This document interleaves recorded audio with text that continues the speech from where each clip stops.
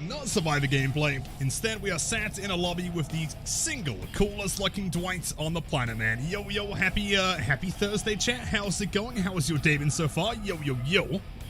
Stinketh, it is me, Stinketh the Fell Omen. Welcome in, chat. How's it going? Yo, Shadowborn, welcome back. See how many names can I read here? Yo, Perfection, welcome in. We got Ranger, hope you're feeling okay, man. With Danielle with the 8 months. Quick heads up, of course, again, we are going to be coaching today, so I'm likely not going to be reading quite as much chats, and the alerts are off for now. But I'll try to get to as many as I can. Danielle with the 8 months, thank you so much, and to many, many more. I appreciate that. Yo, Blicker, Privyet you, welcome in. Yo, Trom, yo, Crimson. We've got JB. Anna, welcome in. Yo, B. We got the, let's see, Alone, Shade, Connor. Halo of the 64 variety. Yo. With the absolute certified Giga Chats in today. That's where the 3-day streak is back. Let's go. Strong as fuck. You are the goats. Alright, so who is psyched for the coaching today, man? I must admit, I can't remember last time that I, actively coached someone on stream. It's been several years, so I'm honestly, super excited for this one. It's gonna be sick, right? I have a whole list, a whole cheat sheet, how to make them into a complete Blight Warlord. Oh, mate, it's gonna be cool. Yeah, I think in about 3 minutes, I'll give them a call. For the time being, I'll just, say hello to you guys. Make sure everyone's doing okay today. I was playing Ghostface earlier and got 2 P100s to DC. You are clearly the strongest Ghostface that ever lived, man. I don't know what else to say. You're too powerful.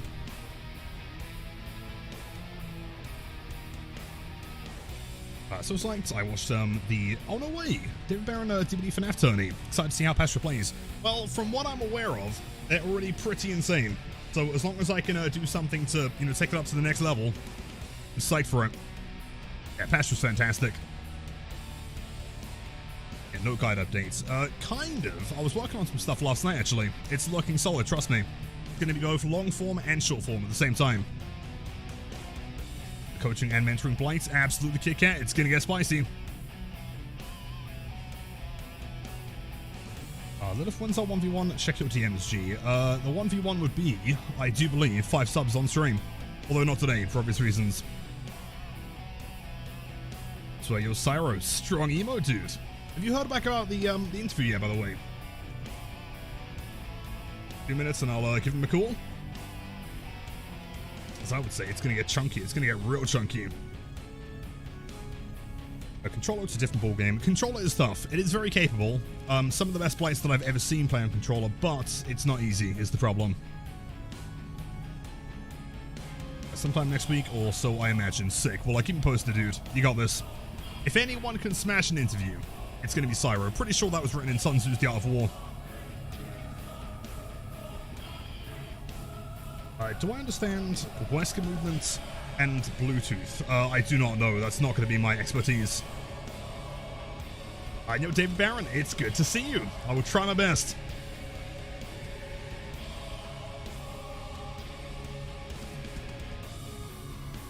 I think once I helped co-author it. Let's go. What, The Art of War? Let's go. Sweet. Okay, let me see. So, let me see if I can get them in a cool here.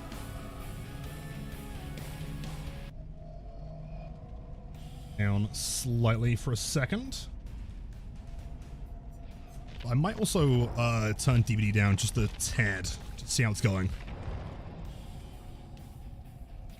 I guess, yeah, the only important thing here, let me know if Pastra is loud enough. If they need to be turned up or down, then I will see what I can do. I think the level should be looking decent today.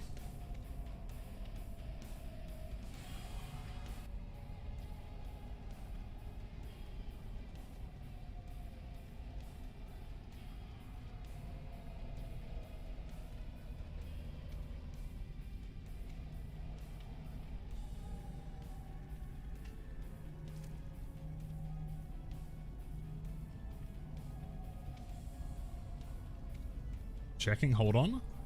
Hello? Hello, testing. Let's see, why can I not hear anything? Let's see.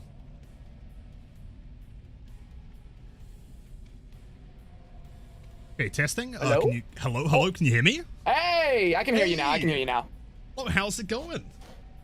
Hello, it's going very, very well. I'm glad to hear that. Oh boy. Let's see. Are we hold on. Okay, are we like in game? Are we live? We are live. We are saying hello to literally 1 million people right now. Oh hell yeah. Let's go. That's awesome, dude. Yeah, so okay, I'm curious, and also for everyone that's just joined that doesn't know who Pastra is an absolute legend, the GOAT of horror YouTubing, in my opinion. And also recently was interested in taking their Blight gameplay to the next level, and I feel like, dude, I have made like the sickest cheat sheet of everything we need to turn you into an absolute Blight warlord. Oh, dude, that is so awesome. Yeah, I guess first things first. Do you want like the basic rundown of like my experience so far? Because I have been practicing a bit beforehand. Yeah, I mean, just like a general idea as to like the kind of things you know, or the amount of like I guess experience the games that you played, the style of games you played. I'd be very curious to know. So, I've mostly been practicing through pub matches. However, I have a friend, I have a buddy, David Barron, who has been like one-on-one, like helping me practice mechanics. The things so far that I have been practicing, I have been taking a lot of time to practice like bump logic. I've been practicing like very basic flicks. I've been practicing like zoning, that type of thing. Perfect. Okay. I'm not great at any of them yet. I'm not great at any of them yet. I won't deny that. Okay. But I have like the basic idea of it. And yeah, like most of like the stuff I've been doing with this killer have just been like basic killer fundamentals, because as of right now I have like 1,200 hours in the game. So like okay. That's about where my skill level currently is. Okay. You know, that probably gives me quite a lot to work off of, though. I think, like, a really interesting aspect of Blight is that since he is a 115 killer, you can kind of transfer some of the skills that you'd learn from, like, the fundamental, you know, Trapper M1 style over to him. You know, compare that to, like, Spirits or Nurse, for example. Don't really play with the fundamentals at all, whereas Blight's like a combination of the two, you know? It's like the mechanical... you know, kind of like Blight specific side of things, but also the fundamentals combined. So it's cool to know that you have that down. As far as, so I'm pretty sure you played in a tournament recently, right? So, I haven't played in a tournament recently. I hosted a pair of tournaments in recent memory. Okay, interesting. Yeah, me and my buddy David, we hosted... Last December, we hosted a like Christmas themed charity tournament called Sleigh Bells with a bunch of new players. And then when the FNAF chapter came out, we hosted a Five Nights at Freddy's tournament with like a bunch of FNAF YouTubers. That was the one I watched. It was fantastic. That one was so much fun. I loved being a part of that. So completely unrelated to Blight, but I'm kind of curious because you're probably slightly more invested in FNAF than I am, despite the fact that I adore Springtrap in this game. Do you have a personal favorite cosmetic of the ones that he released with? Oh, I absolutely do. Out of the Springtrap cosmetics we got, I adore the clown outfit.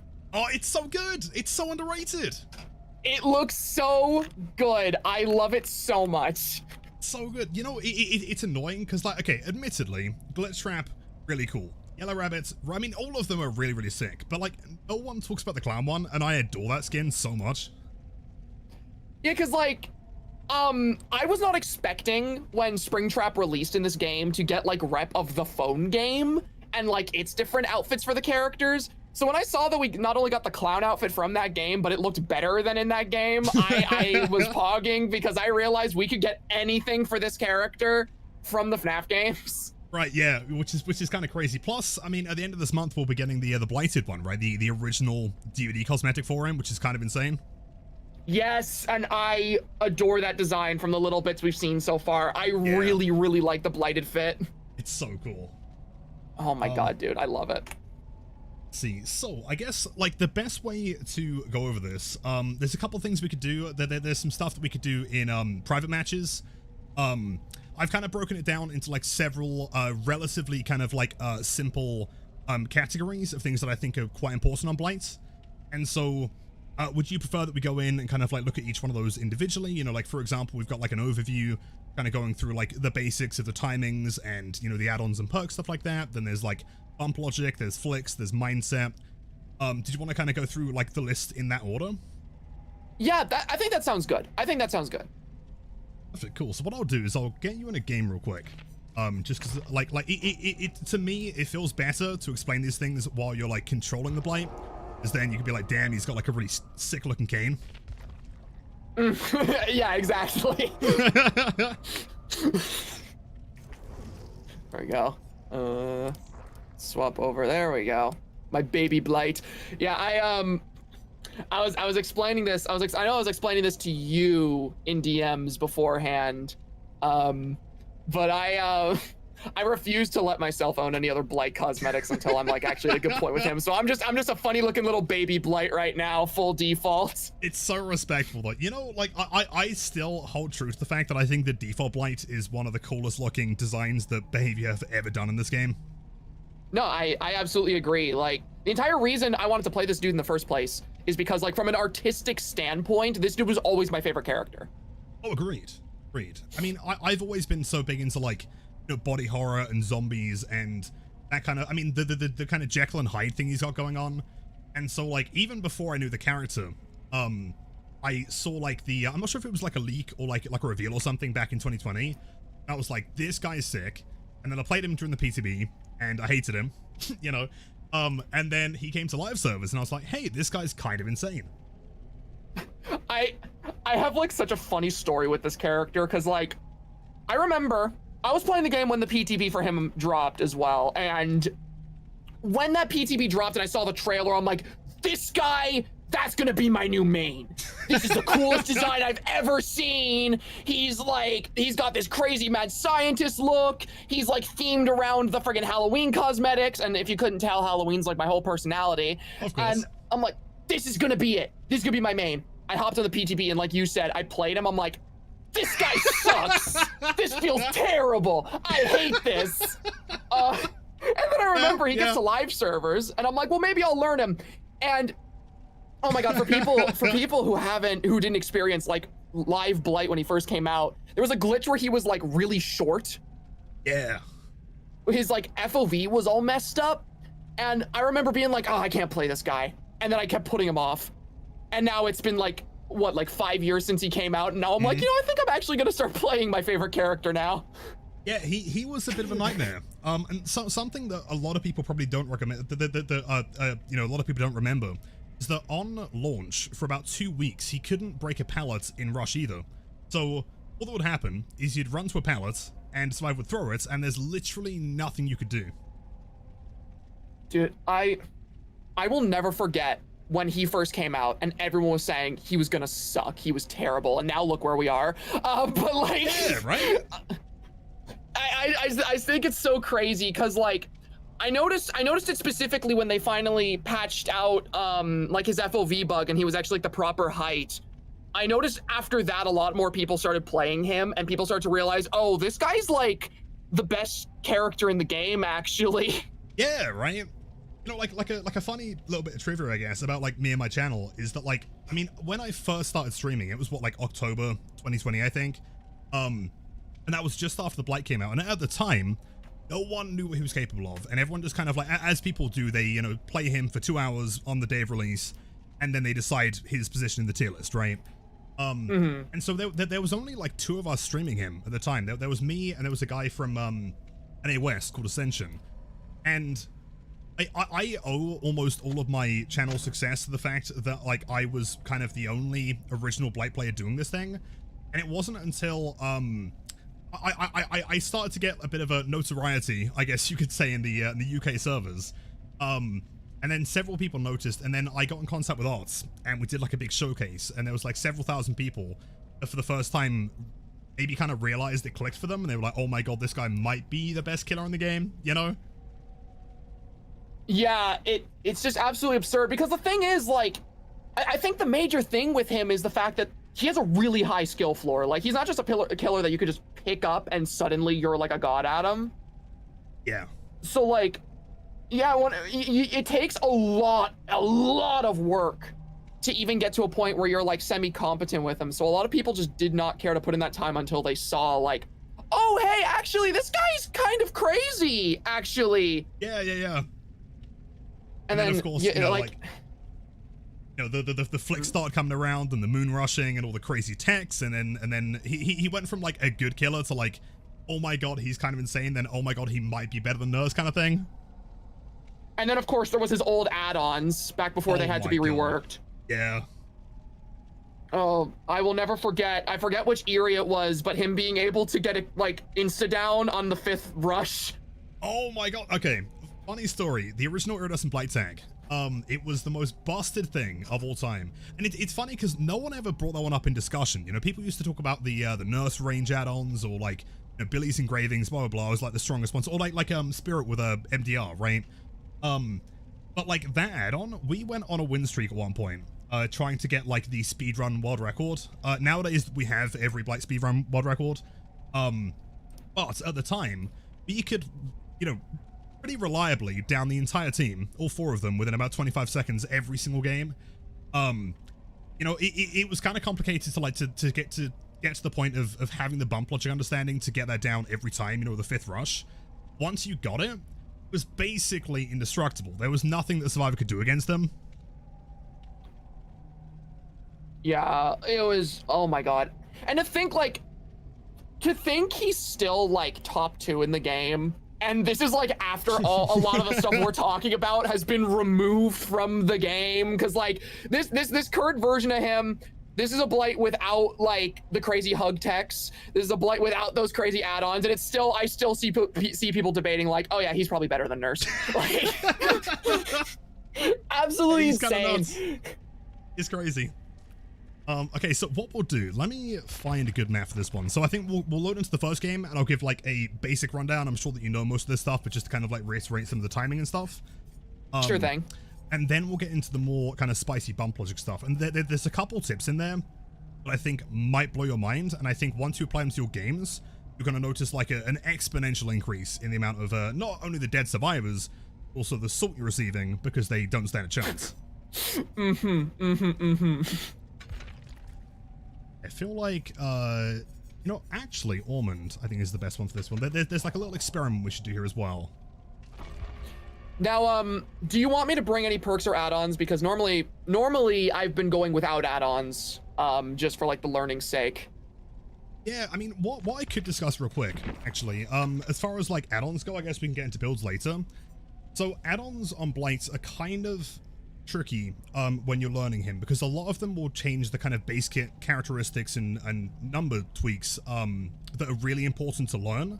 So for example, things like Rose Tonic, which is the slam duration add-on, effectively that means that when you bump into something, you know, you get a bigger window to, you know, decide where to rush next.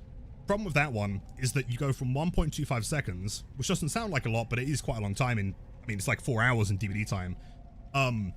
But that increases it to 2.25 seconds, and it also has like another effect where it kind of makes you like move faster as well. I'll explain it later. But the problem is that like a lot of the add-ons you can start using, and it's going to make him feel a lot easier, but as soon as you take them off, you're going to be screwed. You're going to have no idea how to play him anymore. Yeah, and that's why I've been avoiding stuff like Blighted Crow and Rat for like learning's sake. Yeah, totally. I mean, it kind of depends on the playstyle. I mean, I think that running, like after the nerf, I think the Blighted Crow on its own is fine. You know, 3% per rush, you know, times 4 bumps basically, is not like a crazy amount of speed to learn. Double speed is quite fast, and I think that does start to modify your muscle memory and kind of understanding. Something that I do think is worth running though, you know, even if you're deciding to run nothing, is Shredded Notes. It's one of the yellow add-ons on page 2. Green, is it yellow or green? I can't remember anymore. You keep changing the colors. It's green now. It's green. Damn. Okay. Almost had it. Yeah, so that one after the add-on rework effectively lost the downside. Back in the day, that would make it so you recharge quicker, but you have 4 rushes, and now there's no downside. So all it does is lets you recharge quicker. Okay. Sure thing. So I'll take that for learning's sake, and then I guess I'll just leave the other stuff. Sounds good to me. All right. See, so yeah, we'll go over like a quick overview. There's like a little experiment that I want to do as well. It's going to be a bit more in the, I guess, bump logic side of things. But it's to do, there's a bit of a meme that exists now, in that, like, about, I want to say, Behavior reached out to me and they said, hey, you clearly know what you're doing with Blight. Do you want to help us do like a Blight informational video? Do you have like 3 tips for him? And so I gave my tips, and now every single day I'm reminded by everyone in the community that my first tip is to go long, and I feel like it's kind of important to establish that. Yeah, actually, the funny thing, when I was starting out playing this character, like at the end of September, the first thing I did was I watched your Blight guides, and that was the first thing I learned is, okay, I need to go long. I need to go long. All right, that makes perfect sense. Yes, yeah. Okay, I'm gonna go long. Yeah, it torments me every day. I cannot escape it. It's so funny though. So speaking of going long, so we'll start in this corner, the coolest corner of the map. So again, you probably know these things, but just to kind of reiterate, if someone's watching and they're kind of curious. So as far as like the numbers go, so Blight rushes at 9.2, which is going to be double of a regular killer's movement. So 115 or 4.6 becomes 9.2. He can rush for 3 seconds. So when you press the button and you start, if you want to get like really pedantic, the first rush is a little bit different, but it's basically 3 seconds. And then the other important one is slam duration, which we'll go into like a little bit more in depth later because it's quite important. When you bounce into something, you have a 1.25 second window to have basically free aiming. There's no restriction to your turning anymore, to then decide where to bump next. Okay, so let's say hypothetically we're playing this game. So the reason why going long is so important is that you have 5 rushes, and ideally you always want to be making sure that you are ending your rush sequence with a hit. So some maps are quite small, so it's maybe not as important, but some of them, like this one, are very, very long. And so if you were to stand at this wall, what would you think is the, let's say that you're trying to get to the other side of the map. Where would you try and bump into first? So if I'm loading into Imagine, I'm against this wall. Immediately I'm looking at that rock over there next to the hook, and I'm rushing that. And then I'm probably gonna bounce off of this, and then I'm going towards the main building and bouncing off of that. That's usually the pathing I'd take. Solid, solid. Okay, so let's do a quick experiment here then. So if you were to start at this, let me think. If you just start here again, try curving around the rock and making it, you see this like this kind of three-pronged tree here? Yeah. Try and make it to that instead. I think Sure. seconds should make distance here. Oh, whoops. All good, all good. Hold on. Okay. Perfect. Okay, yeah. And so, like, it doesn't seem like much, but keep in mind that, like, you have 5 of those rushes, and between this rock and that tree is, what, maybe 2 meters of extra distance? And that honestly may have been enough to catch a survivor where you otherwise wouldn't have done. So, let's say that you've now made it this extra further. From here, you can now do 1 rush directly to the corner of that main building. So... Right. So what ended up being 3 bumps could have been 2. Exactly.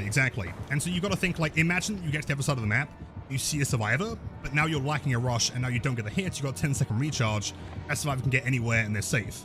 Whereas if you just go that little bit longer, you would still have that rush remaining. So if we practice it, and you start there, go into the tree, and then try to make it to the edge of this building.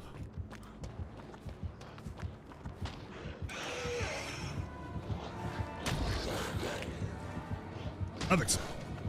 Okay, yeah. And so very simply, we've already saved 1 total rush. So what we'll try and do here is we'll try and see how close we can get in a straight line to the other side of the map. Honestly, sure thing, okay.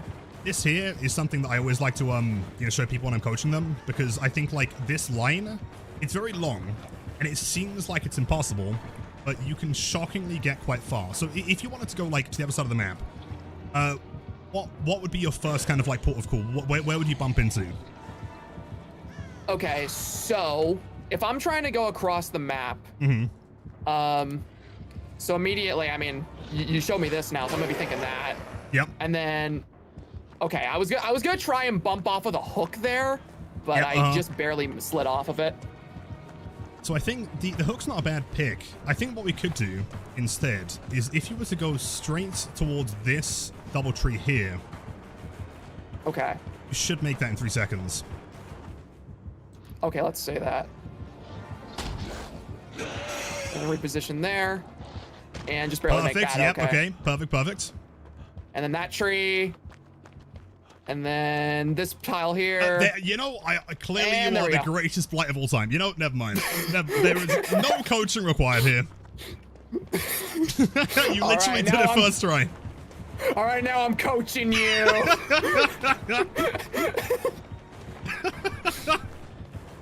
No, I'm not kidding. You are the first person I've ever seen do that first time. That is so awesome. I mean, like in fairness, like I said, I did watch like your Blight guides before I started learning, so there is like a bit of that already. Oh, which is that is really funny. I mean, like when you hit the second one, I was like, okay, they're going pretty far. I'm quite impressed. And then you hit the next one perfectly, and you actually swung at the wall. I'm kind of shocked right now. It was crazy.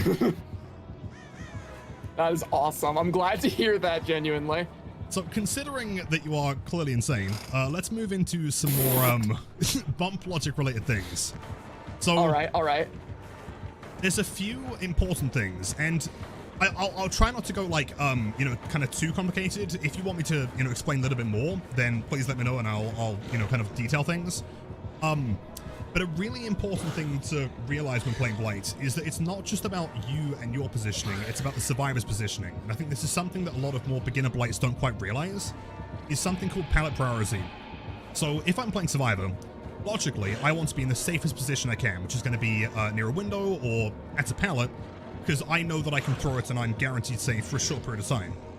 So the survivor is the one that dictates the location of the chase, but they don't dictate the direction. So for example, if I'm standing here now, you have the option of moving either side, and you'll push me onto that side as well, right? Right. So now, in this position, you can now take that pallet priority. Because if you stand there, and I'm standing here, I am now I'm no longer safe.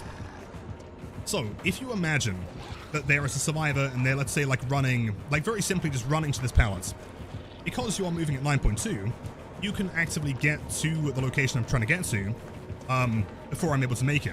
So if we were running here, you could rush to the pallets, and I'd be in the open. I'm stuck. That's a guaranteed hit, right? Same as if I was running here. Now, sometimes it's not as simple. Sometimes, let's say you won't be able to make it to the pallets, or maybe I've made it there too early. But if the survivor's greeting, which they should do, a good survivor is not going to throw it immediately. You've got to think, okay, like, what is the safe way that I can make a survivor loop this tile? If we're standing like we are now, if you were to loop me around this side, then you're now pushing me back into the pallets, and so therefore I'm guaranteed safe. However, if you loop this way, now I'm against this wall again. So you've got to think, okay, like, how do I keep this Dwight Fairfield, how do I keep him on the right side, also get yourself in a good position for a hit? So by rushing through the pallets, you should be able to bounce into this metal corner. And then you can then...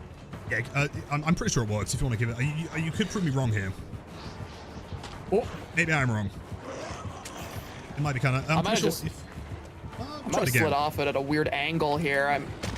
Okay, you can bump off the metal part, yeah. Yeah, the very edge of it.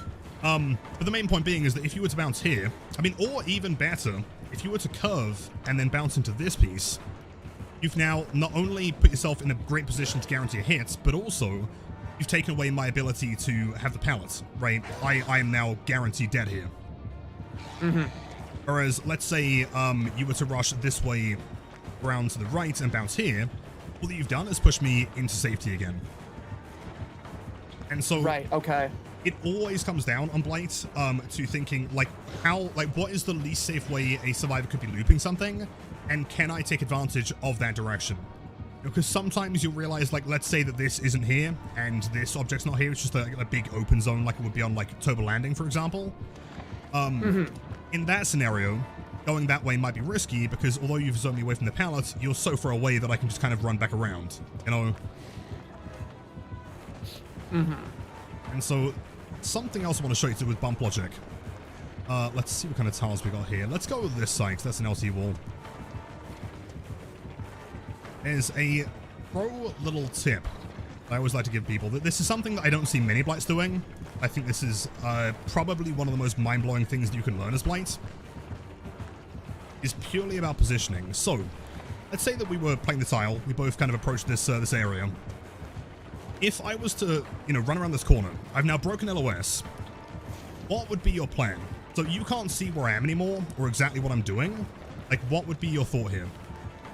So, if I'm seeing you going around this, if this were a typical pub match, as I've been learning, what I'm doing is I'm going up to this wall, I'm bumping, I'm seeing which direction you commit to, and then I'm committing. Totally. However, did you notice that you went around the right side, which would have pushed me back towards the pallet, right? Right. And so if you go that way, then I'm provided safety again. Whereas if you were to rush through here, bounce into this tree, now you can see me, there's nowhere I can run, and I'm guaranteed dead, you know? Right, so the way that I've been going about it is I just rush where I see the survivor is when I should be rushing where I want them to go. Yeah, exactly. And not only that, you want to make sure that you are like try and imagine that you're playing the game as like an RTS. It's going to sound pretty dumb, but I promise it will make sense. Like try and imagine that you're playing from like a bird's, you know, like a bird's eye view, top down. Right. If you imagine that I have gone this way, and so you did what we just discussed, and you rush here. Now, if you bounce into this piece here, you have now potentially lost LOS on me again. Because if I didn't make it to the end of this wall, I could be hiding here, and you're still not able to regain that LOS. So as Blight, you've always got to think, like, if I bounce to this location, will that show me where the survivor is? Because if there's another place that you could rush that would show you, that's what you should go for. So, for example, if you just try it, you bump into this, you notice that, like, here, you cannot see me anymore. Right. However, you can, like, the slightest adjustment, if you were to start here again, and instead you were to rush, just curve around a little bit and rush into this tree. See, here, you can now still see me, right? And so, like, very, very slight adjustment. It's not like a different, you know, object we're bumping into. It's just a different area of the object. And I guess like the main kind of thought process behind that is like if it you know kind of like run it through like a binary list in your head, thinking like if I was to bump here, like what would I benefit? Like would I give the survivor some kind of safety? Would I give them a window or pallets? And secondarily, would I still be able to see them considering where I last saw them run? You know, if I was to run behind here and you were to rush through there, if you were to bounce into the tree, you're not going to see anything. But if you were to bounce into this tree, you see the entire thing, and that's a guaranteed hit. Okay, that makes a lot of sense, actually. It's a little thing, but it's something that I see a lot of newer Blights kind of make the mistake of, is they bump into a location with good intent, you know, to try and go the direction of where they expect the survivor to be. But keep in mind, again, like I was saying earlier, like you as the Blight player, you have the ability to dictate the rotation of the tile. The survivor can't run the direction they want to because they might run into you. So for you should always be thinking like, how do I get into a position not only see them, but also prevent them from getting to anything that might benefit them. Okay, that makes a lot of sense. Let's see. And again, tiles like this are really interesting. So a very common way we'll play this is you see we have this like really cool looking triple tree at the back. Yeah. So oftentimes the survivor, you know, they'll play this, they might run towards the window, and they're going to vault. What they're expecting you to do is probably be on the inside and then rush around to, let's say, here or here. The survivor's always going to want to stay as far away as possible. However, once the survivor starts running and I can't see you anymore, all that you have to do is take one rush through here, make it to that tree, and now again we're parallel. It's just a straight line between me and you. There's nowhere that I can go here. Right, and that's also gonna take a lot less bumps just to get there in general. Exactly. Also, I mean, you know, like, yeah. Exactly, yeah. And from there, even then, like, I'm even able to, like, see your direction because I have sight of both the inside of the tile and the outside at the same time. Exactly, and that there is also like another critical component to bump logic, is try and make sure that you are keeping, at the very least, you're bumping somewhere that can regain LOS in some form. You know, like, if you were to bounce here, and I was to have vaulted the window like this, you might not see where I am anymore. Now I've broken LOS. Whereas when you're like parallel with the long lines, you can see both possibilities what I can do here. If I vault, it's a hit. If I don't vault, it's a hit. There's nowhere I can go here. And that same logic will be applied to things like LT walls. You know, like if it's any time where there's a wall and it's just like flat and long, as long as you're standing at one corner, you can account for both sides. If you see them vault, you can go on the inside, you can hit them. If they don't vault, you can go on the outside, you can still hit them. Try and make sure that you're always accounting for anything a survivor could possibly do. Okay. Quick question then. Okay, regarding bump logic. So Shack is, I think, a famously tricky one for a lot of players, especially brand new players. You know, this pallet is considered like the end of the world. If you throw it, then everything explodes. Fiery hellfire.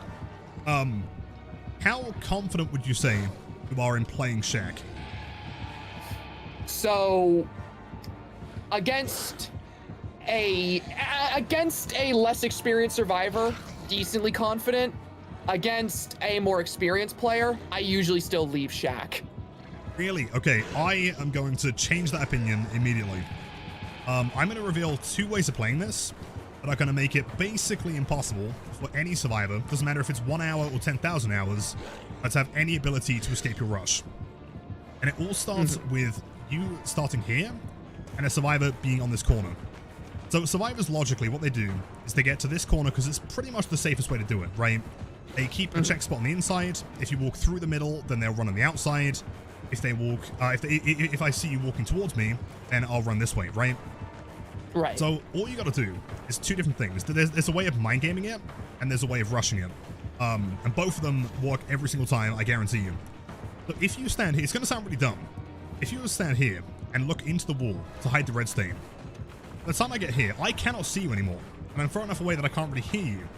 So at this point, all you got to do is just wait there, just stand still for like 2 seconds.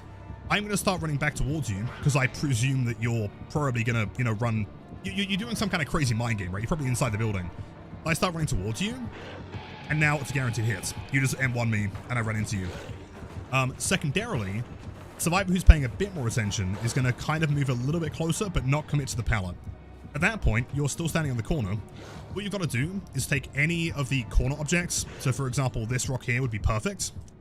Rush into here, and now you're seeing me rushing towards, or, you know, kind of running towards the doorway. And so from that bump into this rock, you have again taken LOS, and you can see exactly where I am. So if you just give that a quick practice. So if you were to rush into that one. Sure thing. So here. And then there you go. Exactly. Now, let's say that, hypothetically, the survivor has even more distance, and they made it inside the building. If you bounce into this doorway, you can then, like, edge yourself inside using your slam duration, and you can account for everything that I could possibly do here, right? If I'm going to vault the window, then you can see me. If I'm running towards here, you can see me. And if you don't see me at all you got to do is run towards whatever box is in this corner. Now you have a complete view of Shack. If I was standing in the corner and I wanted to leave, then you can see me, you can hit me. If I'm standing here and I'm waiting, you can hit me. If I'm going to run towards the window, like, there is nothing a survivor can do once you've taken the doorway to guarantee safety here. Nothing at all. Now, one actual question I do have in regards to Shack, because I know there's something that I do when I'm running Shack with this killer, and I don't know if it's a smart idea or if I'm just playing against survivors that it happens to work on. Okay. Now, I am aware of that check spot. However, I tend to play that check spot differently than what you've described. Because when I know a survivor is using a check spot on one corner, what I'll tend to do is I will try to, like, rush the corner and then immediately lethal rush to where I think they are. Gotcha. Okay. So the only concern, it depends on the survivor, of course. If they're not the quickest with their reaction times, then it's probably going to work. The only concern here is that bump is going to make it very obvious as to what your plan is. You're kind of telegraphing the survivor your next move. You're kind of telling them, okay, I'm going to be rushing in that direction. So they have no reason to kind of like double back and, you know, stand here. They're just going to keep running. Right, so it's not really a mind game anymore. Exactly, yeah, exactly. Like that bounce, I can also hear from the other side, and it kind of confirms to me, okay, like, he is going to be rushing that way, so therefore I'm going to continue inside shack. And at that point, we've used 1 rush, 2 rushes, 3 to get inside. It'd be risky. Whereas instead of, because the bounce here is not really going to be doing, I mean, if the survivor is like here, then sure, they're going to get here regardless. But if they're at the end of it, that flick is probably not going to land. So instead, rushing somewhere like this, again, like I explained on the other tile, to kind of regain the LOS, because now we have a clear spot of both sides. If the survivors decided to turn back around, we can see them. If they decide to run away, we can see them. Any option they have is going to be an advantage for you. Okay, that makes sense. And similarly, the reason why this works so well is it works the other direction as well. Let's say you wanted to play the other direction, which is, you know, survivors ideally, like the best way they can play shack to try and keep that corner and then force you on the inside to go for the window vaults. So if you were to be, again, over here, and you were to rush, so if you started here, could I just get you to practice something? If you were to stand where I am here. Okay. Let's see, if you were to rush through the building, there's a rock on this side. Try and rush through the building and land on this rock. Perfect. So now you see we're basically in the same repeat scenario where the survivors running outside, you can see them. If they've made it past this wall, then all you got to do is bounce into something like this at the corner. And again, we've kind of like repeated that same area. Because anywhere that I could be here, so guaranteed hits. okay, yeah. Right? It's all about like taking options away from survivors and accounting for anything they could be doing. Okay, that makes... See, like, this is immediately kind of exposing something that I've noticed already, that I'm kind of like, that I've been doing wrong with this killer, where I'm thinking, this killer fast, I should try to down fast. And I think that mentality is making me go for a lot riskier and less rewarding, like, plays, when the real reality should just be, like you've been saying, just focusing on that line of sight and kind of forcing them in a direction that's less advantageous. Exactly. 100%. I think, like, the funny thing is with Blight is that Blight is funny Scottish drug man. You know, he moves at lightning speed. But hilariously, because he is so fast and he's so mobile, you have the time to play patiently, right? Like, you don't have to, you know, commit to, like, swinging at every corner. You don't have to, especially if it's, like, a blind corner, because, like, here, if I was to bounce and then flick around this corner, it could be anywhere. I could be running over here. I could be inside the building. You've broken LOS now, and so it's kind of like, it's a gamble whether that's going to hit or not. Whereas, you know, playing for the more patient play, again, considering you are so much faster than the survivor is, they don't have any ability to account for that, right? Like, every single option they have has been removed. And so a couple other quick things regarding bump logic. So something that is also incredibly important and something I see a lot more beginner Blights not doing is choosing the correct location to bounce when they're chasing a survivor. So what a lot of people do is they'll bounce into the thing that is closest to the survivor's active location. So for example, if I'm running over here and you were, let's say, at the window, what a lot of Blights would do is they would bounce into this rock because it's the closest thing to the survivor. The problem is that you have a delay where you have to, you know, you have that like bounce back animation, and I can continue moving. And so if you're here and I'm here, you now cannot hit me anymore, right? However, if you just took the extra meter and you bounced into this one, you're now further than I am. There is nothing I can do. You know, like this one has counterplay, this one does not. So I should also be focusing on bumping off of objects that are always ahead of the survivor, so that I can basically interrupt their pathing. Exactly. Yeah. It's especially important if there's like a window or a pallet or something. It works anyway. You know, like survivors want to try and make as much distance as possible. And so let's say I was like running through here. A lot of Blights would bounce into this or into this, but again, I can turn a corner, and now it's a risky flick again. Whereas if you bounce into this one, and I'm still here, there's nothing I can do. You've taken away all options again. Mm-hmm. Okay. And, you know, same thing with, like, things like this. You know, if I was running to this building, instead of bouncing here and then going for a flick, because at that point I can turn the corner, just bounce into here, you know, ahead of where I'm going, and now I can't make it to the building. If I was running towards, let's say, like this pallet, you can bounce into the pallet, you can bounce into the wall next to it. Like, a lot of Blights, what they do is they bounce into something like this, you know, or this, and then they try and go for, like, a straightforward play. And I think part of that comes from the idea that, like, when you rush past someone, you can't see them anymore, right? You kind of have to turn and find where they are again. But you know that survivor is not anywhere safe. It doesn't matter where they are, because they do not have anything to play anymore. Mm-hmm.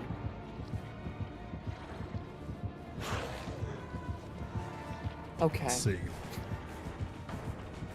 So, a couple other pieces that we can use. Kind of like we discussed, something that I guess is worth mentioning with this area at Shack again is that Blight is, in my opinion, what makes him so fun is that every single time you play a match is going to be completely different because the RNG is always separate, right? There's like a million different seeds of what can spawn. You know, versus playing like Michael or, let's say, Trapper or someone, or Pig, you know, they're always going to play the same kind of way because they're not interacting with the environment. Because Blight thrives. He relies on the environment. So, one time, you know, this might be here. One time it might not be. You know, this pallet might be here. The next time it might not be. So always try and, again, use those things that I've taught you so far to try and think, okay, where can I bounce to keep LOS and the survivor? Try and account for, like, the worst case scenario of what they could be doing. If they've gone around a corner, like, could they be going inside a building? Could they be running to a pallet? Do I have any idea? Like, instead of riskily, you know, kind of like, is that a word? Riskily? Not sure. Yeah, we'll treat it like it is. Yeah, riskily. Instead of riskily, you know, flicking around a corner, you can instead, you know, kind of bounce into any of these locations and, again, kind of, like, stop me from getting to anything that could value me in this chase. Like, you are still the one that has the priority in all locations. Right, so, like, hypothetically, say we're playing a match with this tile generation. I just came around Shack, I bumped off this rock. Ideally, I'd want to be bumping over here because not only would that allow me to enter Shack if you ran in, but I'm also cutting you off from this pallet. Exactly, yeah. And that can all be kind of played on the fly. So, yeah, perfect. If I was to go this way, and you were to see me start to run over here, you can bounce here, and you can stop me getting there, or you could just go for a hit if you feel like I'm close enough. But if I'm running into Shack, then you can do the same thing. You can take away the pallets, and now I'm on the inside, or in the doorway. I can't do anything, right? Mm-hmm. And also, while we're here, one very small, we're going to get more into depth on this, I guess, in the next section, which is all about, like, flicks and things. One little pro tip. How many times have you played against a survivor that does this? Now crouch on stairs, and you can't hit them. Genuinely, all the time. So, could I reveal something? Is an intended mechanic, by the way, but it was discussed so long ago in one dev stream in, like, 2021 that no one knows about anymore. It's, like, forgotten media. So, okay. You remember how you said earlier that Blight was bugged and that he was really short, right? Yes. So, the problem with making him taller is that, like, his hitbox is still coming out of the center of his camera, right? It's just a raycast, like a line that's being drawn out the front. So, when you make someone taller, that means that if someone is lower than you, you're not really able to hit them anymore. However, there's a little mechanic that the devs put in that no one knows about, super secret. This is a world premiere. Where if you start the rush looking down, then your hitbox is now facing down.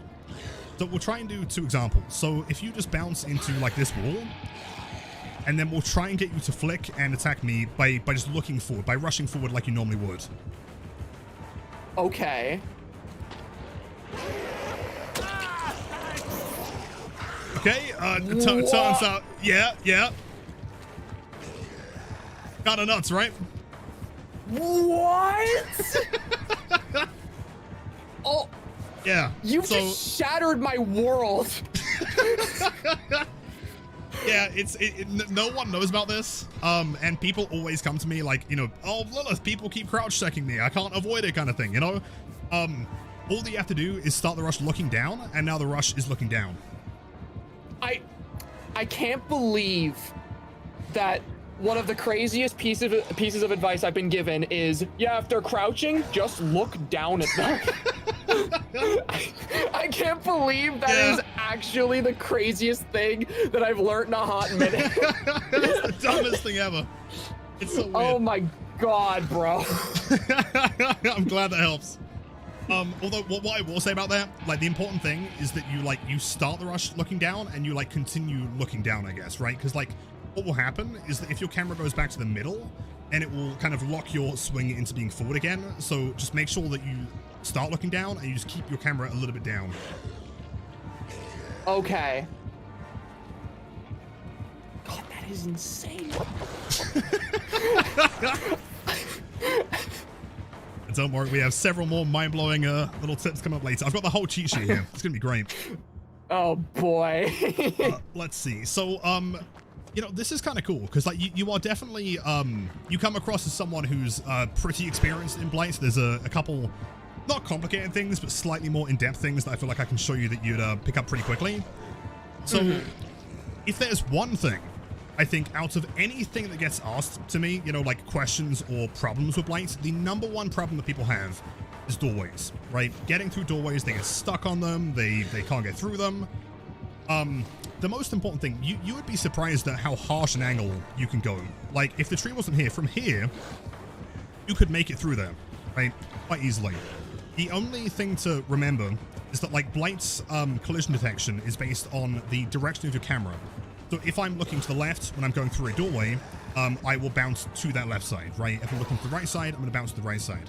But as long as the camera is going completely through the middle, you know, your arms don't have collision. It's only your face. And so anytime you're trying to get through a doorway from any angle, just try and position the doorway in like the middle of your screen and keep your head going totally through the center. And you will never have a problem ever bouncing. Let me test this. Test. Okay, I bumped into the box there, but... Oh, you know, okay, so getting through here is going to be a perfect test. Yeah, if we start here, from this angle, you should be able to quite easily get through both sides. Just make sure that by the time you get here, you start curving your camera a little bit to the right so that it's in the doorway is in the middle of your screen. Okay. Just like that. There we go. Okay. Although curiously, if you want to try that again and do it the wrong way, you'll see the problem. So if you try and do that again, but this time, as you get to the doorway, start turning your camera to extreme. Right? Like his collision is entirely based on the direction of the camera. So and also not based on Dwight Fairfield, I guess. Yeah, if I were to like, whoa, Yeah. I rubber banded like crazy just a second there. Oh, weird. Yeah, that is the secret to getting through doorways. There is like a couple other slightly more complicated things that we could go through real quick. Like for example, getting through the doorway at this angle seems kind of tough, right? A little bit, possibly impossible, some would say. But all we got to do is get to about here, the rush, kind of aim forward, like we're going towards the blue bin, and then start aiming the camera to the left. As long as by the time we get to the door, as long as the camera is being aimed with the door in the middle and my camera's in the middle, then we can always curve through it. So give it a try. It might take a couple attempts. Okay. So same thing again, but try turning a little bit earlier. It's going to take a second because like there is a delay to his turn. There we go. Okay. Perfect. Yeah. I see. Yeah, and so like normally people would be terrified of the doors thinking I've got to approach it from like, you know, completely head on to get through, but surprisingly you can get through in some pretty extreme angles.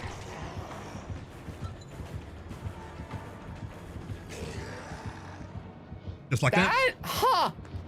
That's kind of crazy. Wild, right? I think it's stuff like that. You know, people often come to me and they say like, how do you have this movement? Like, how are you able to do this? It just comes down to like understanding the principles of Blight, right? As long as I'm not looking at the doorway and I've turned early enough that I'm able to like curve through these doors, it's, you know, Blight isn't magic. You know, he's not going to like mysteriously get stuck on something for no reason. As long as your shoulders are through and you're looking through the middle of the door, you'll always get through. I see. Oh, that's so interesting. It's a fun one. And like that can be extended to anything as well. Like one like tiny little thing that I'll try and get you to practice. This is probably one of the more complex things on Blight, but it's really fun. This is like my favorite thing on Blight. It's something called shoulder bumping. So in short, Blight has two different forms of turning. There's a turn rate and a look angle, right?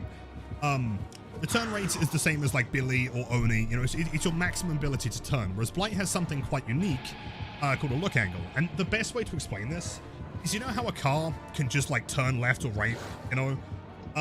But a car can also drift. You know, it can be actively facing one direction while also moving in another at the same time. And effectively, that's what Blight can do. So all we'll get you to do is we'll get you to rush forward. In fact, we'll start you... let's see, what can we do here? Yeah, perfect. Okay, so this is going to seem impossible. We're going to get you to run through here and to, in one rush, curve for this tree. Okay. So all we're going to do is you're just going to rush forward, and you got to trust me on this one. By the time you get to about here, just going to flick your camera as far as you can to the right, and then just let go of it. Sure. All right. Almost. Okay, cool. Okay, we can practice that. Okay. Okay. You see how, like even though we just flicked it once and then let go, he didn't start turning immediately, right? There was that delay, and that's what allows us to curve these impossible areas, because we can now do stuff like that. And a couple more advantages that has is that also allows you to do things like now your camera's facing to the right. There we go. Let's go. There we go. Okay. Right. Okay. So in any other scenario, that rush would be pretty much physically impossible, right? There are other harder ones as well. Maps like Hawkins have some really good examples. But not only have you made it around this corner, and so you're now in a parallel area to see where the survivor's going, but your camera is also facing towards the survivor now, right? Because you turned it early, you don't have to turn and find them. You've been watching the survivor move the entire time. Mm-hmm. And so you can do things like, for example, let's say that you are playing in... yeah, okay, so let's say we're starting here, and you see a survivor, so I'm just going to, like, you know, go around here and turn this corner, right? Normally what you'd think to do is probably bounce somewhere, and then you've got to turn the camera and then find them. However, if you do the same thing again, and it's got to trust me again on this one, if you get to about here, then flick your camera hard to the left, you'll curve into this rock, and you'll notice that your camera is already facing exactly where I am. Okay, yeah. I headed a bit of a bad angle, but yeah.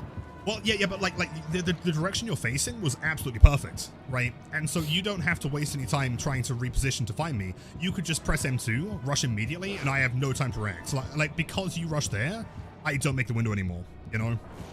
Right, yeah. Now, a question about this. Mm-hmm. So, like I said, I've watched a lot of like the Blight guides, so I have the whole thing set up where my Q&E are for turning. Oh yeah, okay.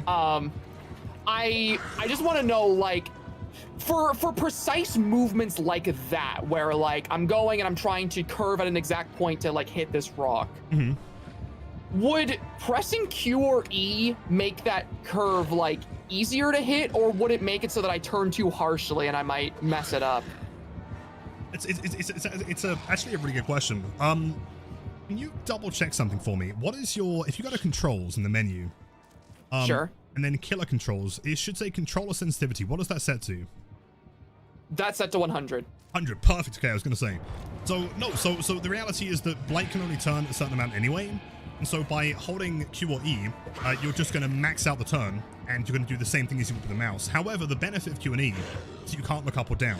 So instead of like flicking, you know, quickly to the left or right, and possibly, you know, kind of you know, looking towards the sky and kind of losing track of where you are, like Q and E is going to always keep it perfectly horizontal. Okay. So I mean, if you want to test it real quick with Q and E instead, Sure. you'll get the same result. Sure thing. Oh yeah, there Perfect. you go. There we go. The one thing about that though that I've noticed, and it's a mistake I commonly make, is that like whenever I'm using Q and E, sometimes I'll not let go and I'll just be spinning and I'll get super disoriented. Totally. Although at the same time, I think like Part of playing DBD, I feel, is that like psychological intimidation factor, right? Like, which of these two are you more scared of? There's a killer that's running at you, or if there's a killer that's running at you and spinning 7 times before they hit you, right? Which is scarier?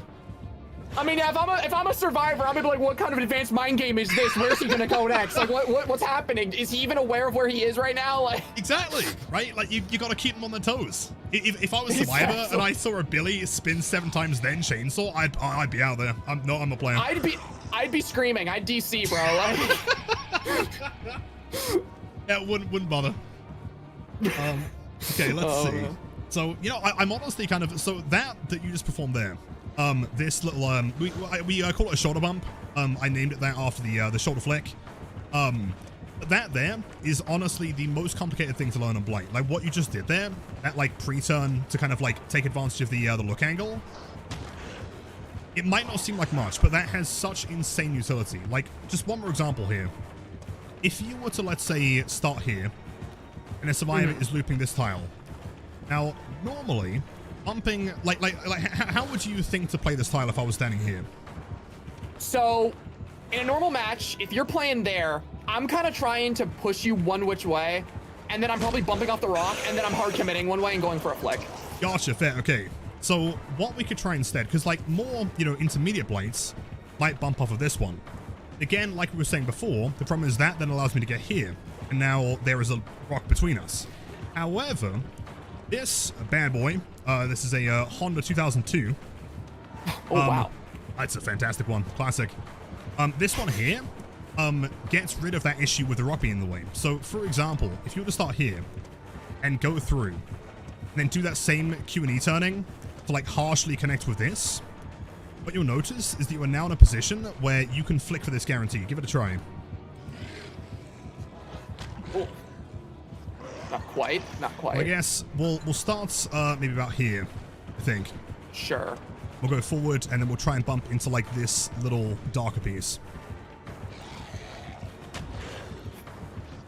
It's a tricky one. I think like, so regarding the shoulder bump that we said before, you'll probably want to start turning a little bit earlier than you'd expect. So go through here, and as soon as you get to like the middle of this pallet, I guess, like turn your camera to the right and just like commit to it. And Blight should travel forward towards the rock. Perfect. There we go. And you see like there? Okay. Right? I had no ability to get around this anymore. So that, now you can flick. I see. Okay. In fact, if you want to give it a try, feel free to hit me this time. Go for a flick. Sure thing. Oh, what? Okay. Close. Okay. So one, I guess, like a extra mini technique is that like these snow piles have basically no collision. So if you're bouncing here and then going around, like you can commit as hard as you want to the right side. Like you can do like a really tight flick there. Oh, I see. Okay. Oh, I see. Okay, one more time. We got this. Okay. That's insane. Let's go. Just barely so not. close. Yeah. This is the one. That's so clean. I believe.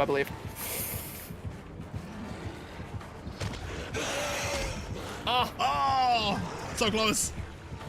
Get it down. Okay. I can do this.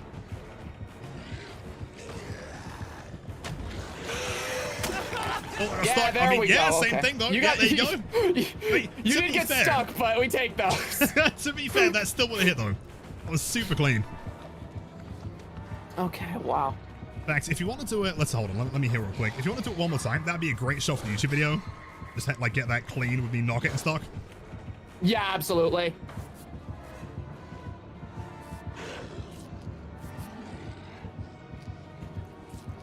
Thankfully, I brought my my super med kit.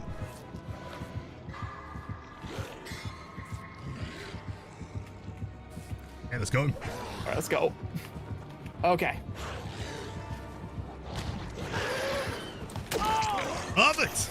There we go. Oh That's man, it, that feels so good to actually hit. Holy shit, man. Totally. And again, like the whole concept is that we're just taking away the survivors' opportunities, right? Like had we have flicked here, they might be too far.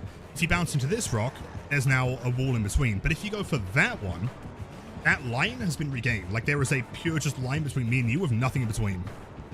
Mm-hmm. Just that makes so much sense.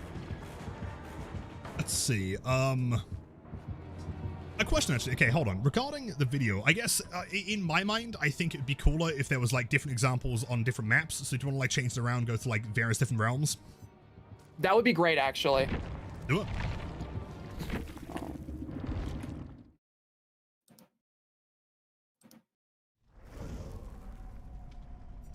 So, basically, chat, from what I'm telling so far, I think Pastra might be the next greatest Blight of all time.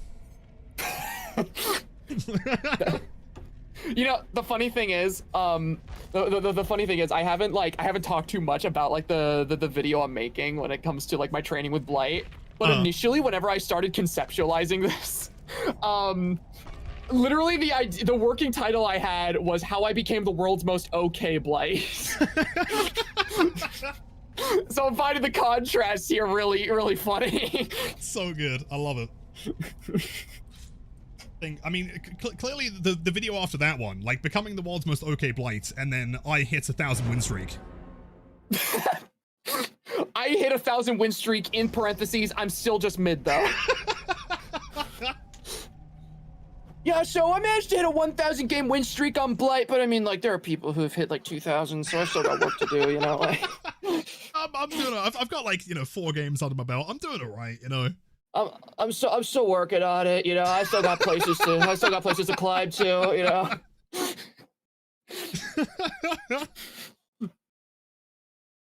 Oh man, okay. Let's see, bump logic. What have we gone through? Also, I thought it was fitting to go to Freddy Fazbear's. I felt like we gotta do it.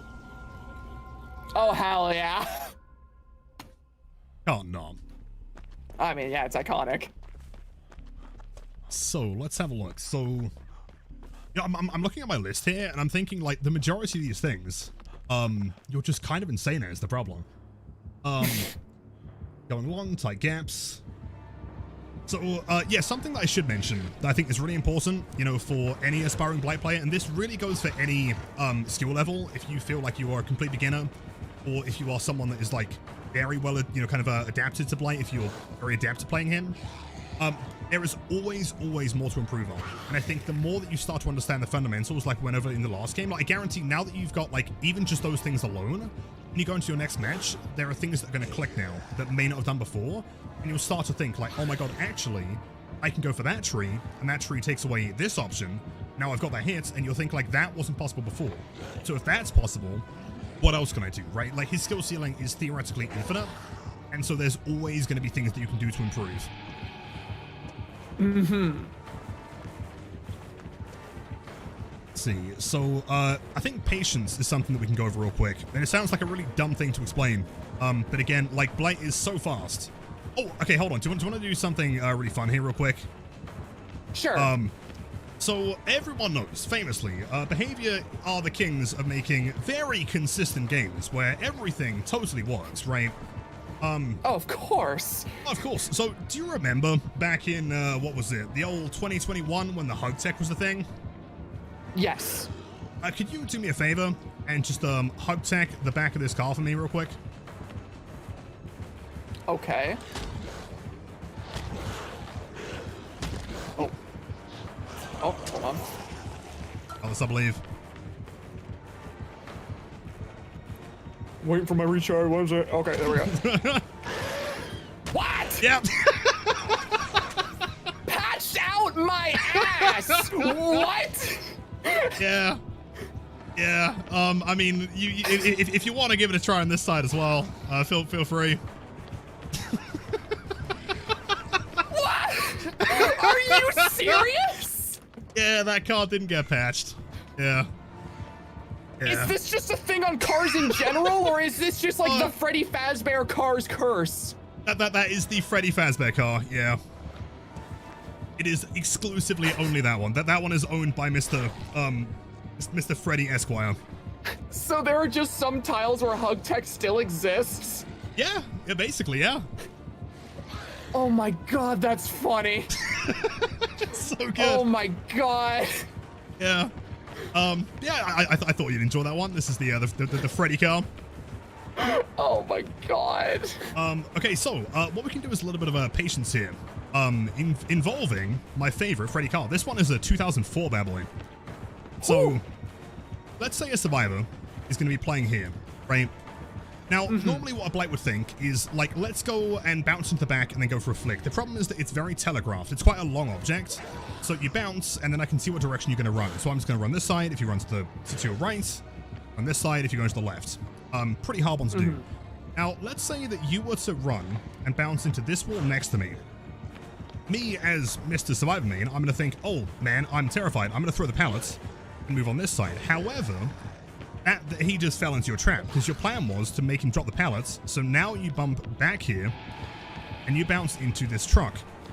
And so now we're in this position where I'm on this side, the pallet's down, and you still have that priority. Similar to, if you remember that tile on the last game where you're like kind of standing between seeing both areas.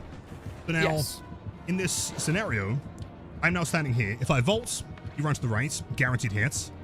If I run to the left, you rush, and it's guaranteed hit either way. I see, okay. So, for example, you would bounce here. I would throw the pallets. I would then panic. Then you run back to the truck. Now I'm here. And then you can either go this way or that way. Exactly, exactly. And it's all about playing that patience, right? Blight's really fast, but sometimes just waiting for the survivor to make a mistake is the key to doing it. And something else that we can explain on this tile real quick. I guess we have one shot because it is a pallet and it will explode. Hitting people on pallets is kind of like a famously tricky thing to do. This is where step 2 of the blowing your mind tech comes in. So you can always hit a survivor on any pallets. Some of them are going to be more difficult, and I'm speaking like a mid-vault specifically.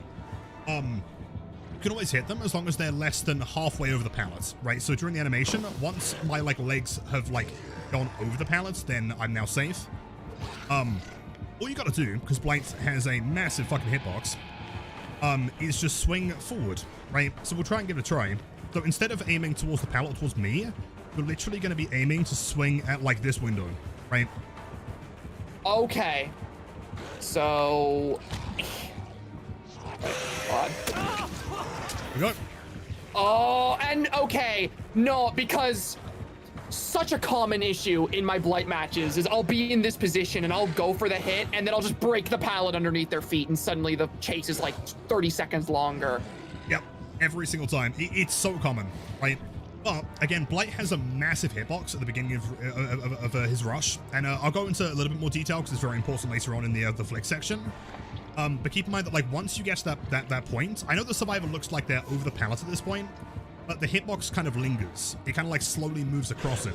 And so as long as you're aiming towards that kind of corner, my hitbox is still on that side of the pallet. Okay, that makes so much more sense, actually. And again, you keep in mind, keeping, some pallets, it's going to be something that comes with experience, I guess. But, some pallets are worth keeping up. For example, I probably wouldn't bother breaking this one. Because, again, you just hit me on that side, I'm over here. Now you can zone me, and you can do the same thing. If you were to rush to that truck, or even to the back of the car if you wanted to do the classic Freddy Fazbear hug tech, you still have priority as to what I do. If I vault, I'm stuck in the animation, and you can kill me again, you know? Yeah. And even then, because this fucking car is so slippery, then Oh, I know. Okay, you bump when you hit it directly like that. Yeah, you do have to hug tech it, proper hug tech. It's so dumb. Why is it like this? I don't know. It's But yeah, okay, so that time I didn't wait. There we go. Oh man, that is so cool. Exactly. So you never have to you have the option of breaking the pallets or not. You don't have to commit to the to hit the survivor and then, oh no, I broke the pallet instead. You can choose. That is so neat. Yeah, because I know one thing that I definitely need to just improve on is that I have a tendency in chases just in general where when a survivor drops a pallet, I'm thinking, I'm Blight, I catch up anyway, I'll break every pallet they drop, I don't care, I'm Blight. Yeah, of course. So that is definitely something that I want to just improve on over time, is just like knowing what pallets can stay up. But I think it's like you said, that's just something that will just come with time and practice. Yeah, totally. I mean, like, for example, let me just give you another one here. So, like, if you could break this pallet, we'll pretend this one doesn't exist for the sake of demonstration. Sure. So we have this little rock loop. Not very strong, but if, let's say that we're running outside, we've just eaten like a whole ton of pizza, and we're running out here. I now have the pallet priority again, so I am now considered safe. If you are running at me, there's a good chance that I'm going to throw the pallets because I can either stun you and make more distance, or I can become safer. So as the Blight, what you can do is instead of running forward to try and get me, you can rush into, let's say, this hook. And if you just rush into the hook, now you have again that same position in between. You now have the kind of the dominance in this situation. Because if the pallet's been thrown, then you can do the same thing and hit me while I'm vaulting. Or if I vault early, you can run back around this side and catch me on that side. Right? There's nothing I can do here that is safe. It's only because you took the initiative to jump into this thing that was parallel, right? If you go there, then I'm no longer safe. However, if you, let's say, went for like this one, now I can break LOS again, and I'm now behind the rock. Right. Okay. Okay, I understand. And I guess like that works for like, I mean, it works better on like longer tiles, but it works on like literally any of them. You know, like that one might be worth keeping up. You have pallets like, let's say, Start was kind of interesting. You can do the same kind of thing. So if you see a survivor run around, oh, in fact, a great example here. It's going to be a good test, and I'm sure you're going to do it first time, as with everything so far. So if a survivor is running around the outside, right, what would be your first thought as to how to play this one? So, like, if I'm positioned here? So, if I were positioned here, my first thought right now is go for this tree. Yeah, totally. Now, the only problem with that is that now I've been given the ability to break LOS again. And so I could be behind here now, I could be running to the edge, I could be running behind this one, and if I get to this corner, it's going to make your life a lot harder. So instead, if you were to start here, and you do one rush over here, next to this corner, and then you go to, you know, back to that same tree, but just the other direction, give that a try. Sure. Right now, you've taken away the ability again. There is a clear line between us, and the only thing that I've got realistically is a pallet that's flat. So if I try and throw it, you can break it. If I don't make it there, then I get the hits. Again, like this is another example of just taking away the priority of me being able to get anywhere. Right. Okay. So yeah, it's another example from like whenever we were on Ormond of pathing where I want the survivor to go rather than just following behind them at all times. Exactly, yeah. Yeah, like you as the killer have the ability, I mean, especially Blight, he's just so agile that he can really get anywhere he wants to. You have the ability to bounce somewhere which will prevent me from doing something. Now, I mean, sure, I could keep running this way, but now I'm running into it as a hit. Like, if I'm playing safe and I want to try to not get hits, what options do I have now? Right? I could try and run behind here, but again, you could bounce into the tree, and you've taken away all options again. I could try and run forward, which is a hit. I could try and make to the corner. That's a hit. Right? Like you choose the direction that you loop a tile, and you always want to try and make sure the survivor has nothing they can do. Okay. Okay. So let's see. I guess like one small tip, and it's not just for Blight, but I think this is important to mention. One of, if not the most common problem I see with more beginner killer players is they are absolutely terrified. Like this thing here, they think that if that gets thrown on their head, that like they will die in real life or something. I don't know. The whole world's going to implode. Some black hole's going to open. It's the end of everything, right? Realistically, pallets are not to be feared, right? Once they've been thrown, whether or not it hits you or not, when it's broken, it's out the game forever, right? You never have to worry about it for any other chase for the rest of eternity. And so, let's say that you were playing here, and, you know, you were, like, respecting it, and then you came to the pallet, and I baited it, and I didn't, you know, I waited. And, like we could be playing this pallet for, like, 30 seconds, when realistically, you could just, you know, take it on the forehead, and then get out of the game, and now we never have to worry about it in any other chase. Right. I think, yeah. So you'd say, like, in a position like this, would you generally say, like, it's smarter to just not respect the pallet? For something like this, honestly, yeah. If it's going to be a tile that you think you can maybe mind game, you know, possibly get a hit at, especially with the other, you know, blight text and things we've discussed, then try and respect and play around it, or at the very least try and reposition the survivor to be away from it, right? Like, if we were playing this and I was here, you could rush to that wall, and that will take away my ability to get back to the palace, right? Like, 'cause now I'm here, I've got to go this way, now you can hit me. So, if the survivor's here, then sure. But if the survivor's, like, next to it, and they're clearly getting ready to throw it, just getting out of the way is going to save you a whole ton of time in the late game. Right, okay. That makes sense. Now, one thing, if there's, like, if I want to get rid of a pallet, would you say it's better to just take it as, like, M1 and just run it like normal? Or would you even say, like, I should, like, bump as if to bait it and then break it with just the lethal rush? I mean, it depends on the pallet. I would say that 9 times out of 10, it's almost always worth trying to force it down in regular killer and then rush afterwards. Because the problem is that, like, Blight can't break a pallet in the first rush anyway. And so you've got, at minimum, 4 seconds worth of recharge to do after you break it in power. You know, and if you think 4 seconds, you know, you've broken this in power, how far can I make in 4 seconds? I can make it to the Freddy Fazbear car. I can make it to probably the double pallet over there. Like, I can get myself to a much safer position because you are out of power. Whereas, if you force it down normally and break it with spacebar, there is no cooldown. So once that's broken, you can just rush after me immediately, and I'm not given any distance to make it anywhere. Right. Okay.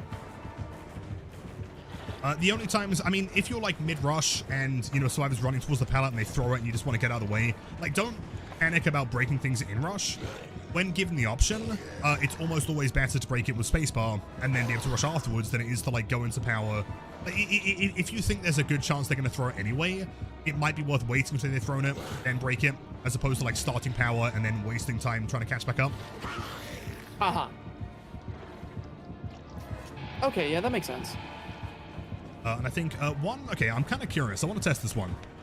So, we're going to try and do something pretty advanced here. Okay. So, this is one of my favorite rooms, I guess, in the game's play right now. Because you have this really nice straight line between here and between here. And we'll start it, like, a little bit slower. But, of course, you know, the more that you practice this, the more that you can, I guess... You could do it frame perfectly if you really wanted to. You know, you're, let's say, standing on the pallets, and I'm standing here. How would you think to catch me on this tile? So, if I'm seeing you there, I'm immediately doing this, and then I'm doing that. It's kind of tricky, right? Because, like, it's very, it's very, very thin. And so, you know, you have to go towards the corner. The survivor doesn't, right? The survivor can hug it as tight as they want to. So here is where we use a little thing called, misconception. We try and let the survivor think we're going one way, and then we're like, actually, change my mind. Oh, you did. So, if I was playing survivor and I saw you rush into this corner, I would think, oh, you're clearly going to be rushing this direction. So all you got to do is rush here, the survivor will run to the other side, turn around and rush into the opposite wall, and now you're at the wall, and I'm standing here. Right? And so I see. Right, yeah. So give it a try. Sure. So that.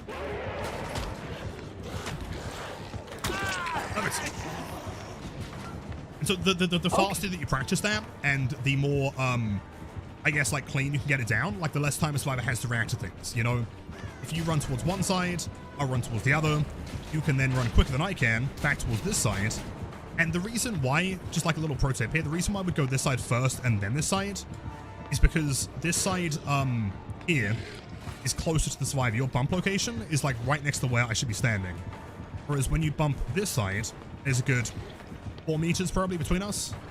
Yeah. And so if you bump that side first, which makes me rush over here, and then you bump over here, we're basically, yeah, touching at this point, you know?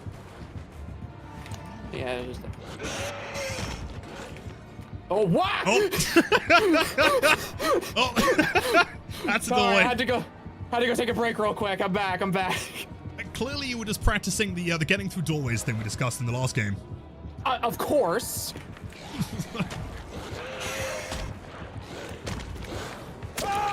Here we go. That's really clean. I love that.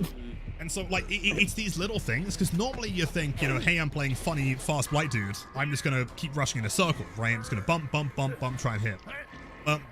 Keep in mind that you are so much faster than a survivor. Oftentimes, it is way more efficient to try and outposition them, get them to run towards something. And then, once they're close to you, at that point, go for the hits. Yeah, because, like, I guess the mentality that I've had this entire time has just been basically playing Ring Around the Rosie with the survivor, or like, I see them going one way and I'm just following them, and the thought process is always, well, I'm faster than them, so I'll catch up eventually if I just follow behind them at all times. I'm the Blight. Like... I mean, you know, logically should work, but sometimes, sadly, it doesn't.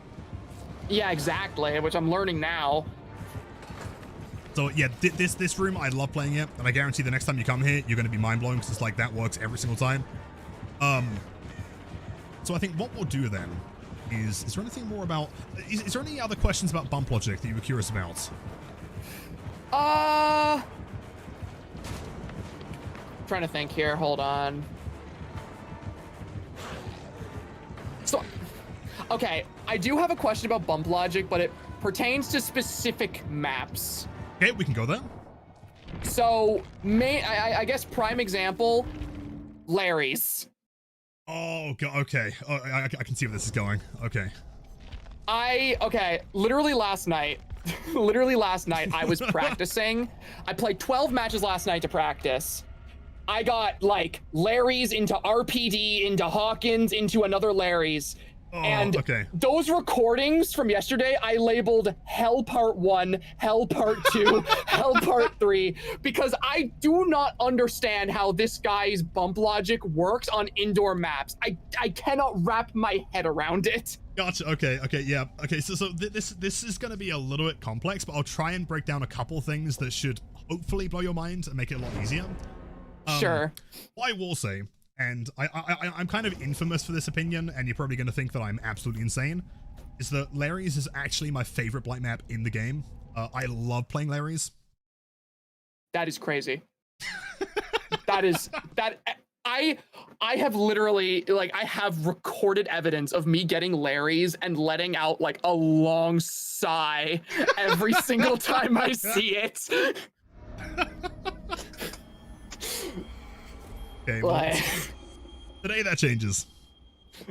I understand. Let's see, so it is worth mentioning. In fact, actually, okay, just to get you in the mood for playing Lery's, I'm going to show you a little thing that's going to blow your mind here. You're going to be like, wow, actually, Lery's is super fun and cool. I'll meet you in the center TV room. Oh, you're here.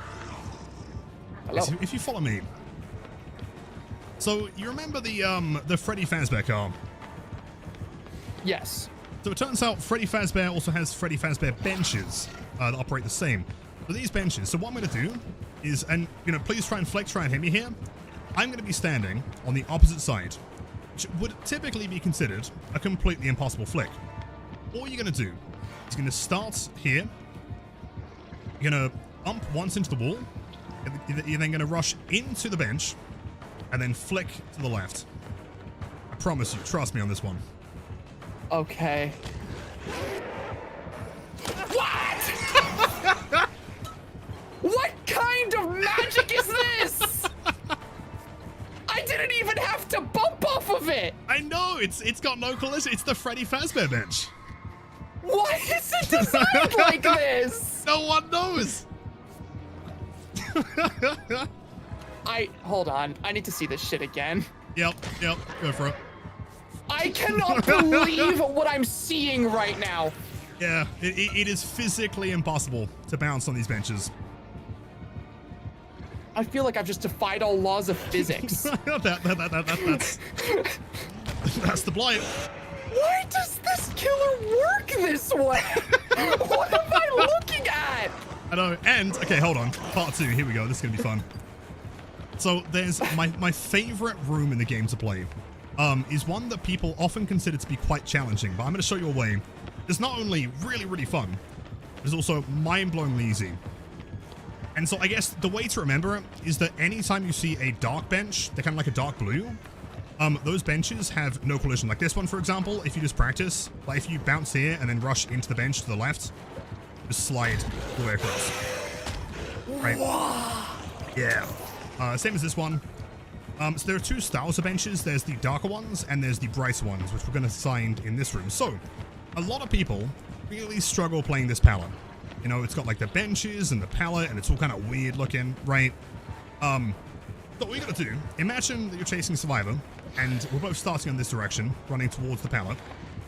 Okay. All you got to do is literally just rush sideways, like diagonal, into the bench, bounce into the wheelchair, and look at the position that leaves you in. Okay. Oh my god! Oh my god!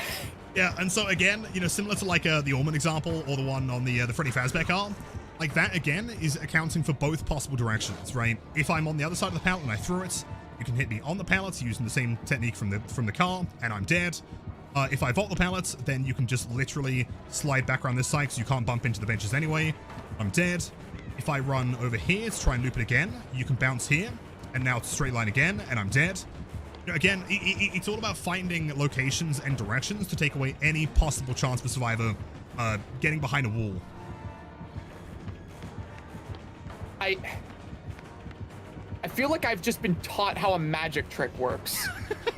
Like, I'm thinking back to this loop, and when I played this loop before, I was like bumping here. I'm like, which way are they going? I'm bumping here. Oh man, well, like I guess they're but I'm bumping off of this shit. Like, man, like I'm thinking back to literally last night, and it's just like, oh yeah, well, you know, if you just slid off of the magical bench of doom, actually, you could have just hit that immediately because you know you had the perfect. The perfect My angle. God. In fact, that is insane. Give it a try real quick. So let's hypothetically say that I've run forward, I've thrown the pallets, and I'm standing here now, right? There we go! There we go! You've done it! You've done it! And we did break the pallet. That is insane, man! What the hell is this map? There we go. Okay, and there's a couple other things I can also explain. So those are the fun things, and honestly, I mean, the whole map, so I love Lery's. You're probably starting to see why I love Lery's now. I'm starting to get it now. I'm like that gif of Danny DeVito. Right, so, typically speaking, when it comes to Lery's, the easy places to play are going to be the edge. If you want to try and get from one side of the map to the other, going through the middle is going to be a lot harder, and going through the rooms is going to be almost impossible. The edge of the map is always like a nice wide hallway, and there's nothing to really get stuck on here, right? You can slide around anything. Oh, and another pro tip. This tile here would otherwise normally be really hard to play, but you can probably see the advantage we have here. What? Huh? He's what, Blight? Yeah, so, okay, so all we gotta do is the easiest thing in the game, and I guarantee, like, even against, like, 10,000-hour survivors, they never expect this. They'll stand here, they're expecting a bump into that, or a bump into that, or something. So, all you gotta do is start here, and face slightly to the right, like you're kind of aiming towards the window almost. Okay. So, like that, and then a... Try and go like a little bit more extreme. So like just standing here, let's say, like even on the first rush, because the second one is going to be the bump into the window. So just like, yeah, standing there, like even if you're touching it, and just like aim towards like the window, and then rush. I Straight see. round. And any survivor, they now have no position, right? They're going to be here, they're going to try and run behind it, and it's a hit either way, guaranteed. I could kiss these benches, man. Oh, I know, they're so good. And would you believe me if I told you there's more benches? Oh my God, I'm seeing it all. It's all benches. Every tech is benches. Yep. Okay, do you want to try a really, really fun one real quick? Okay. So imagine that a survivor, of course, they want to run to the pallets, right? Now, how would you normally play this one? How did you play it last night? So, when I was playing this last night, I came from like here, and then I went like this. Like I said, ring around the rosy. Ring around, yep, that makes sense. All right, so we're going to simplify things just a little bit. So if the survivor's here, all you got to do is start here. And again, it's going to be the magical bench of doom. It's going to literally slide forward into the bench and then check out the position it gives you. I could cry right now, man. This is amazing. Yep, and you know, like again, what you're seeing now is like every single one of these positions is taking away every option for a survivor. Like I am now standing here. You've now taken the pallets. If I decided to keep running, you can now hit me. If I decide to run this way back towards you, you can hit me. Like there is nothing safe that I can do. And if I try running outside, and you bounce into here, and you've got me again, right? Mm-hmm. There is no safe place here. Like you know, on paper, when you first come here, it looks really complicated.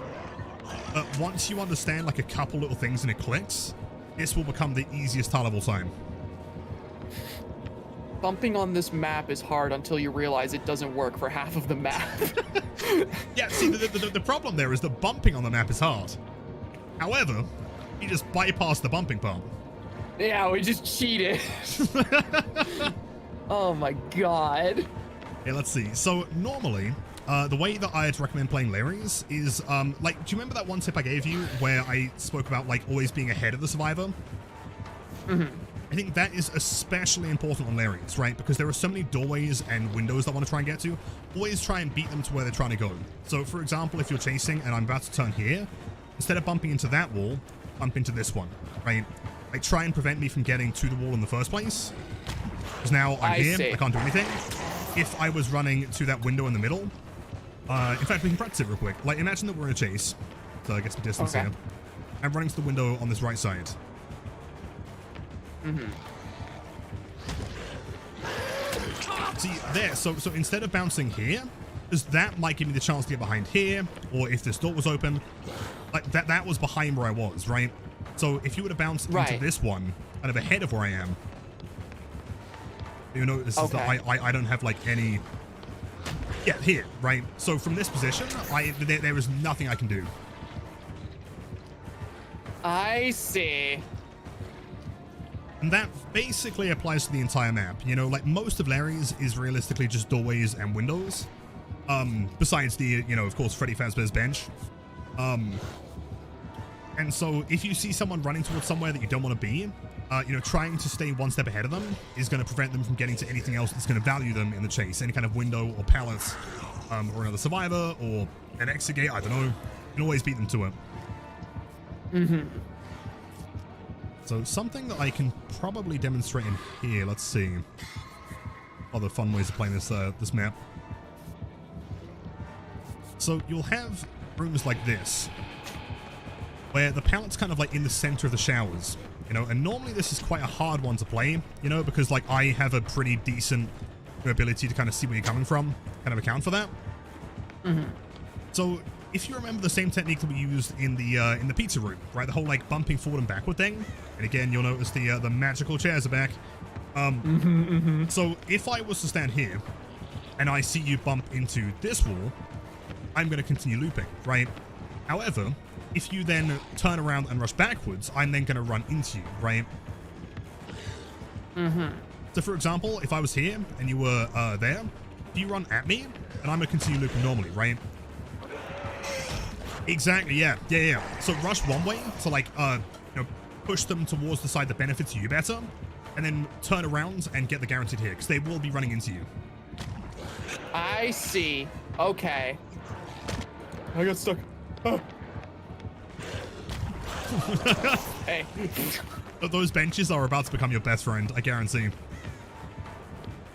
I'm already, every single time you take me to a new tile, I'm genuinely already just like, okay, where are the benches? Way to do it. So these ones here, I guess, are worth pointing out. This is like the dreaded double window. This is one of the best things that Survive can have spawn, because I can realistically stay safe through the entire thing, right? I can then run back through here. I can then make it back to the tile. I can then make it back to the window again.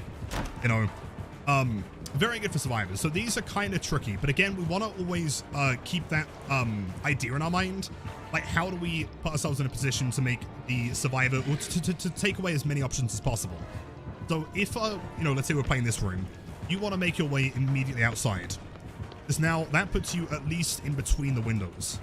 Now, if I decide to run at the window, then you can then bounce here, and we're right next to each other, right? At that point, I can't escape. Now, what if the survivor fakes it? Now, at this point, we remember the Blight is really fast, and I'm assuming you know this already, but a little pro tip is that, like, if you watch when I'm vaulting, what you'll notice is that once my input has been confirmed, my medkit will disappear. Yes. Yeah. So what you have to do, because you're Blight and you're faster than they are, is wait until the item disappears, and at that point, you then commit for the bump. If it's not disappeared and they're getting close, they're probably going to fake it. And so what you got to do there is just bounce into this, and they're again taken away from all options. If they want to turn around, go back to the window, or here, you can hit them. If they want to try and get in, you know, through here, straight line, you can hit me. These windows aren't too bad as long as you try. Like, what you don't want to do is have a survivor vault window, and you're still in a rush outside. Because at that point, it's now kind of tricky to get there. Okay, that makes sense. I understand. Let's see if there's any other rooms. There's also the famously weird, like, plus-shaped room. I think is probably... Oh! Yeah, so hold up. Can you think of how to play this one? I have an idea. I have an idea all of a sudden. Oh, I didn't slide. Hold on. Yes, if you remember, the lighter ones, you can bounce on, but you have to be going, like, quite parallel to them. So as long as you slide at an angle, you can slip. There we go. There we go. I see. Okay, yeah. Perfect. And so imagine the survivors running here. They panicked. They've thrown the pallets. All you got to do is just slide on a bench, get to this side, and now they're screwed.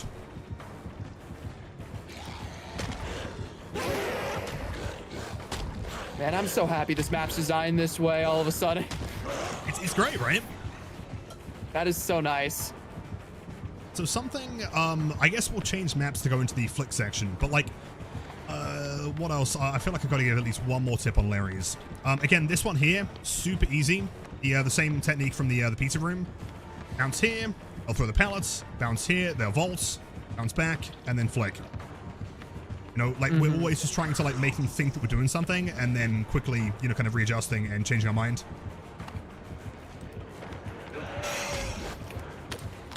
There we go! That was so clean. Okay. Let's go. Okay. That was great. Perfect. And one last thing that we'll practice here, since we are on Lery's, getting through doorways is a little bit tricky. Because they're only slightly wider than the killer's hitbox. So what we're going to try, I'm going to try and give you the most extreme example possible. So standing here, imagine that the survivor is running through both doorways, and then this one as well. So I need you to try and get through both of them at the same time. Oh boy. I believe. All right. Okay, perfect. That's good. So yeah, so similar to how we kind of did on Ormond, once we get through the first door, because what you probably notice is that, like, once you get through the first door, it like pushes you to the left a little bit. So once we're through the first door, just position the camera to the right again and try and keep the doorway in the middle of the camera. Okay. Almost. Close. Admittedly, it's worth mentioning this is one of the most extreme double doorways in the game to get through.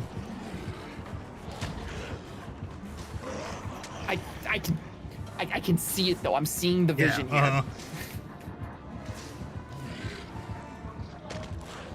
Close. Okay, almost there. We're gonna do it.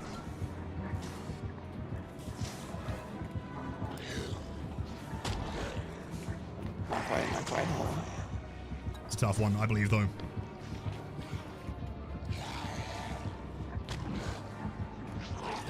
Was there? Again, this is a really challenging one. If you get this one down, you are basically the greatest Blight that ever lived. I need to be the greatest Blight that ever lived. So close. I can do this. I can see it. I can taste it at this point. I can see the vision. Oh! Oh, that's so close. Like an inch away. Inch. Oh, Ah! Oh. Into the basement.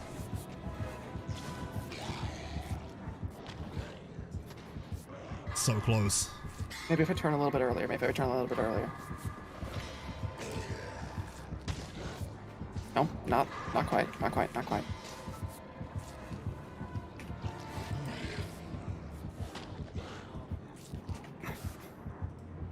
So I think what we'll try here is like a little tip is that like as soon as you feel like you've also, there's a second thing I just remembered that I'm going to write down because that is also going to blow your mind that no one knows about. Let's see. Perfect. As soon as you feel like you're getting pushed to the right because your shoulder's towards, I'm going to blow your mind here. Hold B on your keyboard. Okay. Oh. Not quite. Not quite.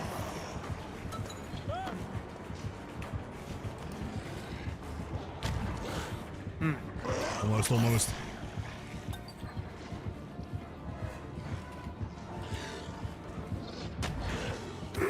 Criminal, that's so... That was through. That was through. Come on. Okay. Oh, come on! No! I'm getting so close! That was so close. Okay. Man, it's right there. It's right there. I can feel it. Oh. That's a tricky one. Okay. No. This is easy. This is easy. This is easy. This is easy. Okay. I'm not stopping till I get this. I don't know. I'm here all day. Okay. It was like an inch away that one time.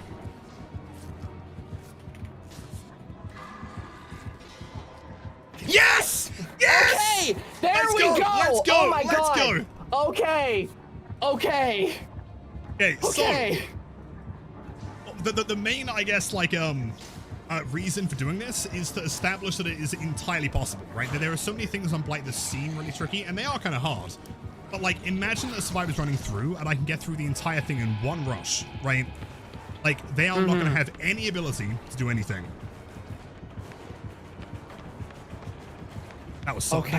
I'm not kidding. Like, this is legitimately the hardest double door in the game to get through. Oh, And you did it within like 4 minutes. That was insane. Okay. I want to get it again. Oh, come on. Oh my... One more time.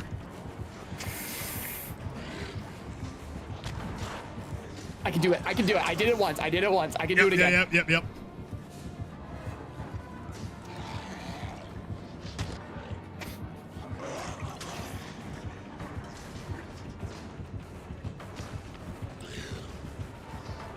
Yes! Yeah! There we go.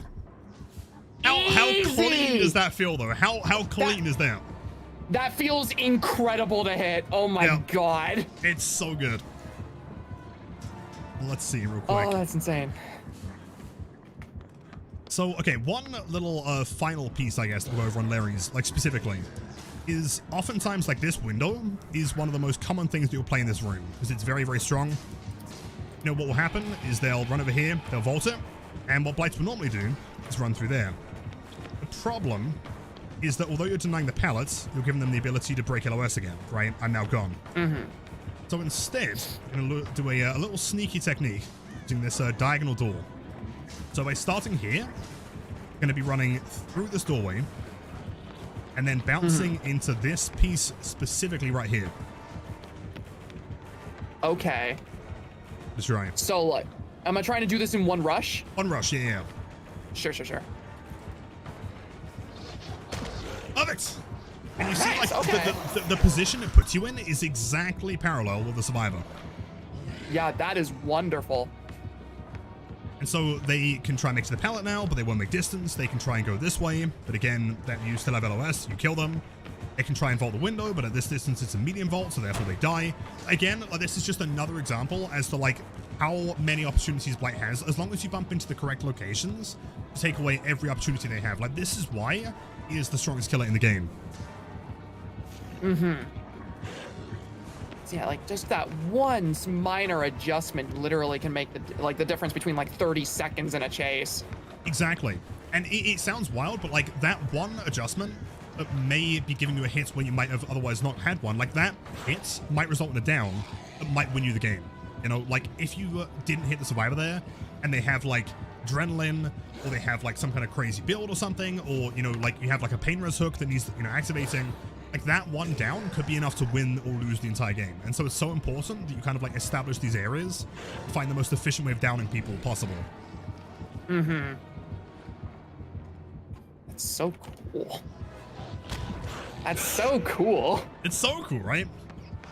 You know, like the coolest thing about this is that, like, you know, one of the more complicated things to learn on Blight, which is shockingly you've actually picked up faster than basically anyone I've ever seen, is the idea of shoulder bumping, right? Similar to what we did on Ormond against the Rock, is that you can turn your head, and when you bounce into something, you're kind of bouncing with your shoulders, so you're already facing where the survivor's going, right? And so, same thing here, where we're bouncing with our shoulder, and so by the time we bounce, we're not looking at the wall anymore, looking directly towards the survivor's location. So you immediately are like prime position just to immediately follow up. You don't even need to wait.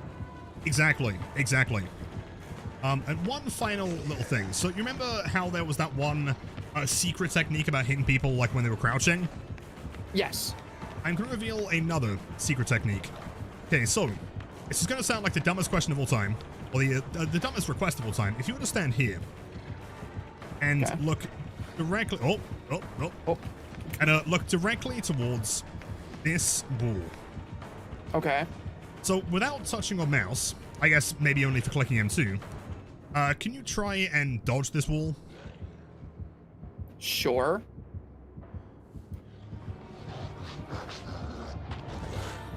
Wait, did you know about the A and D thing? You told me to you told me to hold D whenever I was at the doorway. Oh wait, I was hoping you forgot about that. Never mind. All right, well, for the sake of the video, let's pretend that you didn't hear that part, and sure, we'll do it again. Okay, cool. Well, clearly it's impossible, right? I mean, this is ridiculous. I have to use my mouse to steer, man. Like, what are you asking me here? I know it seems completely impossible, but you gotta trust me here. Did you know there's something that has not been established at any point in our session today, that you can hold A and D to also steer Blight to the left and right? What? No, there's no way. What? That's absolutely ridiculous. How it... What? What? No, try not to be too alarmed. Oh my... My entire world is upside down right now. No, but like, yeah. That's literally how I managed to make it through that doorway in the first place, was that I retained that in the first place. Okay, I was kind of hoping that, like, I mean, I presume that was how you got through, but I was thinking like maybe they've forgotten. But something that is worth mentioning, if you try the same thing again, I won't say what's going to happen here, but if you try and bounce into the wall and then try the same thing again. Okay. So okay, well, I use my mouse there. Yeah, so the A and D turning, for whatever reason, I don't know why, they only designed it to work on the first rush. Any lethal rush where you can swing, cannot turn. That's so weird. Really weird. But it can be super helpful.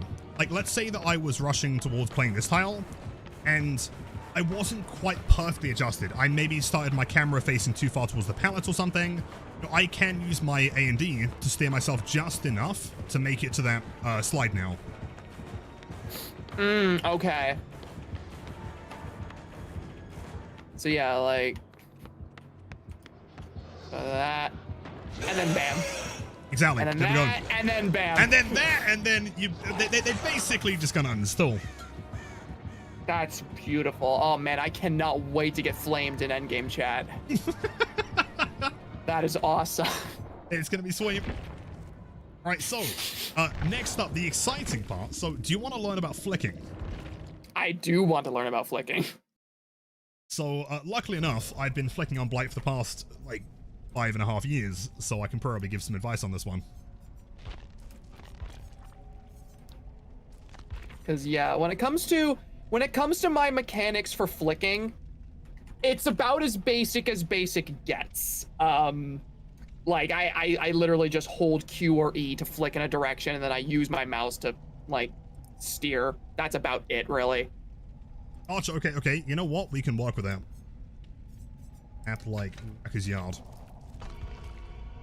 So, flicking on Blight, there's several different styles of flicks. There's the more kind of simple ones, like shoulder flicking or the 90-degree flick, which I'll explain. And there's things like 180s and S-flicks that are, like, a little bit more advanced, but I can pretty quickly explain kind of, like, the secret behind doing those. Mm-hmm. Yeah, the main kind of points that I've got here is pre-turn, shoulder flicks, S-flicks, 180s, 90s. And they should be pretty quick to go over. They are very important, though. I think, like, if you're going to start playing Blight, there's one fundamental rule that I'll explain this game, that you have to bring into every game that you're going to play. Mm-hmm. Let's meet around the shack. Sure thing. I'm already there. Perfect. Okay, if you turn around, I should be behind you. Hello. So, do you remember? I'm pretty sure this was years ago at this point. There was that one Freddy Fazbear's car. Mm-hmm. Good try. Oh my god, bro. What? Yep. So this is famously known as the Sin car, or the Rat car, is what I call it. This car basically has no collision and is hog-techable. And it's really easy to see because it's just like the broken down kind of like silver car with no wheels. Spawns here, spawns elsewhere. Do some crazy stuff, yeah. That is insane. It's wild. In fact, this is the only car in the game currently, I think to my understanding, besides maybe the Freddy Fazbear one, you can still rush backwards on with certain add-ons. That is, my god. I'll try and get you a clip of that one so you can stick that in the video. It's kind of dumb. That is ridiculous. So the car that we'll start flicking around is this one. So could you just give me an example? Like, let's say a survivor's standing here, and you want to just do like a 90-degree flick to hit them. Like, how would it look if you pulled one off? So, trying to do one here, it would look like that. I mean, kind of insane. Okay. Let's see, I mean, that was basically a 180. What we'll do then is we'll practice a couple things. I think the only thing that I could maybe recommend doing is for like a 90-degree flick, you don't have to be quite as far away. You could probably get away with being kind of like this distance from the car. Okay, so like that, yeah. Yeah, okay. And so, I feel you've got the 90s down super clean, honestly. Considering anyone watching this video is going to be believing that you are somehow mid of Blight, and they're going to see you pull that off. Yeah, it's the only. It was like the thing I practiced like crazy when I started learning him. I was like, okay, Blight's two things. He's fast and he has crazy flick. So I gotta get the flick down. Everything's a flick. Everything's a flick. I'm always going for flicks. Like everything's a flick. Absolutely. Which like, it of course, you know, that made it so that my bump logic wasn't the best. Mm-hmm. But I mean, I got the muscle memory for this specific. Oh yeah, right. This car doesn't bump. Yeah. So Freddy Fazbear Part 2. Yeah. But like I got the 90-degree down pretty all right, I'd say. Cool. Okay, so we'll try some 180s then, and we'll practice with me standing here to try and get the flick. So all we're gonna do, same concept, but with your Q&E turning, and again, this could work with mouse, it's, you know, purely personal preference. We're gonna start, instead of going kind of forward, we're gonna start the same location, but we're gonna go a little bit wider, kind of towards like here. The reason being is that as soon as we kind of get to about here, we start like holding Q and just hard turning the entire time until you feel like you've reached the edge of the car. And at that point, we then click and we flick for it. Okay. So just hold down Q along the car, or like trying to bump into those tires. Yeah, exactly. Yeah. Yeah. Imagine you're trying to rush towards the tires, and the whole time you're just holding Q. Oh, I understand. Okay. Okay. That was clean though. Okay. Now we'll try the same thing, but do the bump first, and then we'll get like a flick on top. Okay. Nice. Okay. Okay.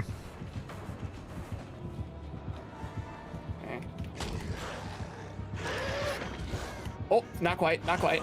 Yeah, see, that there is something that a lot of people get stuck on, is they're trying to flick. In fact, it gets brought to me like, you know, at least 10 times a day where people are like, hey, like I'm trying to flick, but I'm getting stuck on something. Like, how do I avoid bumping? It's purely just that extra angle going wider. Because you're turning into it anyway. You're not really losing distance.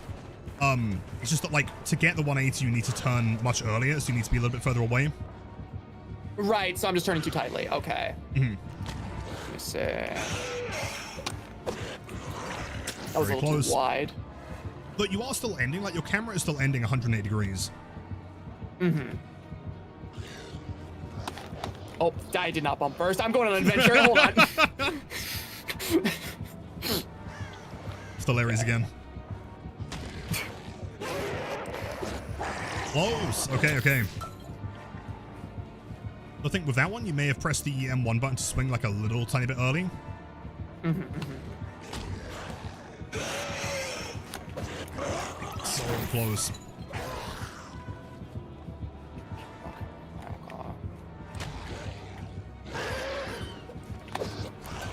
Almost there. I gotta Again, like swing my mouse, bro. Like, oh, I know. Big flick. okay. I can hear the wires move. I was there we go. Okay. Let's go. Let's go. Okay. There we go. Right. Like full 180 all the way around the car. Right. Easy. Awesome. All right. And so again, like you can combine this with any of the techniques that we've already learned. So especially if, I mean, sometimes a pallet will spawn there. This time we didn't get a pallet. But like, let's say that I'm chasing this, you know, from shack towards the tile. I'm going past the car. So, finish patching up my wounds real quick. So, you know, we start here.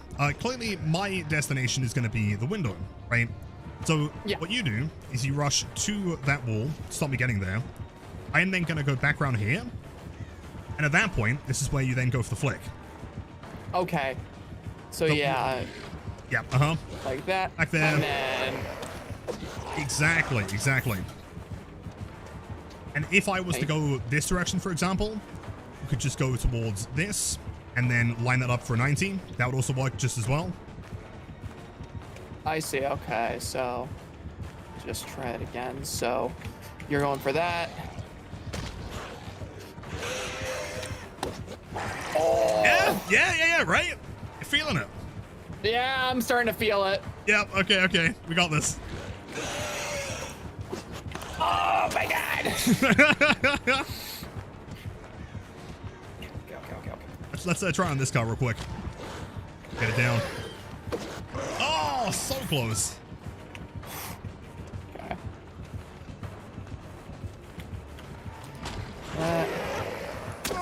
Let's go. Oh my god, that's so awesome. It's so clean every time. I've been playing him for 5 years and it never gets old. Oh, that's so great. Hey, so I feel like 90s and 180s are pretty good. There's one more area that I want to do a quick test on the 90s, though. I think it's quite important. This terrifying building known as the Killer Shack. Oh, no. So oftentimes what will happen is if you're looping from here, the survivor will be hugging this as tightly as possible because they want to get back to the pallet. And that is always the destination they're trying to get to. So hitting a 90 here is a little bit tricky, but very doable. The problem is that this, like, metal sheet is a lot more collidable than the wood. And so, like, you want to make sure you're not too close to the wall, otherwise you'll end up colliding. But obviously not too far away that you're going to flick and not make it to the pallet. So like, give it a try. Yeah. In this case, I'm looking at the tree, I assume, when I'm doing this. Yes, yeah, perfect. Yeah. Okay. What? Okay, hold on. I think you'd probably want to start by bumping into the corner just so you're in a lethal rush. Yeah, I see what you mean about the metal sheet now. Yeah, the sheet's tricky.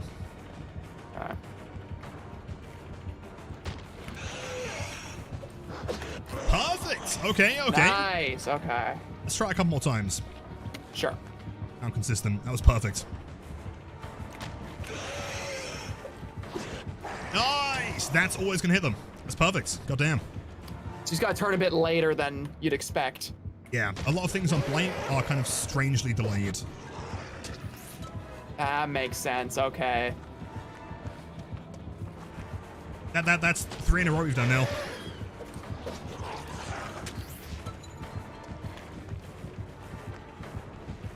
Come on. What I'll do this time is I'll stand here, see if you can hit that. Sure. Hold on.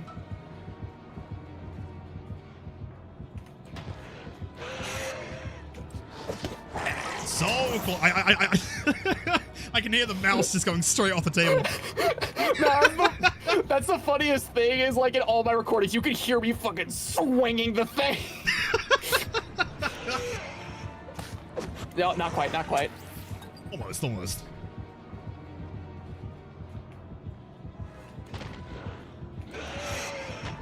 Oh, turned a little too early there. It's a tricky one. It's worth mentioning that most other shacks in the game are a little bit simpler. But because this one's harder, it's the best one to practice. I see, okay. So close.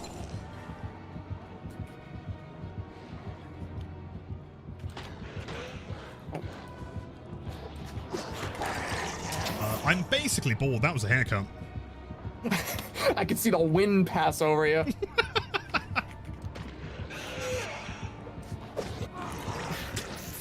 So close, so close.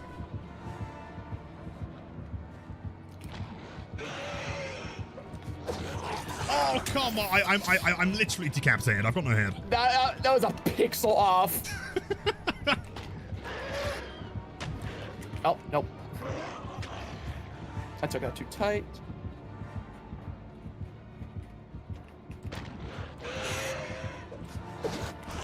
So close. I guess what you could try doing is you could try, once you get to about here, if you go like a little bit wider away, you could try holding your E button for like a little bit longer just to give you like a bit more turn. Right, okay. I'll try that. Oh, come on! There's no way. Okay, no, with that advice though, I can hit it. Let's do it. Come on. Okay. Someone's getting scammed today.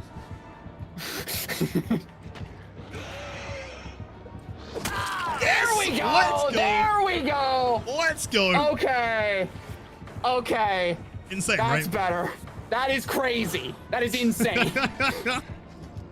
And again, like it's not super complicated, and once you understand the muscle memory for it, you know the primary, I guess, like mechanics to go into it, it's quite simple. But I think like just knowing them to begin with, like knowing to start a bit wider, to knowing to turn earlier, is not something that comes like naturally necessarily. Mm-hmm. Because yeah, like whatever. I mean, like literally, I used to have the mindset when going for flicks of trying to hug these tiles as closely as possible, because I mean, like that's just generally what you want to do with any other killer, is like hugging things as closely as you can. So it's weird to try and like rewire my brain to be like, no, you should take it a little bit wide sometimes. Yeah, totally. Which actually kind of perfectly brings me on to my my next point. So there's a couple more flicks that I want to go over here. So this one is not so much a flick, but it kind of is. So it's called a shoulder flick, and the reason I call it that is that it almost kind of feels like instead of hitting the survivor or lunging towards them, you're more like kind of bashing into them. You know, you're kind of like shoulders distance away. And so, I mean, how often do you play a match as Blight and there's someone in the open, let's say, and they're like, you know, wiggling, or they try and spin you, and it looks like, you know, you're basically right there, and you know, somehow you still miss. Right, yeah, because you go for like the long lunge. And I actually, I do believe I did retain a bit of this from your like Blight guide that I did watch, because I know that like when you go for the long lunge with Lethal Rush, I know the hitbox is smaller. Mm-hmm. That's correct, yeah. So the way it works is that like, so you know, a normal killer, they can click to do a short lunge, or they can hold to do a long one, right? But as Blight, it doesn't matter whether you click or hold it, it's always going to be a full-length lunge. The difference is the timing. So if a survivor is physically touching your hitbox, and I'm talking within maybe like 5 frames or so, it's a very short window, as long as they're close enough, the hit basically cannot miss. You will just, because what your swing is doing is it's always doing a constant check, every frame, whatever, to see like, is there a survivor there? And if there's a survivor there, then it will end it, and it will say the flick has been completed, and you are now injured. Problem is that check, the big hitbox is very, very small. And so what I see a lot of more beginner Blights doing is they'll see a survivor and they'll lunge, and like, this is too far away, that's too far away, that's too far away, that is perfect distance. You want to make sure that they are like you're basically rushing through them. And the best way to practice this, just real quick, is try rushing through me. So instead of hitting me, just try and get an understanding of the shape of my hitbox and the size of it. I see. So as soon as you go past me, you'll do like a really extreme, I mean, of course, survivors have no collision. And so you do like a really extreme kind of like dash around them. But all that time, you're kind of like curving around them.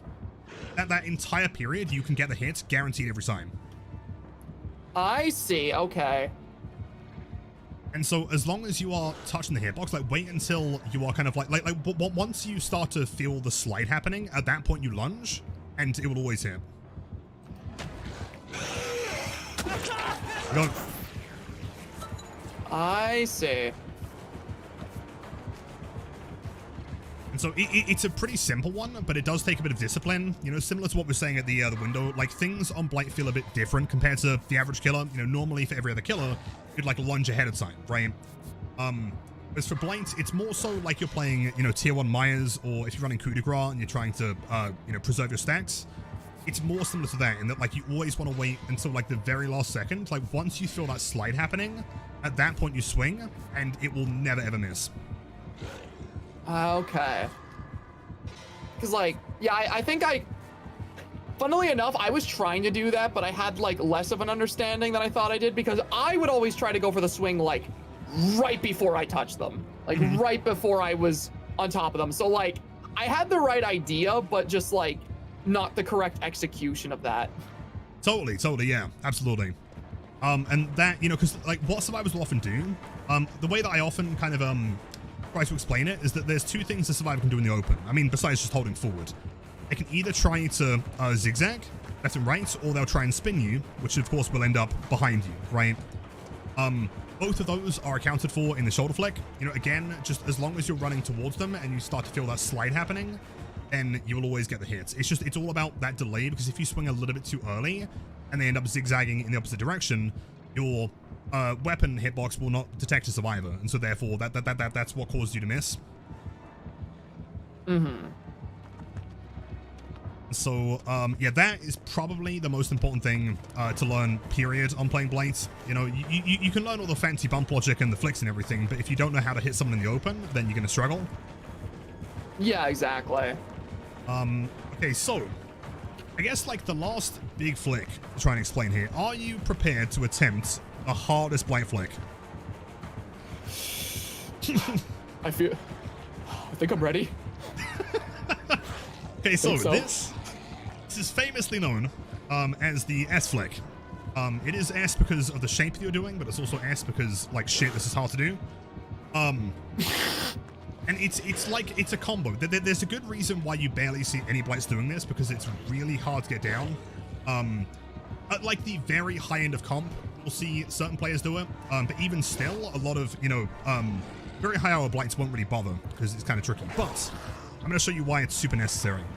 So oftentimes you'll see rocks like this, and what all Blights, 99.9% of Blights will attempt to do is flick around it.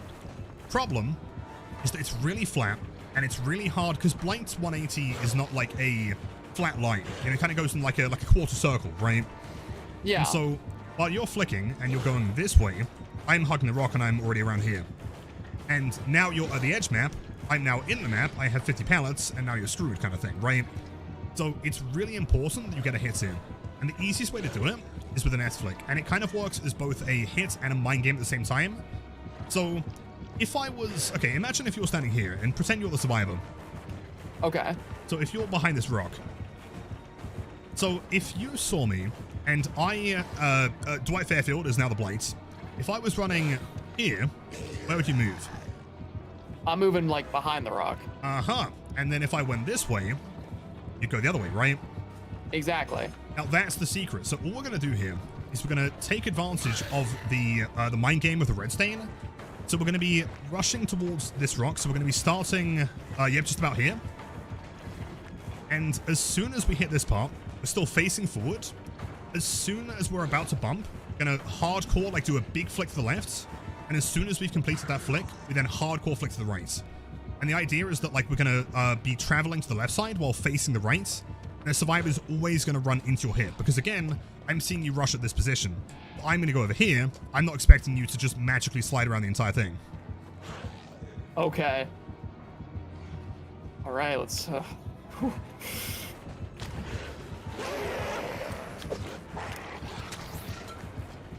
Close. Okay, so all we got to do here... and again, keep in mind, this is the hardest single flick to do on Blight. This is not easy, but once you get it down, it clicks, and it won't be a problem. But getting it down for the first time is kind of tricky. So we want to make sure that, like, we are basically about to bump. Like, we're running straight forward towards the rock, and right as we're about to bump, we then click, turn left, and then turn right. Okay. Yeah, okay, hold up. Okay. Yeah. Let's try it a couple more times. That's perfect. Sure. Okay. Yeah, okay, we're getting there. Cool. Okay. So again, imagine, like, this is what would happen. So if you would try it again. Whoa. Hold on. I bumped up the wrong thing. I'd be standing here, and you'd be approaching. I'd see you rush that side, so I'm gonna rush this side. And then it hits. Right? Okay, yeah.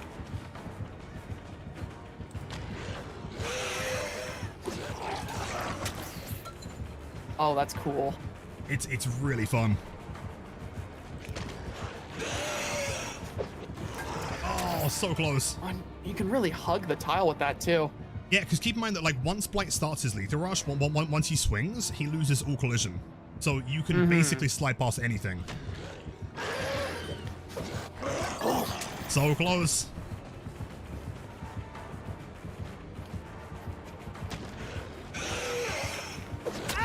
Yeah, there we go. Okay.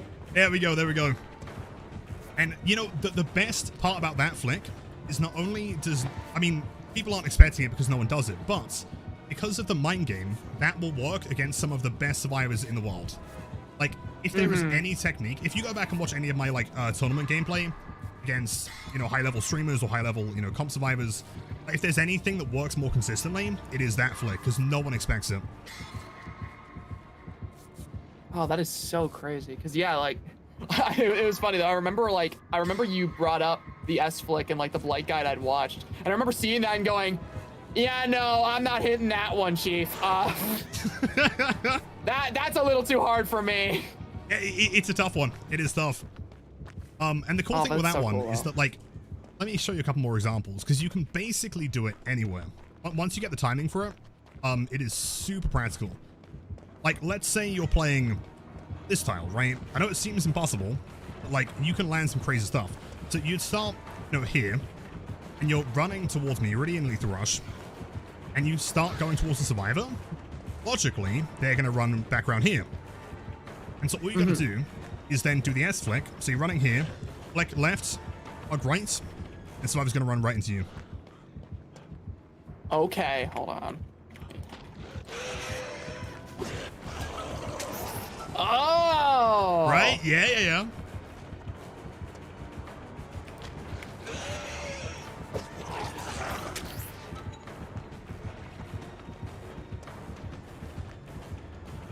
Oh, that's not the... There we go. So close. So close.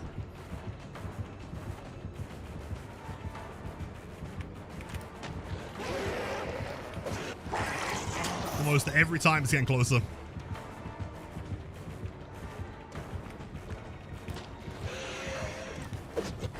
Oh my God! That went through my leg! leg! Oh my god, what? You kissed me there! Like... Oh, nope, nope. Almost.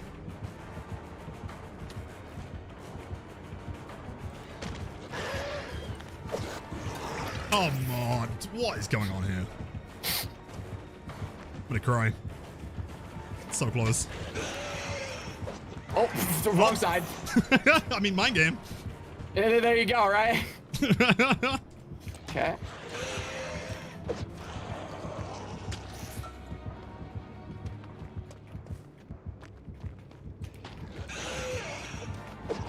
Okay, I'm kind of losing it here now. Hold on. It's a tricky one.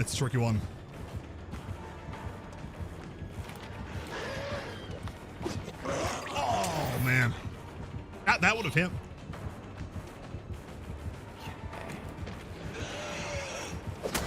Yes! There we go. Okay. Huge.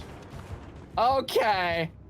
And again, it's all that misconception, you know, like make the survivor think you're doing something, because like logically, if you play survivor and you see a Blight, if they're running at you, they will always run at you, right? They are not the most like complicated creatures, they will just go forward.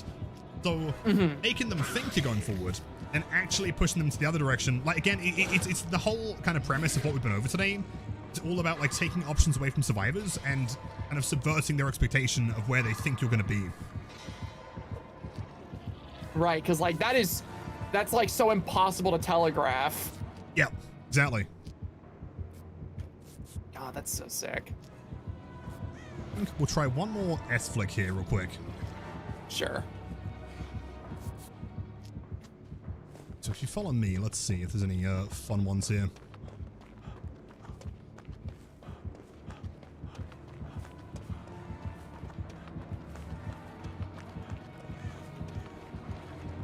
I mean, these filler ones are pretty practical, but maybe we could even try one. No way, it's Pastra. I watched their video on Nemesis. Oh wait, hold on. Someone in chat's watched your video on Nemesis. Oh, that's so awesome! Oh my god. Let's go. You know, to be fair, when I announced this this collab, there were so many people that came at me, like, oh my god, like, like that YouTuber, like the Pastra. Dude, that is so funny because like over in my own circle, whenever you were like, oh hey yeah, if you want to get any coaching on Blight, it was so funny because I was like, Lil Foman just offered me Blight coaching. Everyone's like, what? So like you have the complete inverse over in my circles. That's so sick. In fact, you know, very specifically, I'm gonna call them out. Two of my mods actually, because funnily enough, it was actually before you even put up the Blight post on Twitter. We were talking about playing DBD and playing Blight, and they both tagged me. They were like, oh my god, my favorite YouTuber's playing Blight. This is gonna be so cool. And then you made the post, and I was like, well, I mean, it would feel wrong not to offer the coaching. And then they lost their mind. They were like, oh my god.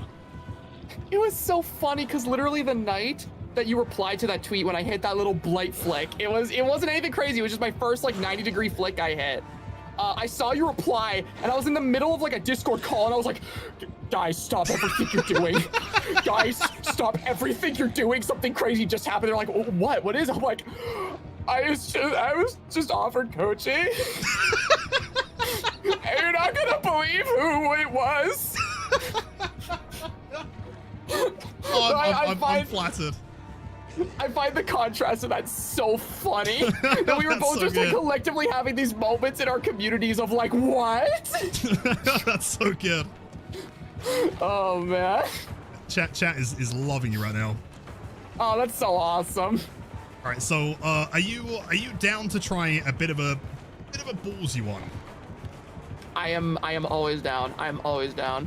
Right, so this one is what I would like. You know, normally on stream, if I was going to attempt this, I would actively tell everyone I've got a really dumb idea. And if it works, everyone's going to lose their mind. And if it doesn't work, they're all probably going to bully me. But we're gonna try it anyway. So this is a proper full-on like zigzag S flick. So we're going to be starting here, and we're going to be flicking parallel. So you're going to be running forward. You're then going to flick right, and then left. And you're going to kind of end up hitting the survivor around this part of the rock. Oh boy. Okay. It looks intimidating, but if you land this, you're going to feel like a god. Okay. Oh, I got a little disoriented there. Give me 1 second. All good, all good. Oh! It's the reason why this one's tricky is because like this corner, if you get stuck in there, then you just kind of flick. It won't carry anywhere. So you've got to make sure that your first flick is kind of activating on the pallet, because then you can slide around it. I say. Oh, nope.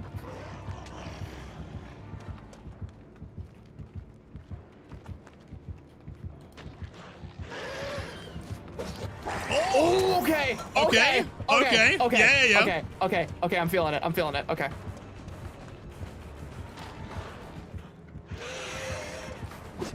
Oh, God. Yeah, it's there. It's there. I'm feeling it. Okay. It's the crabs. Okay. It's the crabs.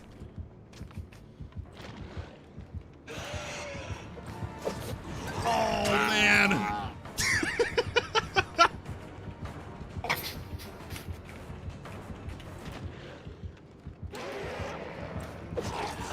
Oh, my God. Dwight's got a titanium skull. I'm sorry. This is killing me.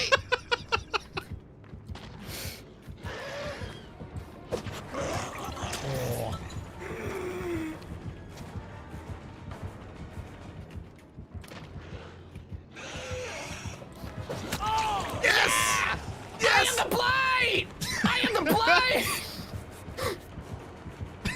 Oh my God! Oh, that is so awesome! Right, like the possibilities of things you can do on Blight are endless. If you see something, there is probably a way of doing something crazy. That is so awesome! Holy shit! And again, like the reason why it works is because like you know, logically, the survivor's standing at the tree. They're seeing you rush on, you know, your left side, my right side. Where am I going to be? I'm not going to be on the left side, so I'm going to move to the right side. And then you flick, you kind of like go through the middle of the pallet. Like, how many Blights are going to flick through the middle of the pallet? No one. I've literally never fought a Blight that's done that. Right.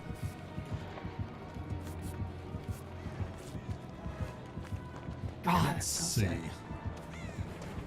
So I guess one final point, it's not so much on flicking, but I guess it's more to do with the discipline. Keep in mind, as like a general rule of thumb, it is always better to use 5 rushes and guarantee a hit than it is to use 2 and miss, right? If you're going to be in recharge, you want to make sure that you got something out of it. So, right.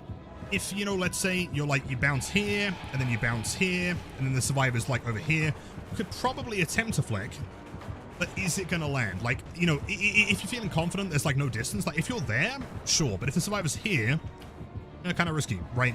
However, one more rush here is going to guarantee it, because at that point, there's nothing I can do. So, like, you know, yeah. It's just really a matter of trigger discipline with this killer. Exactly, yeah. Like, if you have rushes remaining, it's always worth using as many as possible just to make sure you are definitely hitting it. The amount of times that I get sent, like, you know, footage from beginner Blights, they'll be like, hey, like, what can I do here? And they're always finishing the rush with, like, 3 tokens remaining. It's the funniest thing, because, like, yeah, I do that a lot myself, and I know exactly what the mentality is, and it's because, like, if I'm seeing Dwight rounding this truck and he's, like, right here, I'm not thinking, okay, I need to secure the hit by hitting that plate. I'm thinking, okay, but wouldn't it be cool, though? Oh, yeah. Wouldn't it be cool, though? To be fair, I am the absolute worst at, well, it would be cool if it did work, and it probably won't, but if it does, it's going to be sick. So, like sometimes it's worth doing anyway, because the payoff would be insane. It's just when you're going for it every single time. Suddenly, every Blight match is, man, that missed and I lost horribly, but what if I hit it, though? Well, I'm gonna get it next time, right? I'll get it next time. Yeah. Okay, so, how are you feeling on flicks? Do you feel like you're doing pretty well? Is there any questions you got about them? In regards to flicks, I feel like this cleared up a lot of the confusion I had. I don't feel like I have too many, like, pressing questions in regards to that. Awesome, cool, okay. So there's one like little bonus piece here. I'm gonna make you experience. You know, similar to the feeling. Imagine the feeling of landing that last S flick, but like 100 times over. Like if you could feel like even more of a god, this is what's gonna do it. And for anyone who's watching the stream, because of course I'm not going to have any spoilers for Pastra yet, all I'm going to say is Gidean.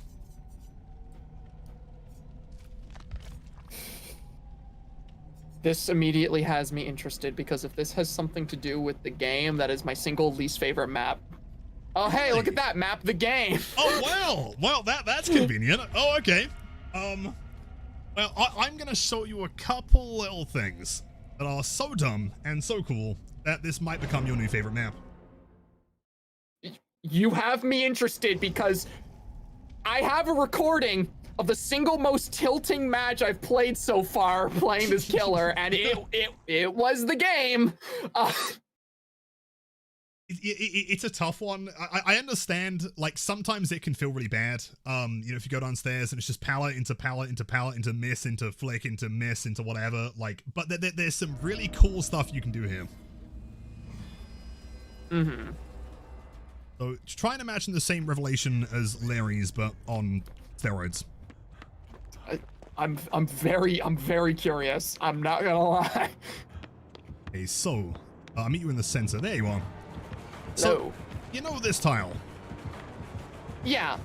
So, you know how there's a gap here, right? Yes, of course. So, can you do me a favor? If you stand here. Okay. And if you were to, let's say, bump into this box, and then try and flick, like, try and rush at the hole, and then, like, swing towards where the pallet is, okay? So, okay. So... What?! What?! Huh?! Yeah. I can do some funny stuff. How does that even happen?! The honest truth, it's the pallet vacuum, right? Like, once Blight is within a proximity of a pallet, he will just, you know, he will enter the animation for breaking it, and if he's close enough, he'll just teleport to it. I didn't realize I was secretly playing Vecna this entire time. Alright, so, let's get even more extreme. If you can land this first time, this entire coaching session has been pointless because you're clearly a god. So, what we're gonna do is we're gonna bounce twice into this piece, I guess. And then very specifically, we're then gonna, in your slam duration, you're gonna move yourself to the center. And then you see like the left side of the pallet, right? Like the closest side to the edge. Yeah. Here. What you're gonna do is just rush at me, like rush at this corner, and then flick your camera hardcore to the left. Okay, so bump this a couple times. Or like, yeah, bump this to position myself right at the edge. And then hard flick my camera to the left while I'm looking this way. Yeah, so aim towards, I guess, where I am, but make sure that you push yourself back, so you want to be standing in the middle by the time you do the rush. So like this. Mm-hmm, yeah. Okay. Oh. And so do it, but without the swing. Okay. Hold on, I gotta make my way back up. I promise, chat, if there's any flick that I will get them to land today, it is this one. Okay.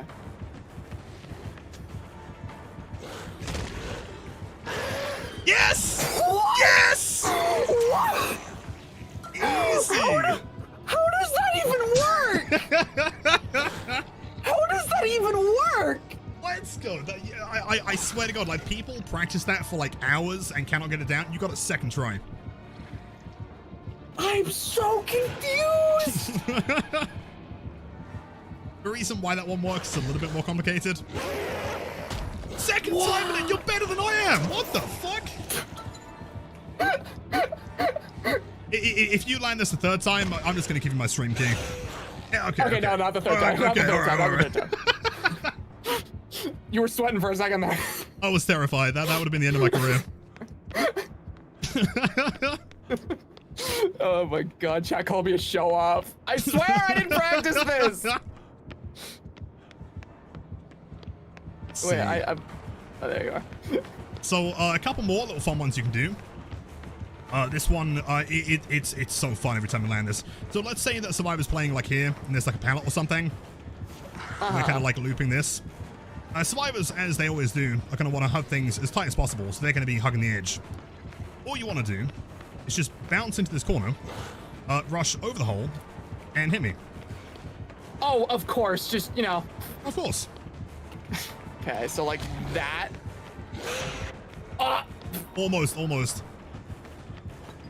Is it with the same, like, I'm assuming I'm moving my mouse in the same way where I'm looking left and I'm flicking right. No, for this one, like, once you see me standing on the opposite side, just rush at me and hit. Imagine the hole doesn't exist. Okay. So. Oh. So close, so close. Okay.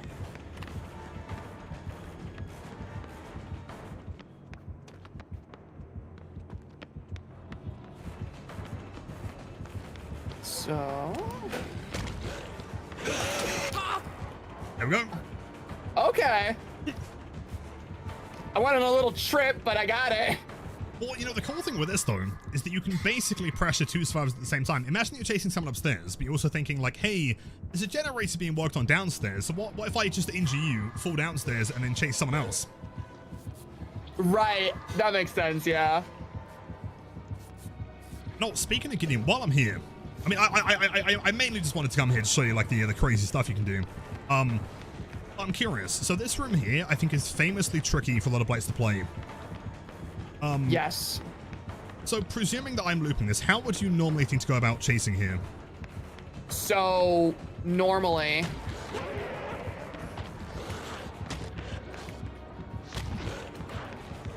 we're once again playing Ring Around the Rosy, right? Like that's how I looped it. Gotcha. So I'm gonna give you one single piece of advice. Gonna catch a survivor every time. Okay. And it's called always counterclockwise on this one. So the problem is, if you go clockwise, what will happen is, I mean, you can probably bounce here, you can maybe bounce into this one, but then the survivor has, again, pallet priority. They can then stun you, they can throw it, they could also run over here, which is going to be very hard to land. So instead, if you start here, and I am on the opposite end, so you want to mind game a little bit. You just want to, like, make sure that the survivor doesn't really know what's happening. You know, you're kind of like moving here, push them there, push them there. And all you want to do is get to this position here, do one rush, curve around until you hit this blue piece, this blue paint.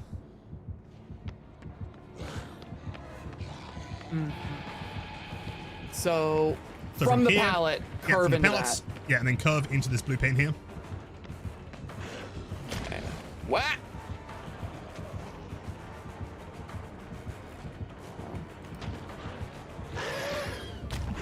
So honestly, like, not even in lethal rush. So like that is your first bump location. So you just start here, and then you just use your first rush to get over to this location, just by like avoiding the Perfect. There we go. So rush number one, and then second rush is into this piece, and then the final one is always going to hit them before they get there. And the reason why we're opting for this piece is, again, similar to the last few examples. If I was to bump here, they now have a mannequin in the way. If I bump here, there's still stuff in the way. But if I'm bumping into this corner, they don't really have the ability to get behind anything anymore. So if you just want to test it. Oh. What? Just, I believe.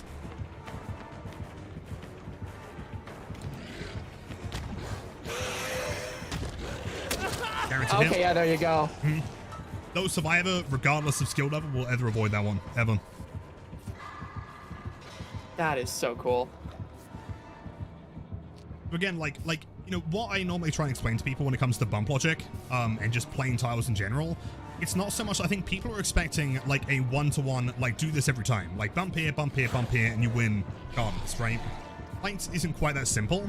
You know, the map changes every time. There's going to be different trees, different boxes. Like, it's never going to be the same loop twice, ever. And so it's not so much about learning the exact way of pathing something. It's about learning the ways that are going to firstly take away as much opportunity for the survivor to get away, but also the way that you can get there to reposition them, and also to make sure that you're in a space that they cannot avoid, right? So by doing this, like, not only are you saving one rush by just ignoring it, but you're also meaning, like, they now cannot go this way, because that's a hit. And I cannot hide behind this, because that's a hit. I can't get behind this because you're standing at the wall now. Like, because of those 2 rushes, the survivor is given 0 opportunity to survive. That is so cool. Because, yeah, like, I think a big hurdle is that, like, whenever it comes to, like, my own bump logic, at least for the longest time, the thought process was always, okay, what's the most obvious thing to bump off of? Oh, yeah, this counter. It's right there. It's right in front of them. I can change my direction here. Being able to, like, curve into this wall, that's just so much more efficient. Yeah, super efficient. Yeah, like, God, that is so clean. Super clean. And it's 3 rushes. So just in case they somehow have more distance and they manage to make somewhere else, you have 2 more rushes to guarantee the hits. And also, since you're curving, just to make it even better, by the time you hit this, you're already facing that direction, you know? Yeah, it's true, and you don't even have to wait. Yep, just rush immediately. Like, that what you just did there is literally by the book, like, the perfect play of this room, period. That is awesome.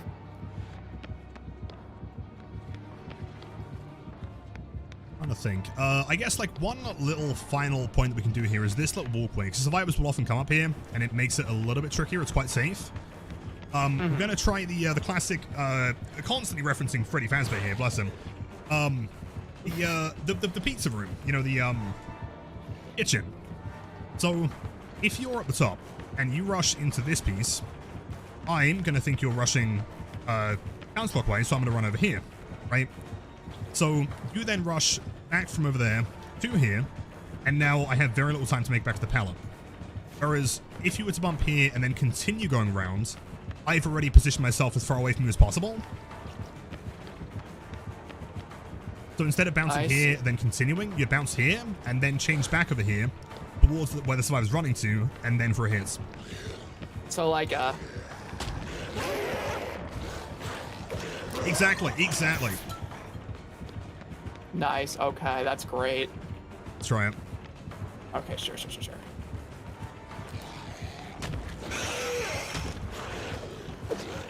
close. Okay.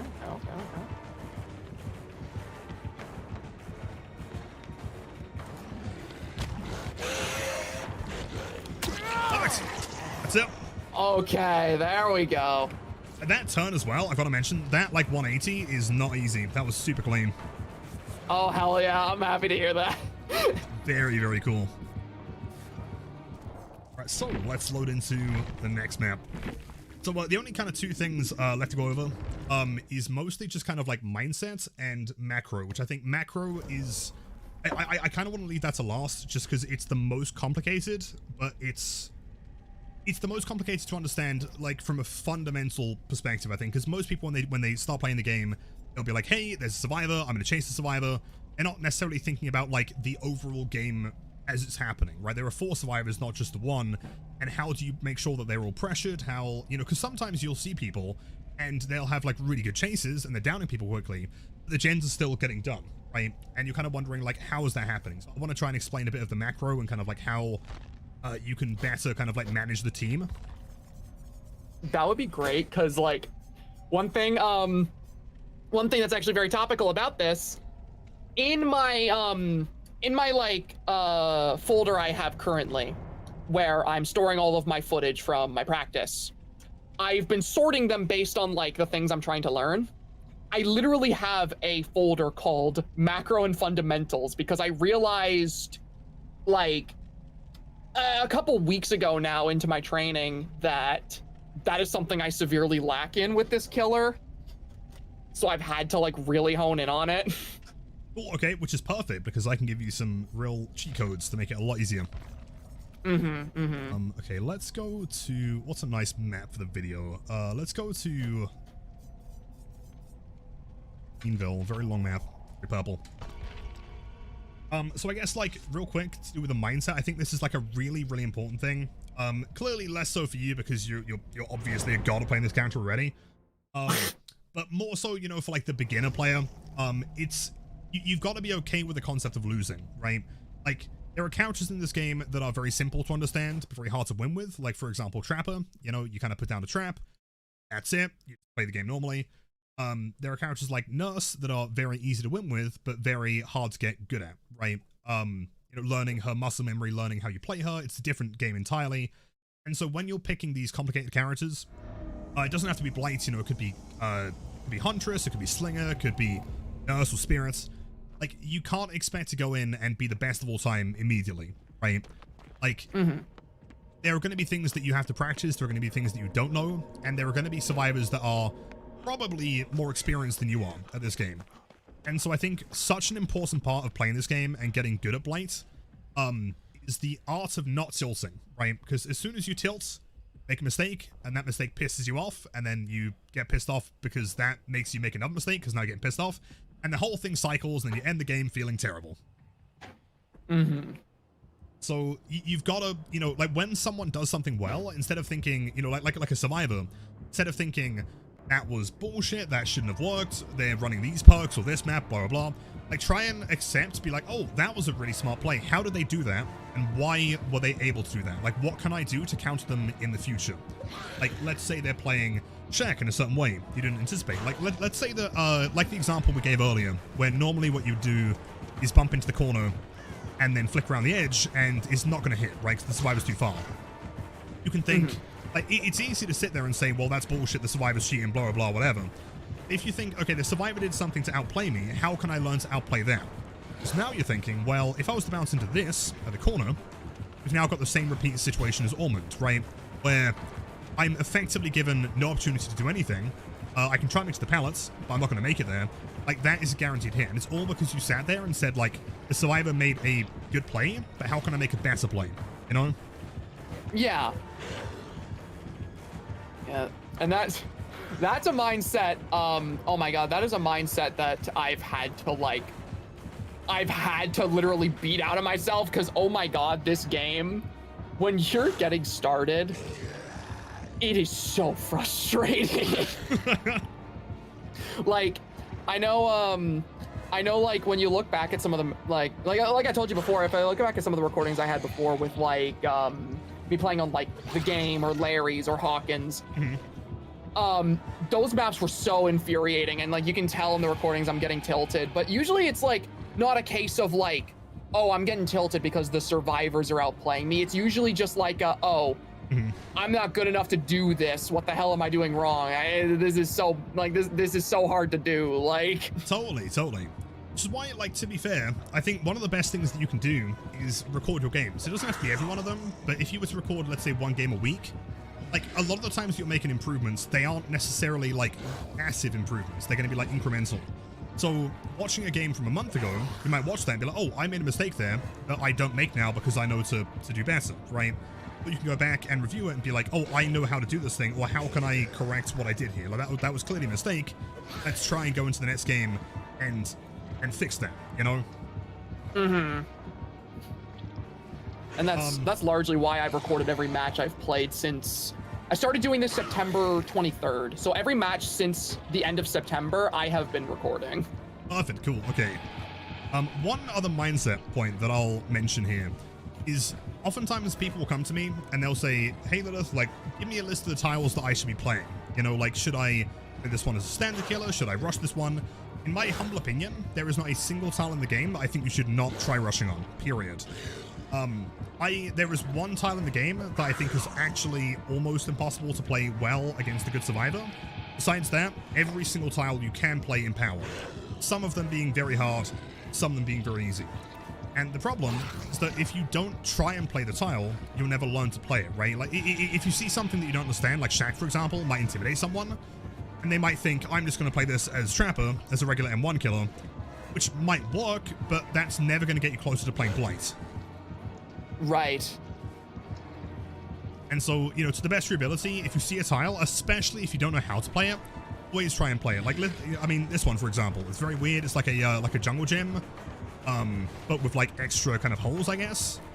So this is what I would consider to be one of the stronger survivor tiles in the game. It's, you know, the window is very strong, the pallet's very strong, very long kind of thing. But what I've identified immediately is, you see this tree? this tree is the single greatest thing you could ask for. Because all you got to do is, let's say survivors running to the pallet, which they should be. A good survivor is going to greet this. They're going to run around the corner. They're going to try and make it back to the window. If you were to start your rush, like right about here, you can curve through and hit that tree. Oh, not quite. Hold on.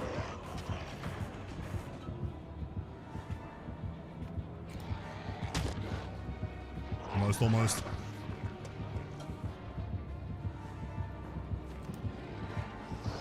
Yeah, there we go. Right, and now in that position, like, what can we see here? What opportunities have we taken away from the survivor? Well, if they run outside, they're dead. If they run back to the pallet, they're dead. If they try and hide behind the locker, they're dead. And if they try and play the other two sides of the tile, they can't make distance and they're dead. Like, by making the one decision to go into that tree, you've taken away every single opportunity a survivor has. Period. That is crazy. Right? And it's all because of that one bump. However, like, what you could try and do is, like, a more inexperienced Blight is bump into this area that they were just at, right? The problem with bumping into this wall is that, like, I've now broken LOS again, or I've gone hit. You can't tell which side I've gone to. I could run back inside the tile. I could play the outside of the tile. Like, you don't have eyes on me anymore, so you can't guarantee a hit anymore. Yeah, like the couple of seconds it saved coming through the pallet just straight up made the difference between a down and the chase going on for like another 30 seconds. Yeah, exactly. That is the mentality. That is the perfect mentality. Is always think, like, what is the most efficient place for me to bump, but more importantly, like, how do I account for the worst case scenario, right? Like, always try and think of DVD as, like, what is the worst thing that could possibly be happening right now? Like, ideally, you don't want them to make it here. If they make it here, they now have an easy access to Shack. They can then play the inside of the tile, and if you're on the outside, then you're screwed. You don't want to allow them to get to this corner. And so by bumping there, you've effectively nullified their ability to play the corner entirely. Mm-hmm. And so, you know, if they do have some more distance, then again, you can account for that because that was the first rush. You could then go to this tree. Like, these corner objects is always what you should look for. Like, things that give you eyes on various sides of the tile. Now, I do have a question. Mm. So, in this entire hypothetical that you gave me, let's say I'm chasing the Dwight, and like you said, obviously before, you know, we went this whole example, you ran ahead of me and you saw the tree was here. Mm-hmm. But like, let's say this is an actual pub match and I'm coming to this tile for the first time. I don't know that tree is there. Mm-hmm. So I'm not gonna be able to plan that entire route I'm taking with the pallet because I don't know the tree's gonna be positioned there. So like, what's the thought process there? Like, what should I be doing in that instance? Because obviously if I know the tree's here beforehand, that's gonna help. But if I'm just like going to this tile for the very first time, I'm not gonna know what to do. I'm like, realistically speaking, I'm probably gonna see the tree over there and I'm gonna rush towards that tree. Yeah, fair. And Okay. It's actually, that's a really, really good question. So the problem with this tree is that allows me to stay on the inside of the tile and it gives me pallet priority again. Like, I am now safer again.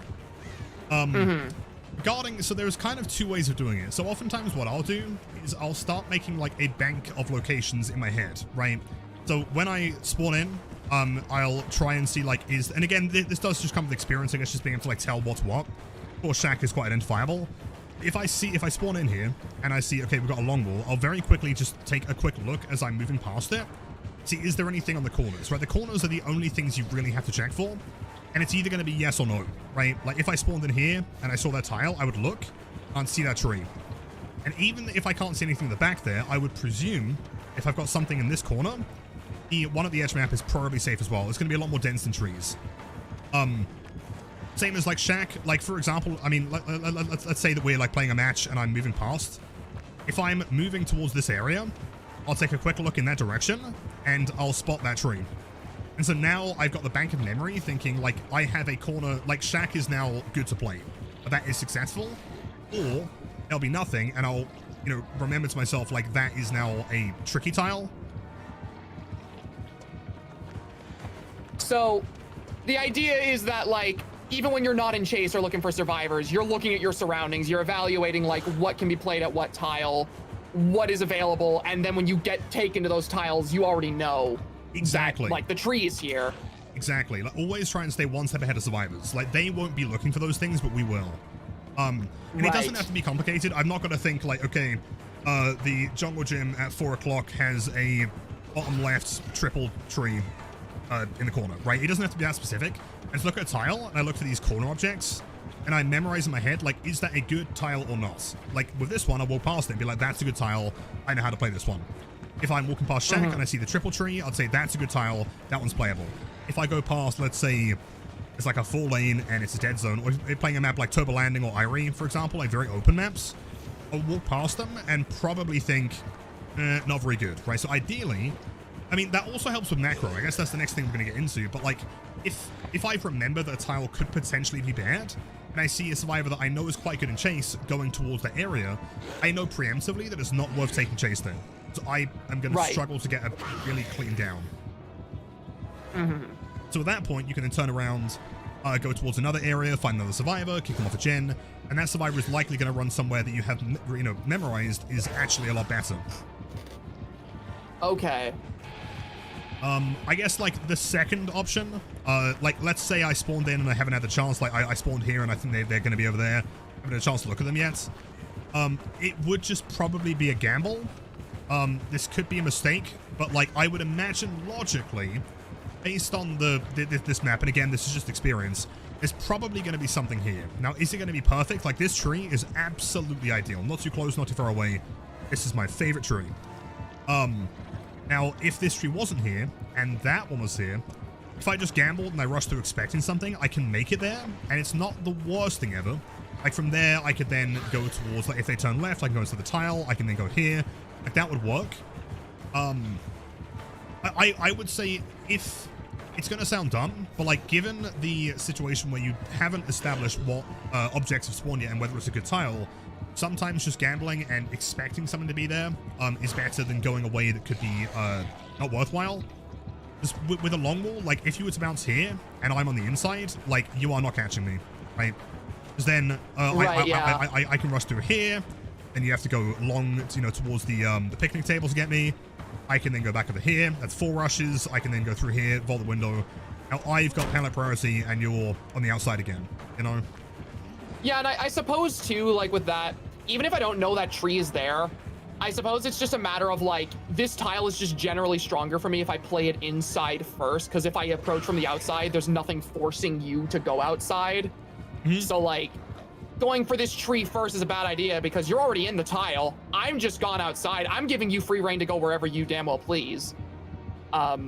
So even if I don't know that tree is there, just going through the inside and going through the pallet, that's just generally a better play anyways. That like what you just said is the mindset of, like, a high level professional Blight, honestly. Like, knowing when to approach a tile and how to play it, as in, like, do you play from the inside? Is the survivor going to benefit from a certain area? Like, you've already established that playing from the inside here is, or allowing the survivor to be on the inside is a mistake, because they have so many options of places to go.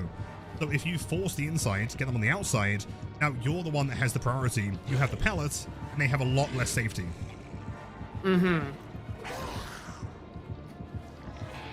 I'm starting to get the impression that you've got, like, a secret 15,000 hour Blight account or something.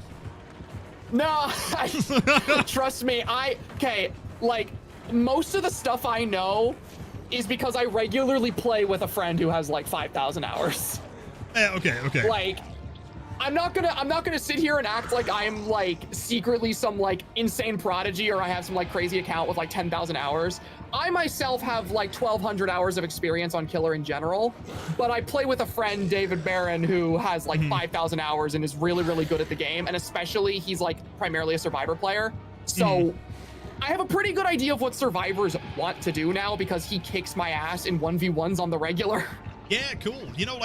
So slight, like, little bonus tip, I guess. Like, if you have someone, in, like, a Discord server or a friend or whatever, to, like, go in and play 1v1s with, like, they're so quick, and it's one of the best ways to learn how survivors function, right? Because playing Blight chasing a survivor feels completely different to playing survivor against the Blight. The decisions you make, the things that people do, sometimes seem so weird and so unexpected, but, like, the better a player is, the weirder the plays are going to be, because they don't want you to predict what they're about to do, And so, yeah, I mean, I'm not surprised. I'm still convinced you've got like a 15,000 hour God account. You're not convincing me otherwise. That's really fun. I promise I'm not as experienced. I started playing this character last month. Yeah, okay. Oh, okay, while we're here, let's do another quick S-flick to practice. So, love doing this one. So what we're going to do is you're going to, I guess, start at this tree. Okay. Gonna rush towards, make me think that you're going to be attacking here, but actually you're aiming for this corner. And as soon as you're about to hit, you then flick to the right and then to the left. Okay. So start from this tree? Mm-hmm. Okay. Let's go! First time! Okay. Yeah, that makes so much more sense. Right. I can't believe you got down the S-flick stuff. My whole, like, I mean, I've got the whole, like, you know, like, cheat list here, and I've got it listed down. I've got, like a note saying S-flicks, probably not worth mentioning, but they're kind of fun. And I was thinking, well, they are the hardest Blight flick, but I'm sure we can try it. And now you're just landing it first time. It's really fun to do. It's so sick. Yeah, That's it. so Yeah, cool. there you go. And like that, you can do anywhere. Like, for example, let's say that like I'm here. Just want to try. Okay. So if you were to start, I guess, like over here. Okay.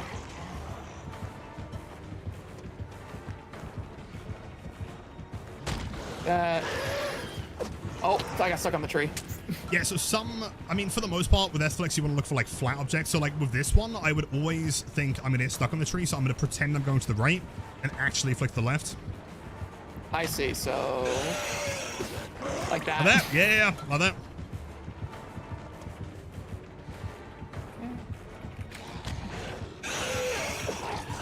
Oh! Painful, so close.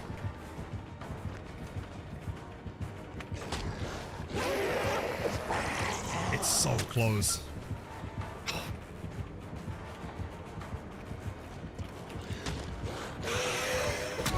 There we go! That's it.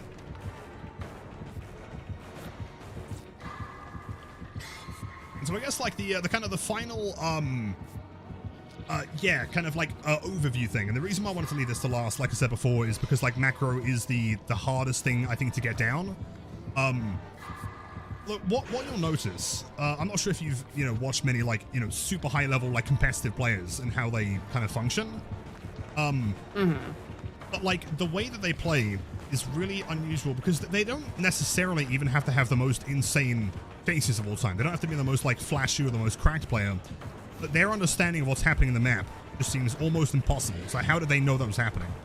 So the most important thing, and I am a firm believer that this is the cause of the most losses to beginner killers more than any other factor in the game, is not knowing who to chase. So keep in mind that the game is not a 1v1, it is a 4v1.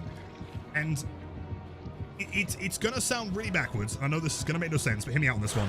Like, best way to view playing killer is that your objective is not to kill people. Your objective as killer is to prevent gens from popping, and by proxy, people are dying, right? Like, you aren't trying to kill people, because the problem is you see a survivor, and you're like, well, my objective is to kill or chase that one survivor. The other 3 survivors are unpressured. The other 3 survivors are going to be on generators, they're going to be healing, but no pressure around the other side of the map, but you are killing that one person, which is clearly not working. So, let's say that I'm in the middle of this map, playing Blight, and a couple gens have popped, right? So let's say that this gen over here has popped, that one over there has popped, and there might be one over here. So if you are seeing a survivor and they're chasing over to an area that has no generators, you've always got to think, like, what is the worst thing that could be happening right now in the match? Thinking, you know, all 5 players. Realistically, you could have 3 survivors on 3 separate gens, which is slightly more efficient than 3 on 1 gen, all behind you, that are being completely uninterrupted. They are having the time of their life, hitting skill checks, whatever survivors like doing, while we are chasing one survivor into an area that has nothing. Like, yes, we are downing a survivor, we are hooking a survivor, but the other 75% of the team is unpressured. So that survivor who's running towards an area, just like try and check and see if you have the gen icons, right? The auras. If there's no aura in any direction they're running, it's probably not worth coming into. Of course, if they're deathhook and they're injured and it's going to be a quick down, then sure. If you're not confident and you think the chase might last a while, turn around. It's not worth it. Right. If that makes sense.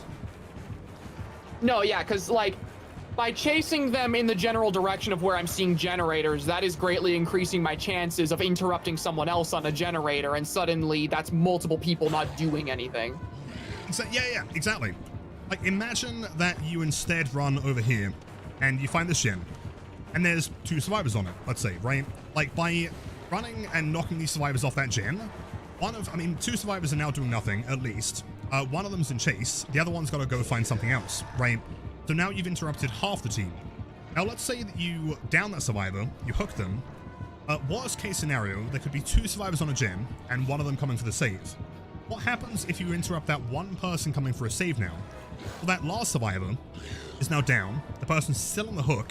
You have 2 survivors remaining that cannot be on gens now. Because, one of them could commit to a gen. But if that last survivor, if the 3rd survivor attempts it and they fail, then the game's over. They lose, right? So that one survivor now has to fix every other mistake from their team. So by taking out 2 of them, you've now mitigated the entire team's progress. Whereas one of them is doing nothing to the other 3. Right. And so, like, let me think of more examples. So, let's say that you're running barbecue and you get information on 2 survivors working on a gen, and there's another one, like, self-carrying in the corner. If you have someone on hook, and then you go and you slug the person who is healing, for example, both those survivors can't really afford to be on the gen anymore, because one of them's got to go for pickup, one of them's got to go for the save. If one of them commits to the generator and you interrupt the one person trying to save both of them, the entire game falls apart and you win on the spot. No,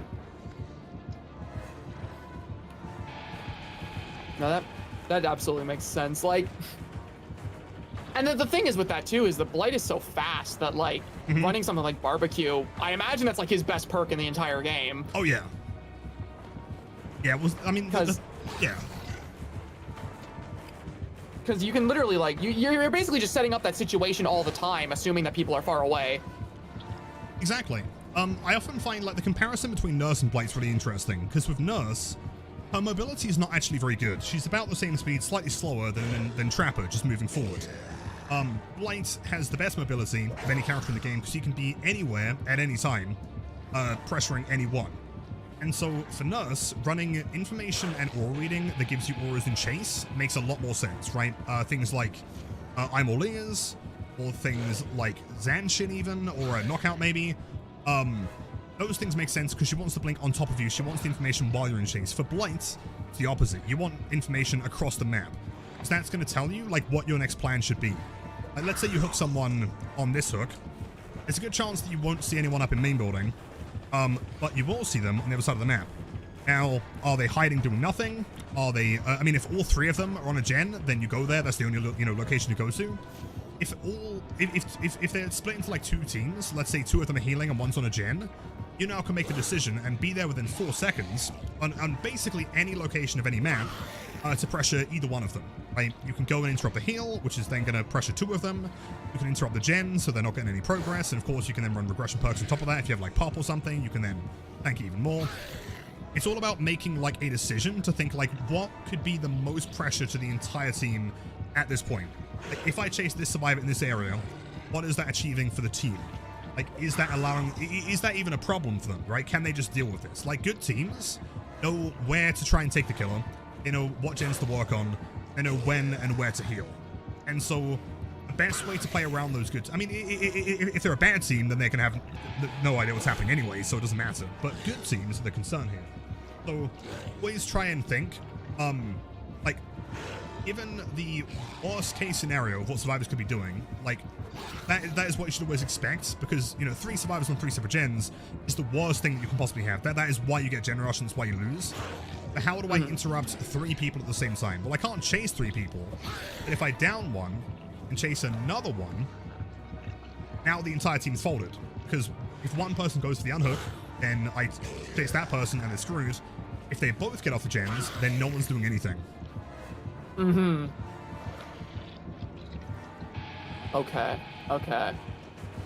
And I guess like one other point, and this will just kind of like come with practice, but I can kind of like walk you around the map and just give you an idea. As we discussed, this tile here, very good for survivors. Is it worth chasing?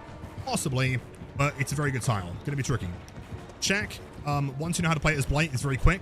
So basically any survivor coming here, you should always chase. Filler tiles, they're pretty simple for the most part. You can kind of outplay them, break the pallets. Like, try and look around the map and establish, like, which areas are strong and which ones are weak.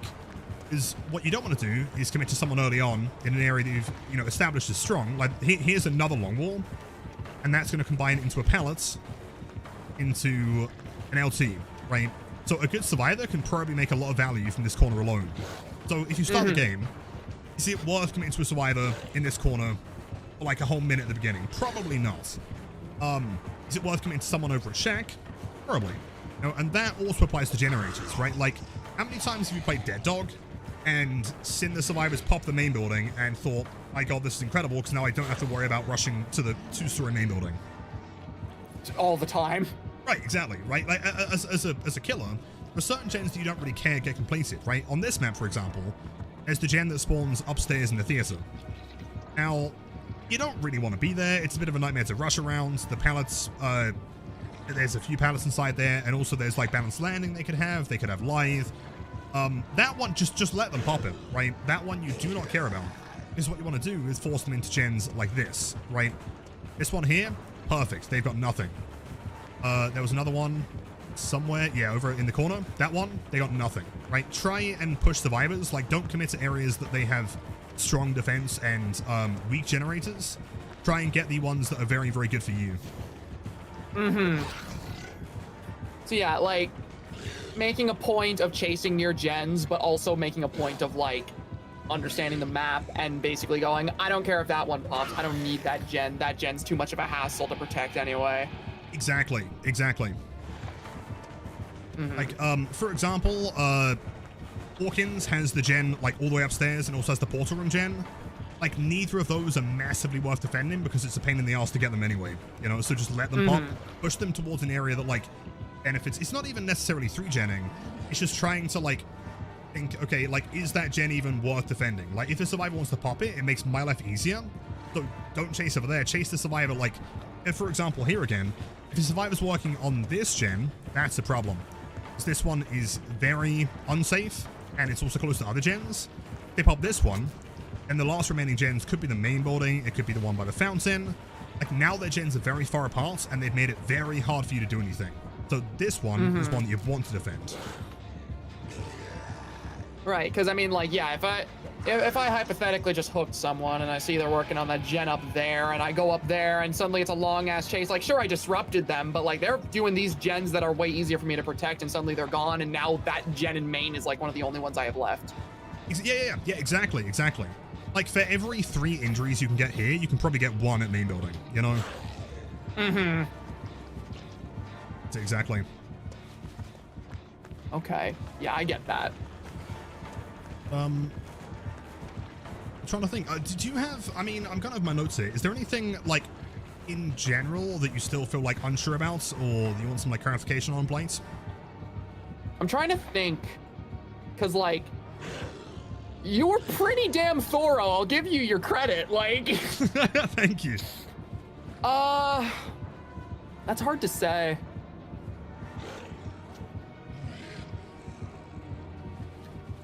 I'm not sure.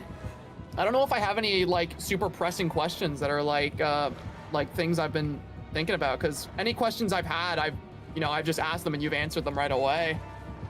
Of course. I feel like, I mean, we've basically been over, I mean, we went over the overview, the timing and everything. I guess one last thing that we can do, just as like another quick, we'll cycle back around to the first thing that I showed you, is trying to make it from one side to the other. So let's say that we're just trying to get to the wall behind Shack, right? It's in a straight line. So what would be your first object to bounce on here if you were just going in that straight line? So my first thought is this tree. And then maybe this lamp. Oh, no, I slid off that lamppost. Oh, but I hit the rock. Okay. Hit the rock. Nice. Okay.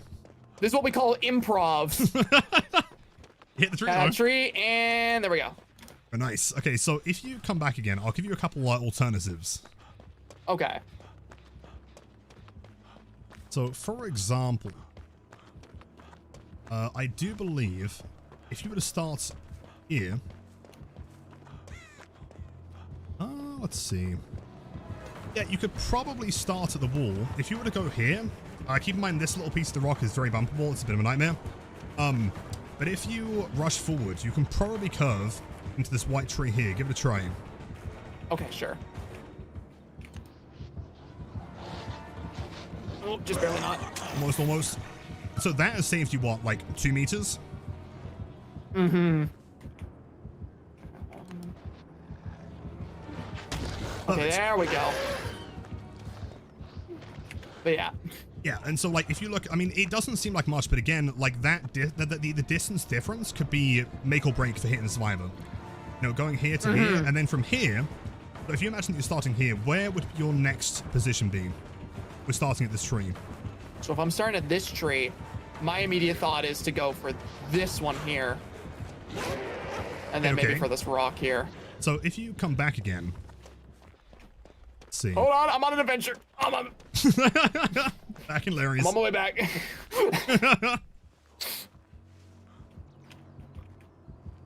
So from here, you could probably bypass that tree entirely, and you see that further white tree, the triple one. Yeah. I believe you can probably hit that. Okay. Oh yeah. Next, not even that one. If you try again, see this one here on the right? Oh, I think you can go this even one. further. Yeah, I think you can go even further.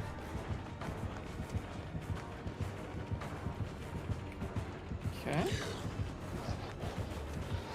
Perfect. Oh yeah, you're absolutely right.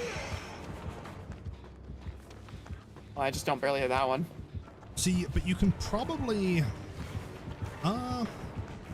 you could probably make it to the edge of this, barely. Good try. Okay. See, that there, you would have made it basically from one side to shack in 3 rushes. So... Oh, just barely Almost. not. Okay. I mean, what you could do, okay, we'll try and string it together. If we go back to the beginning, so we'll try and use these locations. We'll start at the door, we'll then bounce into this one, we'll then go into the second tree, and then we'll try and hit the one, the triple tree as well. Okay. Perfect.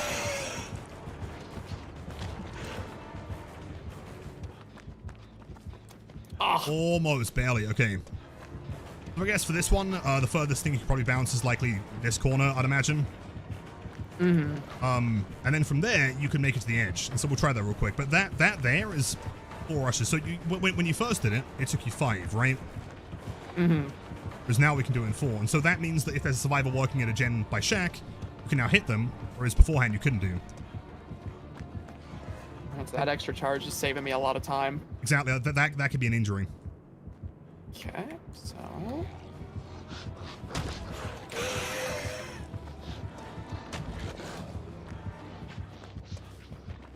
Perfect. There we go.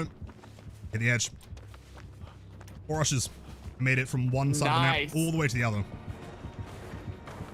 Oh, that is awesome. And I think, like, it doesn't seem like much, but the reason why I always tell people that going along is so important is because getting to that side of the map with a rush remaining versus not having a rush is literally life-changing, right? I mean, quite literally for survivors. Like, you know, if they were on a gen, then now they can be pushed off. Whereas otherwise, you know, the only thing that changed there is you decided a few trees to push back a little bit, and now you can hit them. Yeah, like, literally... Before I was bumping off of like a tree that was a little bit closer, and that was the difference between 4 and 5 whole charges. Exactly. Yeah, that is awesome.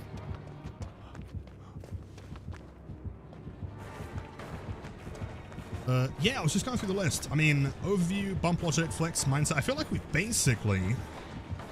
I mean, at this point, do you feel like a professional Blight? Do you feel like you have what it takes? At this point, I'm feeling a lot more confident than I was when I initially came in, yes. That's so awesome to hear. That's fantastic.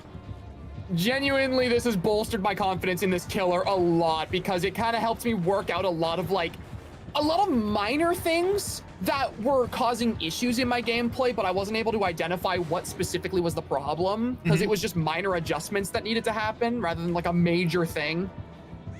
Totally, yeah, totally. Which is kind of the thing with Blight, is that like oftentimes the things that you need to do to improve are not like massive game-changing functions. It's not like, you know, super complicated mechanics that you've got to try and learn from scratch. It's just little improvements make a big difference. Yeah, like I already feel like I'm 10 times better at this killer than I was when I initially came in here. That is the coolest thing. I'm so glad that I can help.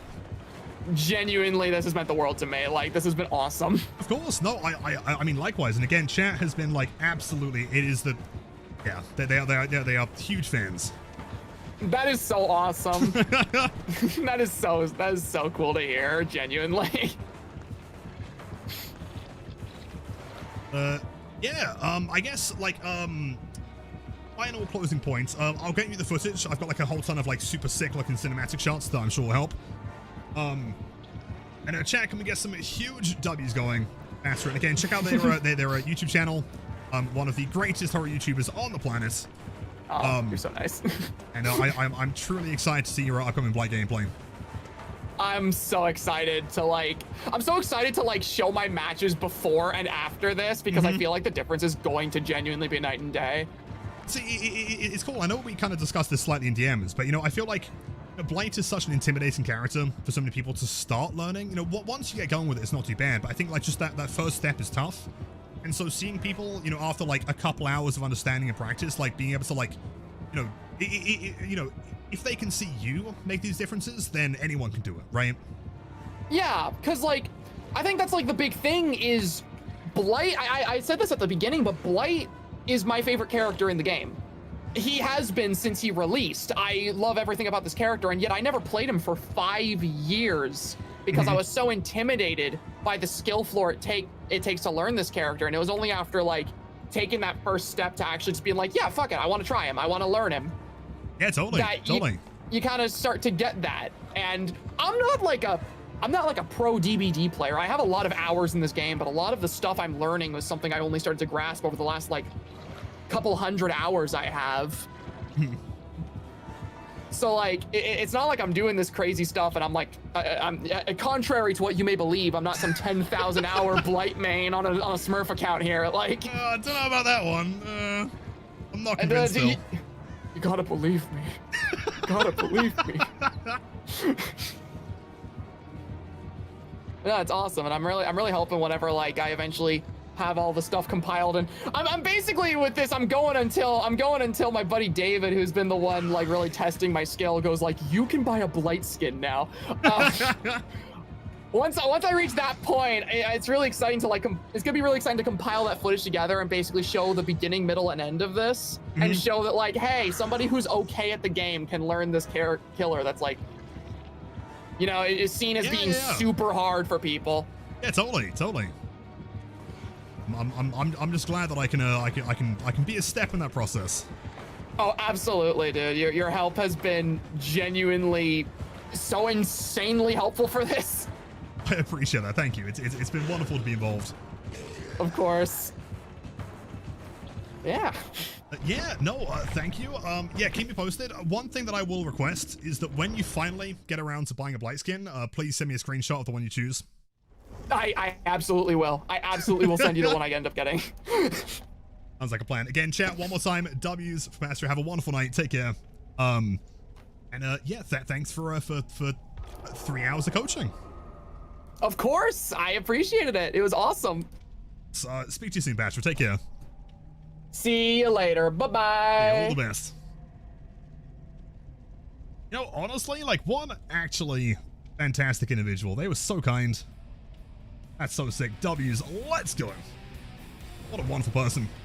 Much fun watch. Yo, thank you. Okay, real quick. Again, I do apologize. I feel like I read 0 messages the entire time. I want to make sure I didn't. Did I miss any resubs? Charles with 100 bits. Yo, we got raided? Oh, fuck. Oh, no. Oh, there was a lot, actually. Wasn't there? Charles with 100 bits. Also the raid of 2 Gigachads. Aquasha with a raid of 3. 69 with 100 bits. Boutseek with the 2 months of Prime. Thank you. Drumfan with the 33 months. Kyle with the 7. Oh, fuck. Oh, no. Injustice with the 2 months back-to-back. What an absolute giga chat. Appreciate that. Have a wonderful night. Sneap with 100 bits. Danielle with the 6 months. I think we're caught up, maybe. And also Jolks with the Prime sub. Okay, I think we're looking good. Love yous.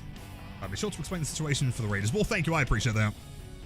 Okay, question though. I'm kind of curious. So for anyone that, like, I mean, everyone watching that maybe, you know, isn't so experienced on Blight. So let's get back to the win streak. Why not? I'm in the mood for some Blight now. Like, did that feel helpful, like, you know, like watching it by proxy? Like, did it almost kind of feel like there was like a little mini guide in there? Obviously, it's not as, you know, in-depth and specific as like a, you know, a full-on Blight guide where I can show you like the exact stuff from like my POV. It feels like I've woken up and I've just like opened my eyes and there's just like 1,000 people here.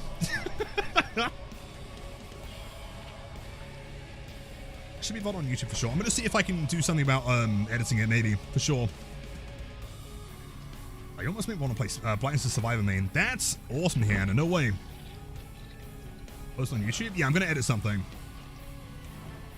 I'm rusty, so I still got a lot out of it. That's awesome to hear. Ready? Blight, I think, but you earn a lot. That's cool. Helps even those decent on Blights. Thank you. I'm glad there were some good tips here. I think, you know, I mean, like I was saying before we started, like, it's been a long time since I've, like, sat there and, like, coached someone from, like, the beginning. You know, like, I'm still actively, you know, in calls with people, showing them, like, specific things, how to help on this or that. But, like, going from, like, the whole, you know, the whole ecosystem of Blights is, it's been a while, so I'm hoping that works. Thank you all for the kind words, by the way. I appreciate that.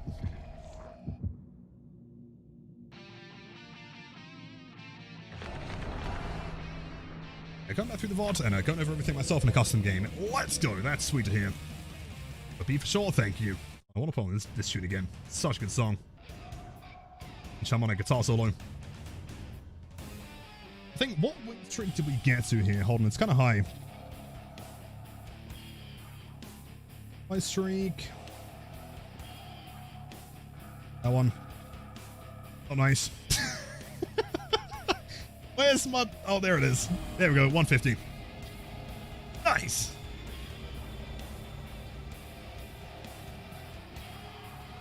All right, back to the Blight. See if we can actually pull our weight and do all the things that we demonstrated.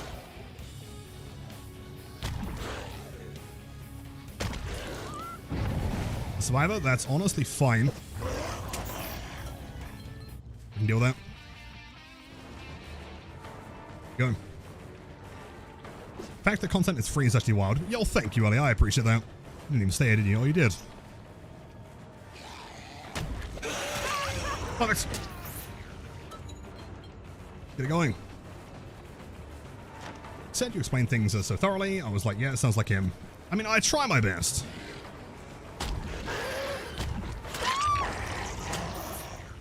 Time's time. Nice coaching session. Now back to terrorizing serves. Oh, of course, always. Hello, gamer. What are you doing? I kind of want to get... in fact, if I can pain res this and then down the LED, we're in a sick position here.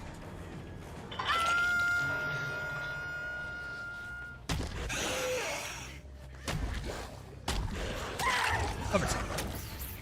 We slug, go towards the main, which I'm pretty sure they're still working on. Yep. And now they're screwed.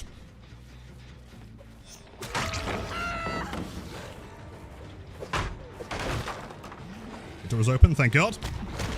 Oh, ping. Oh no. It's like... a bad reaction time on claw, that's fine. Probably blame that on the skirt.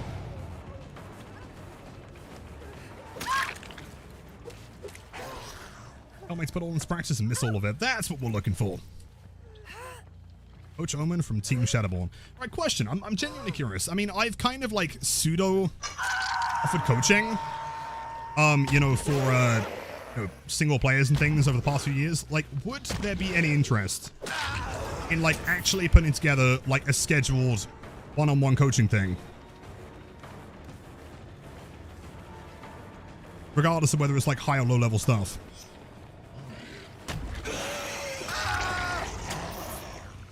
That'd be cute, you reckon so? Yeah? So, by the way, hold on. You said it was revolutionary by S-Flex. This whole time, I thought that it needed a pre-turn. Oh, no, yeah, no pre-turn. You just flick straight into it. I can't believe that they got down S-Flicking so quickly. That was insane. I've never seen that happen before. Speaking of S-Flex, again, it's the clean, dude. It's the way to do it. Oh, she doesn't even fake it. He's a gamer. Real strength.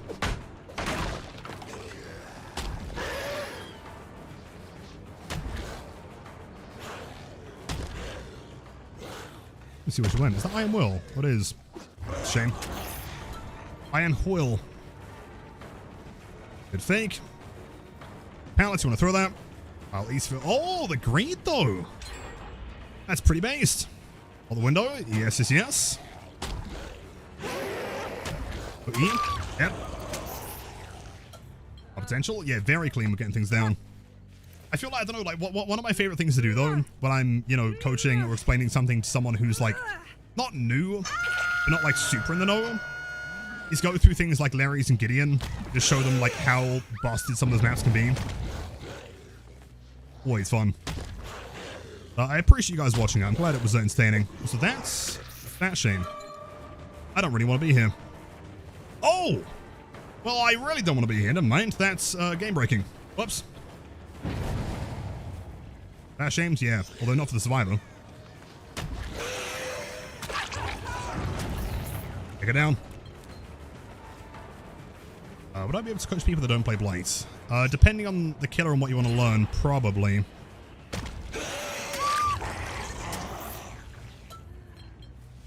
The possible DS, I mean, that was a hard tunnel. Unless... Great timing. Flashbangs in 25. Oh no, she had DS, never mind.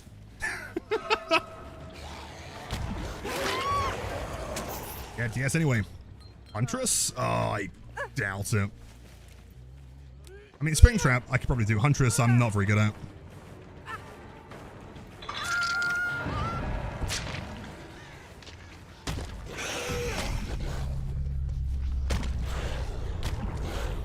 Not quite. See, I should have probably gone towards the box there. So I'm spotting a lot of Iron Will this game.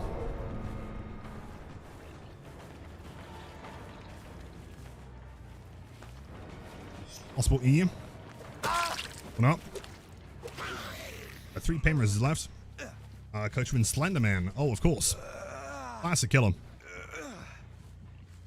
Is really unfortunate. Damn, the Pain Res.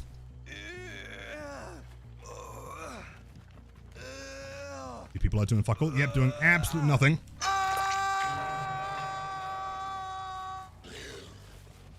Here. I didn't see any info on that gen. Interesting.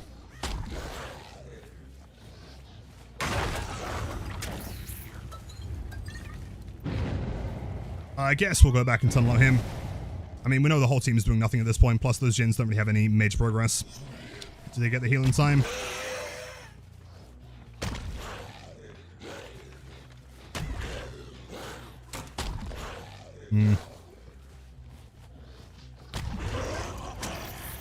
Don't really care for her is the problem.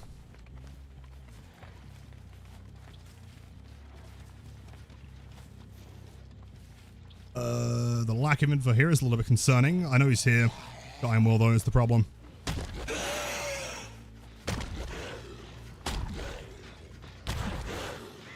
Blight, unpredictable.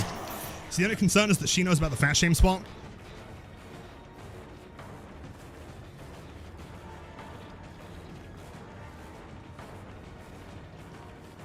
Same play, good job.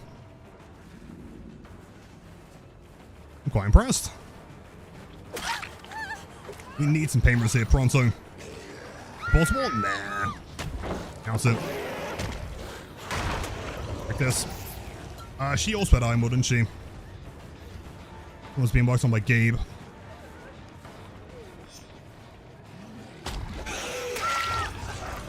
Pain Res, I don't know how long she's had to work on a gen, so honestly, there could be something close here.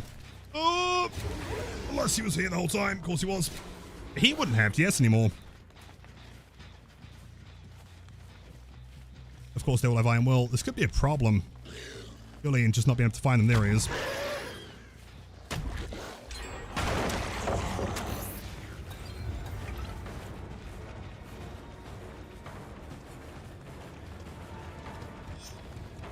Let's see, possible double vaults. Or not. E, of course. Can I get to a fucking Painter's hook? Is it possible? That's so sad. I mean, I can't go for Painter's here. I can get barbecue on Elodie if she's walking back there, maybe.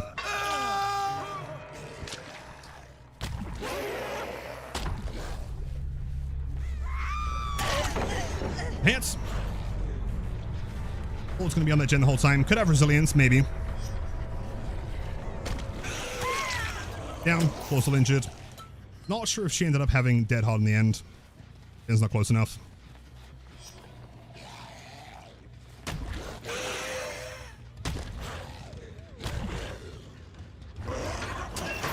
Sure. Hey, jeez. You know, it's shocking, like, how much pressure just Iron Will as a perk on its own can have. It's like Gabe was in that corner and he was deathhooked the entire time and we just couldn't navigate to him and find him at all. Crazy. Manage this. I mean, honestly, just not being able to find them. Like, to be fair, Phantom came in clutch there for sure.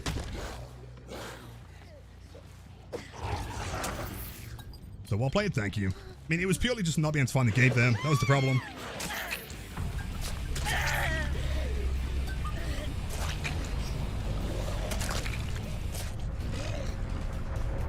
Wasn't even worried. Didn't even break a sweat. We're chilling.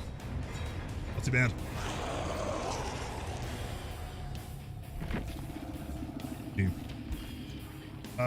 We got some original builds here. Triple wombo combo DS. We got the Deli, Dead Hard, Iron Will, Unbreakable, Resilience. Yep, whole thing there. Classics. Covered always. 500 for aiming for. I'll make sure we're anon. That's where the power comes from. Whole shebang. Really made me want to try Blight. I just like to see you play, but I know I really want to try him. I'd recommend it. I mean, again, I'm going to edit that VOD, you know, maybe some, like, extra stuff to try and demonstrate. You know, it's not, like, the guide, but I feel like just, you know, having, like, an upload of, like, coaching someone might help.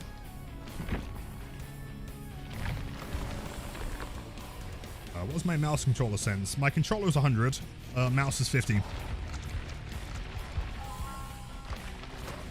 How long before a flick do you have to pre-turn?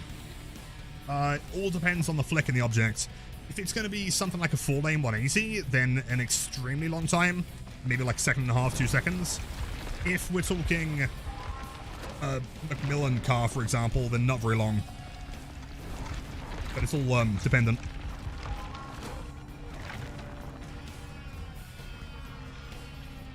Let's have a look here.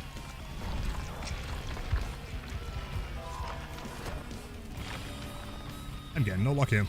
Bro.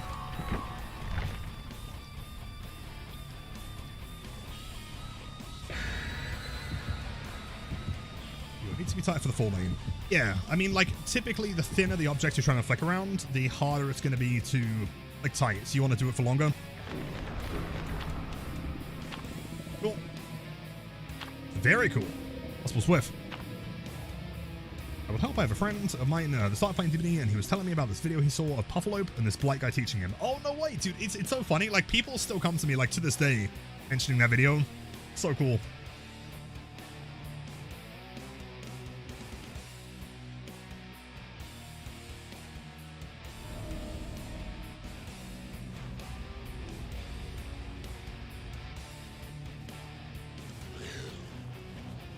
Okay, dead dog. Go through the center for some interesting spawn. Look here.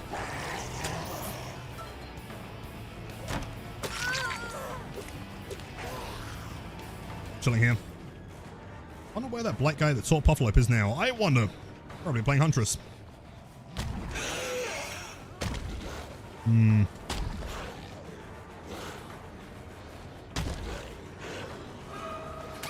Perfect. I may as well slug here. Sprint Burst Vigil, maybe. Should start walking for a second. Tank the Pallet. Pretty.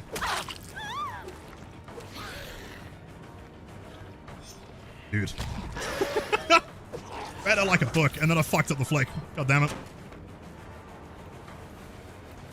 Double vaults. Bless her. She is struggling a bit with the mind games. hell do you calculate those bumps so well? Just many thousands of hours of practice, honestly. And at this point, we've been playing for, what, like 6 hours a day for 5 years. Uh-huh. Up on fun. Sprint Burst Vigil? Probably. No, that is me. You're not wrong. I'm getting bullied by B today. What's going on? Not balanced. Yeah, actually, nerd. Yeah, okay, it's starting. Okay.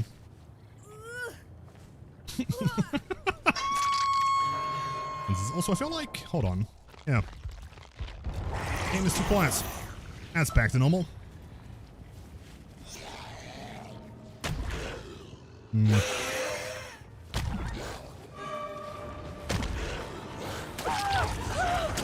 Hits. You don't want to play that one, Yui. Trust me. Had to do.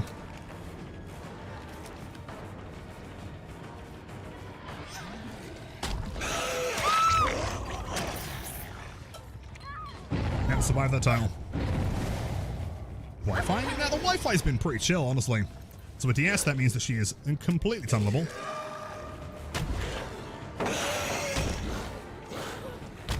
E. Alex? I'm not entirely sure that Alex wants to learn to play Blight, but maybe. So no, I mean, like, you know, coaching someone on stream is not something I do very often. But to be fair, when I heard that Pastra was interested in learning how to play Blight, I was like, well, would feel wrong not to.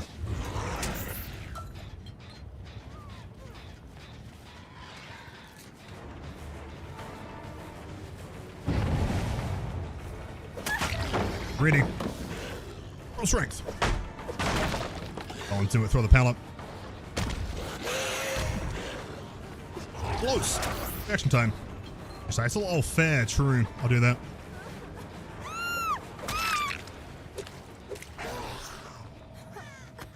Alright, welcome in. I'm doing mighty fine today. It's been a great day. I'll go for a cheeky little one of these. Why not? Gotta find Yui. That's Yui. Pretty sure. Could be Sable, I guess, but I'm pretty sure that is the outline of Yui.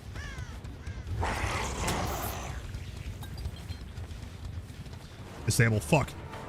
I mean, Sable has a free pain res. And it's Sable, so I'm going to get a free hit regardless. So whatever. It really does. So many people have come to me, and to be fair, I understand.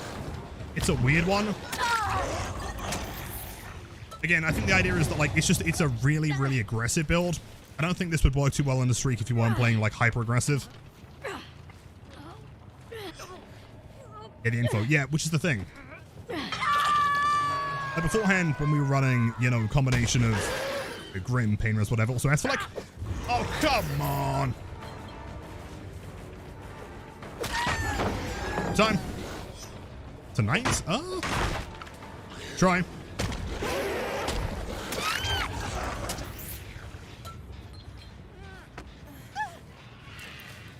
Nice one, Geralt of Rivia.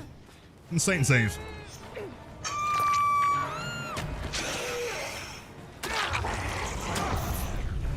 Screwed. He's the only person that can come for the save. Because Yui is Death Hook.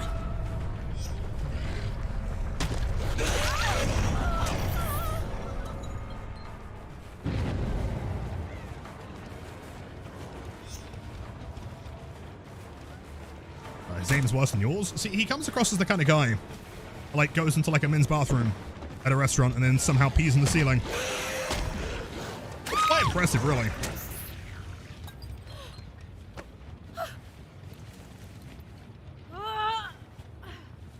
I'm not gonna lie, after watching your coaching, I feel like I've learned so much that I kind of feel cocky now. Well, you know what? Confidence is always good. Glad to hear that.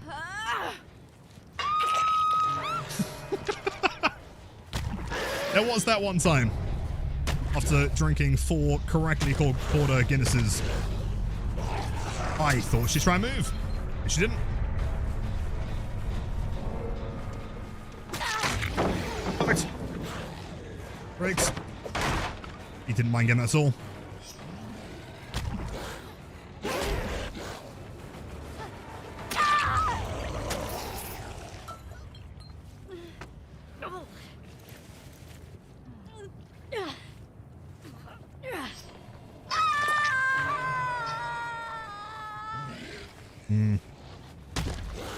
Geralt of Rivia, where are you, my friend?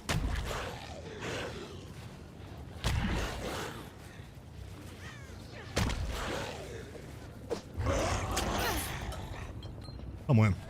I mean, she might die at this point, but I've got a hatch offering, so I don't really care either way. Never mind, he's working on main building. Hello, buddy. Hold on, dumb idea. Go on the outside.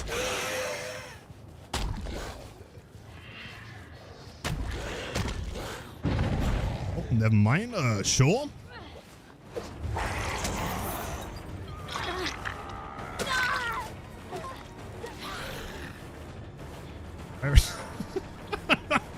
Where is Gerald of River? True.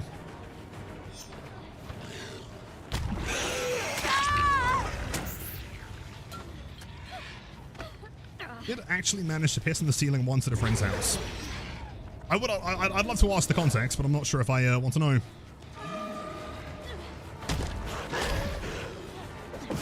Interesting. I shouldn't have expected a Sable to be turning backwards.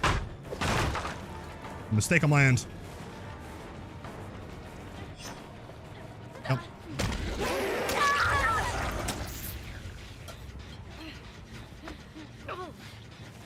The Guinnesses before the ceiling ping were only correctly poured because you ordered them. Well, I'm pretty sure you ordered 2 of them. One of them being correct, and that one you didn't end up drinking. Quite funny.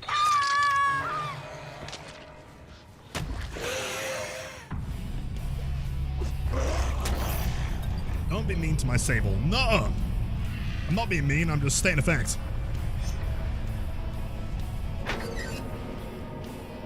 Game. There we go, 152 confirmed.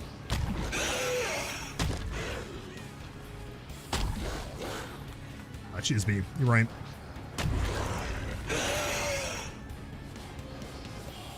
I mean, I may as well just break every door on the map, right? Why not?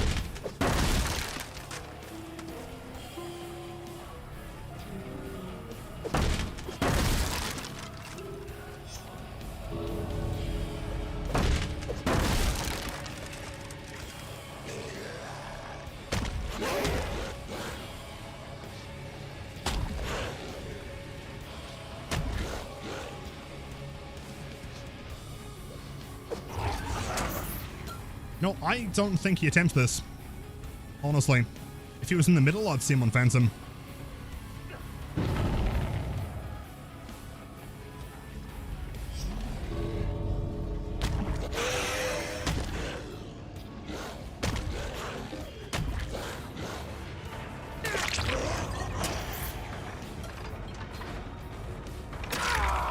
Right, to be fair, he did find a key. So, gotta respect it. Blight.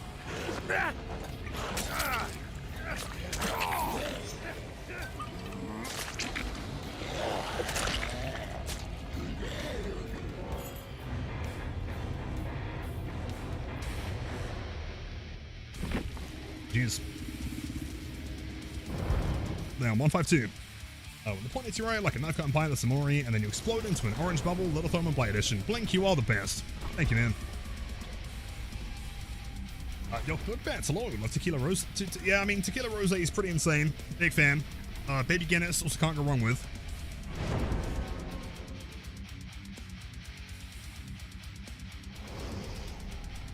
I think we should give people with a key the hatch. Well, I respect the opinion, Martini. I will reject it, and more of them anyway. I will half consider it. Do I agree that Bailey's tastes better from a shoe? You know, hysterical story there. Me and my older brother did the science on it. And not really, no.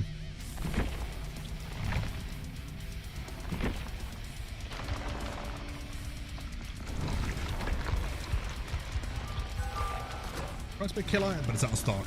Yeah, today we won't do an open killers. We'll likely do that earlier. And also tomorrow's stream is likely going to be a little bit earlier as well. Keep in mind, since I've got some family stuff happening over the weekend. So yes, thank you.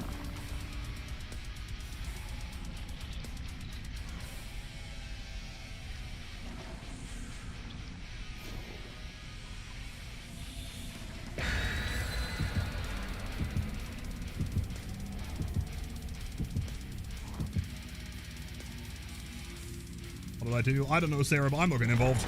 Cheers, Connor. Never expected you to agree in the first place. Well, I mean, if one of the options is the survivor dying and the other option is them not, I'm always going to take the former. Early stream when you have to go over to your mates. Well, how about you put the stream on with your mates, and then you're like, oh, hello, friend number 2. You should totally sub at tier 3. Sounds like a great time to spend your Friday night.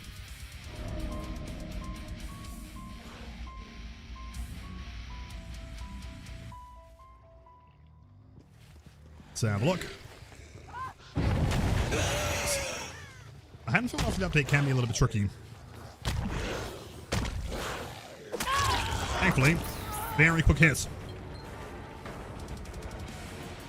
Thursday? No, they said they were going to their friends tomorrow, and tomorrow is Friday, because today is Thursday. Kieran. Strength. Oh my god, Blight. Oh. Hey, someone clip that one. That's really bad. That's the worst bug I've seen so far. Can't even turn. Please tell me I've got the software on. I don't have it, do I? I'm boosted. Imagine if I was a competent streamer. Crazy. 1 pain res, please. On the double.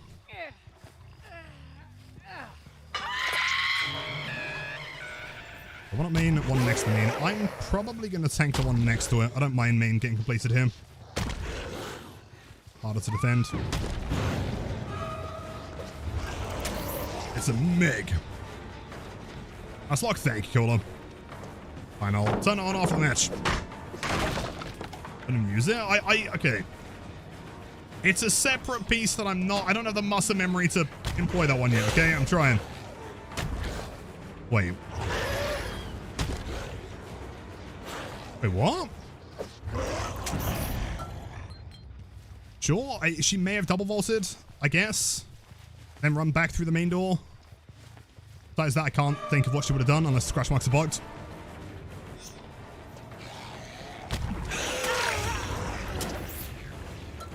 Does have finesse though. I mean, could have also been, no, dance with me. No, quick and quiet. Maybe. Bye bye, Meg. Never. Never happened, never will.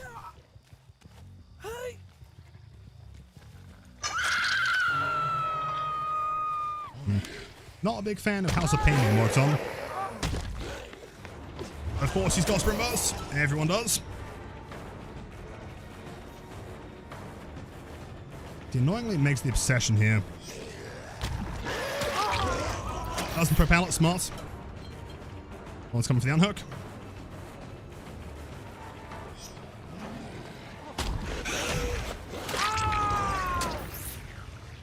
The sprint burst meta, it's so dull. I mean, to be fair, like, as Blight, you can deal with it. It's fine, I guess. Like, as any other character, if I'm playing Springtrap and I see 3 people sprint burst, I'm actually going to sit there and cry. No, and again, it's really not, like, the perk itself. It's the repetition of it, right? Oh, fuck. Damn. It's just like every game is the same shit.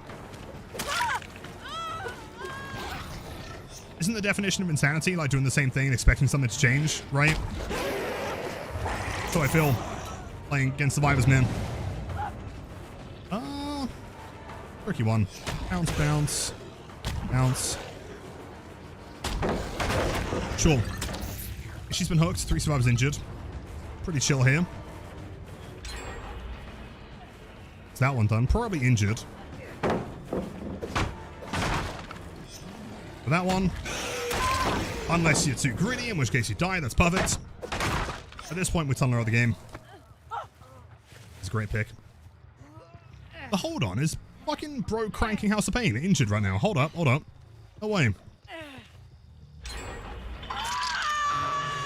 It actually is. No way. The unhook, he's cranking it. He's cranking big time. Alan.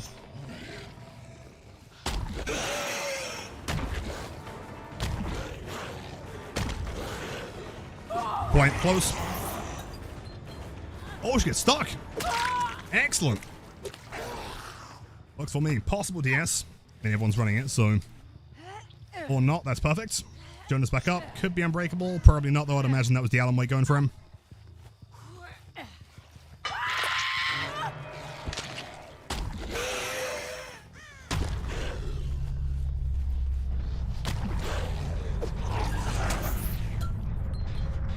Who's this? Oh. Oh, Alan Wake. My pain res. Wonderful. Means the Jonah can't be too far away. There's Pallet. Loses distance. We don't break this. It was deleted. If you're going into the event, it has a different build preset. So it doesn't carry over. Right, that one, really. 15 seconds. Yeah, should be fine here. But no. If she's a genius, she'll take a hit. Hmm. The plane. He runs into the building.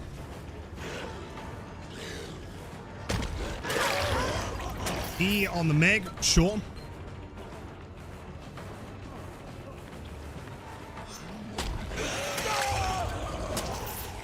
There is other dude. Presumably that's the gem with the most progress, I guess.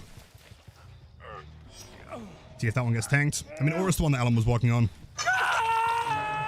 Was.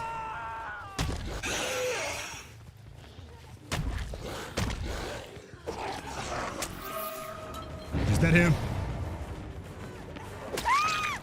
Huge. Very aggressive survivors tonight, by the way. I like it.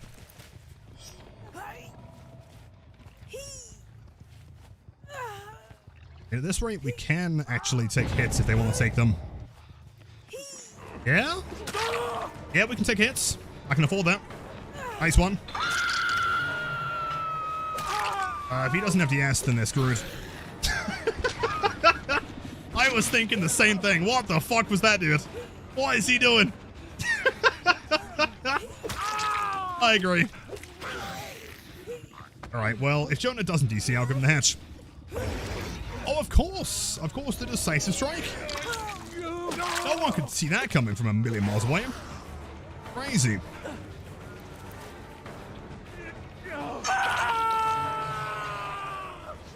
Dead hard. You've also got DS? No way. It literally feels like I'm playing against survivors that come off a factory line every single time. Well, as much as I'd love to give you the hatch, Meg's probably got DS, so I'm gonna hook you. Sorry, gamers.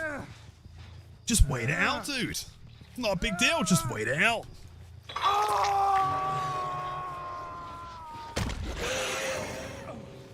Jeez. Nice. We got here then. Saga running literally, literally kindred. DS, sprint burst, dead hard, hype focus stakeout. I mean, yeah. So we got the chain done. On 5-3.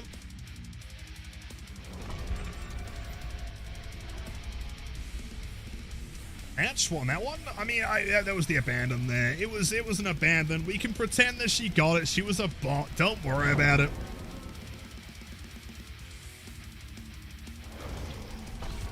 Don't tunnel off hook and you won't fight DS. Well, the problem is there, B, is that I personally love tunneling off hook. It is the highlight of any good evening.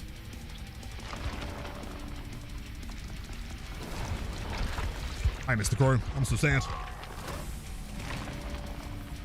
Yo, no way is that butt spunky on a Thursday, dude. No way. Yes, I will. Also, I wasn't even tunneling that guy. Just boosted.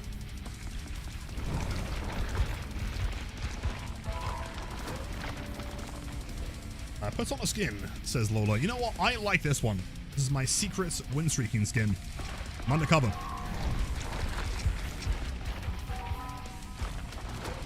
I enjoyed the coaching, honestly. Thank you, Henry. I appreciate that. It was a lot of fun. At 5 PM, grab a Stella. Survive on hook. Grab another, grab another Stella. Go back to the hook. Slug 4 on the floor. Average Monday through Friday, 4 PM through 10 PM, honestly.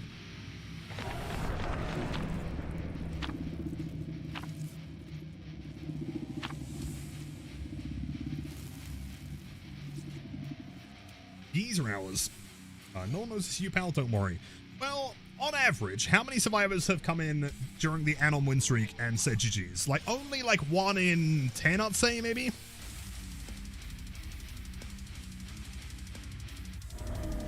Oh my god, let's go. So we're starting to look pretty good here. I like it.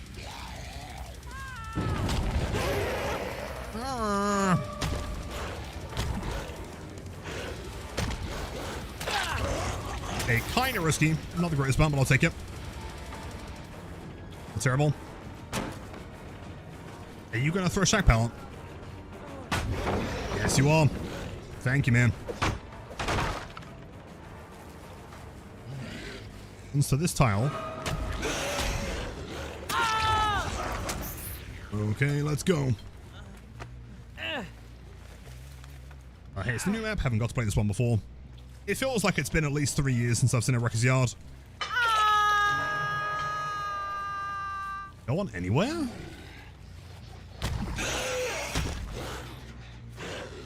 One got hit by pain res. Ah. Hello, buddy. Oh, let's go. Shot swing. They're all scared of me. Well, they should be.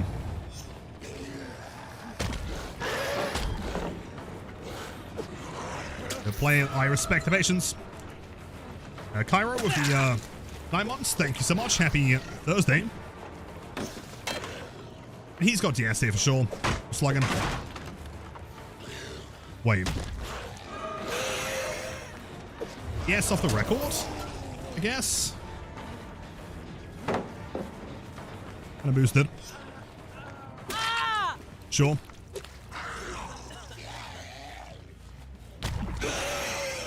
Go check center. On here. Sure. Oh, come on. The timing there was perfect. Our whole team, though. Massive pressure. At least obvious DS of all time. Steve is what I like to call L Boosto.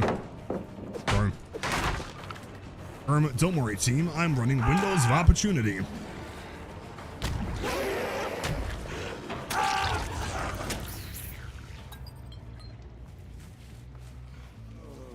Scattering like flies.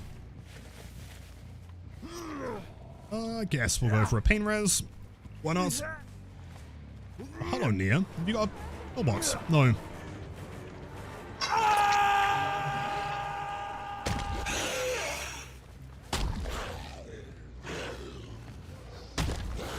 One of those tiles. I see.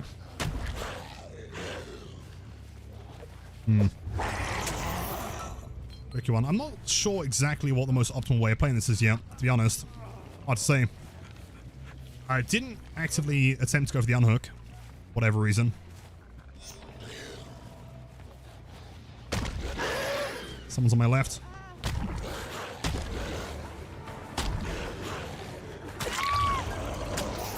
That could have been done faster. We have a Steve again. What is this lag, dude? You guys seeing that? Like constant like packet loss. Weird. And your dare sign. What a strong name. Welcome in. Happy Thursday.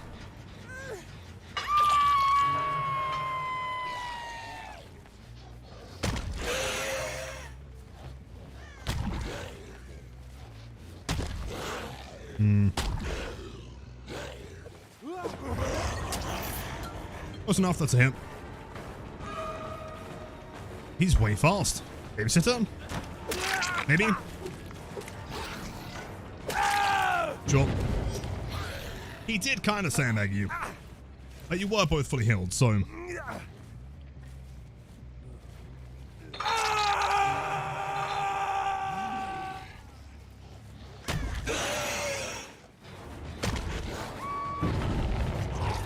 Pretty. Respect it.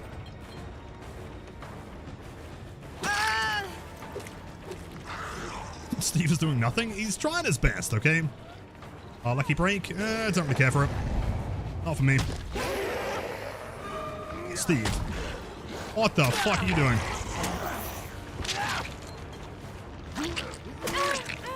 is no one saving Ace? I can't tell if they're a Swift and they just like, I don't know, cumulatively decided to give up, or if they're all like just BMing him. Can't tell. Well, fun bus. Dude, okay, as a survivor player, I'd be really mad. As a killer player, I'm so happy that it's dead.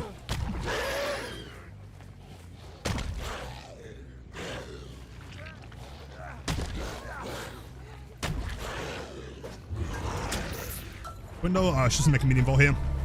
Ace is dead. You are dead too.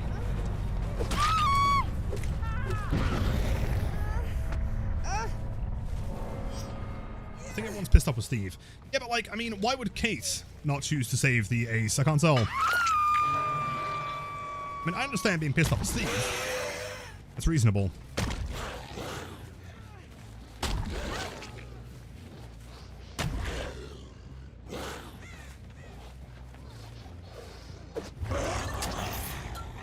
Hello, buddy. You want to throw a pallet? You want to do it? Okay. Want to vault the pallet? Want to E?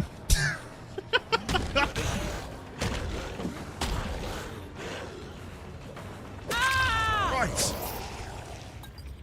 Fair enough, I guess. GG's.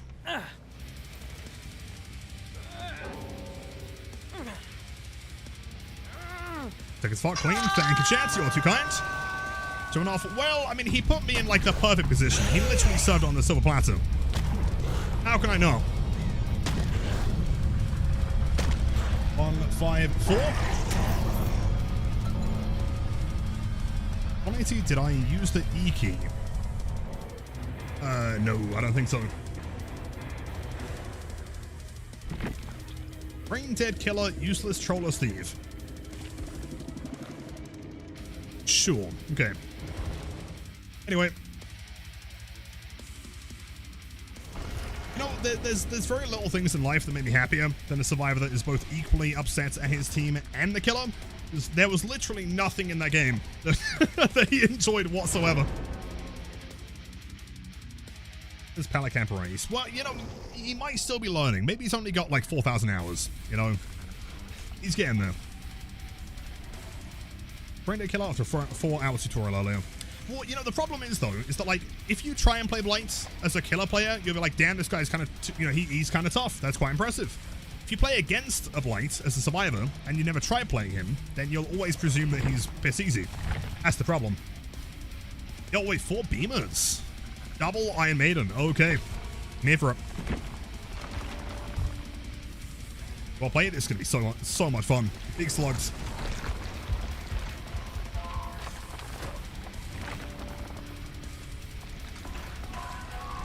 My bloodware block is not very good right now. I'm finding like 1 crow maximum. I take it back. 2. Sure.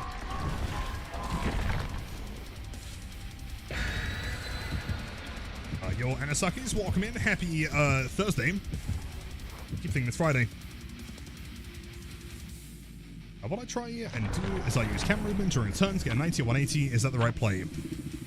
Yes. I mean, Blight is all camera movement. It's all in the right hand.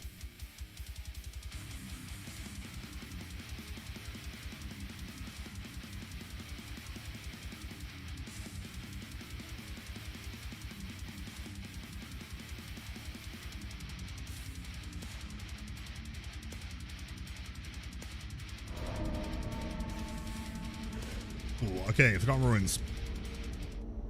As long as we can take most of the chase upstairs, it should be pretty relaxed.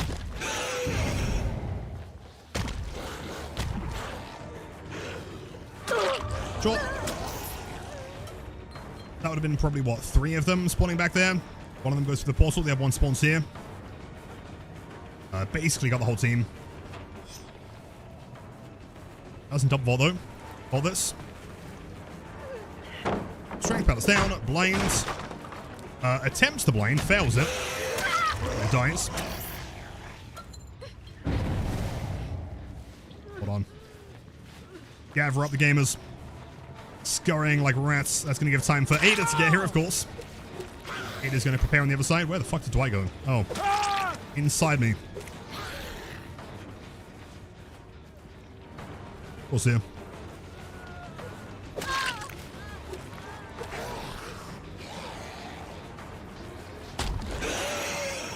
Didn't vault.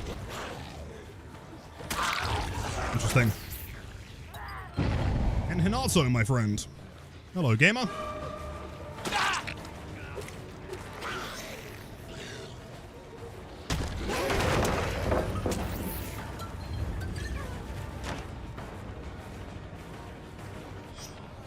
Also unbreakable. She is panicking big time, man. Oh my god.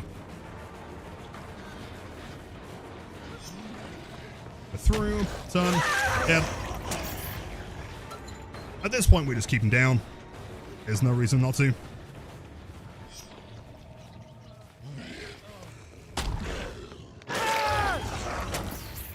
A pro tip: survivors, if they're paying attention, always wait for the drop. So fake the drop and then rush to the left side. See? Again.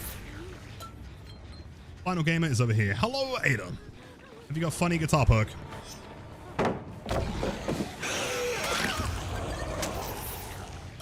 Jeez.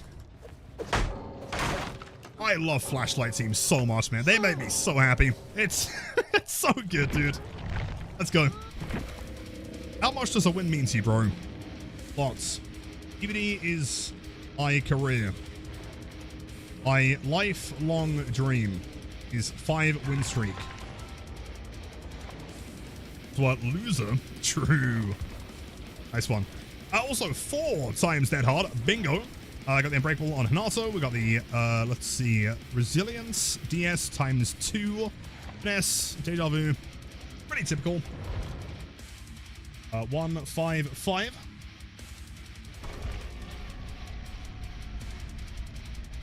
Yep, said, yep, sorry. Don't want to hear your life story. You're just a loser. You're just a virgin Billy. Yeah.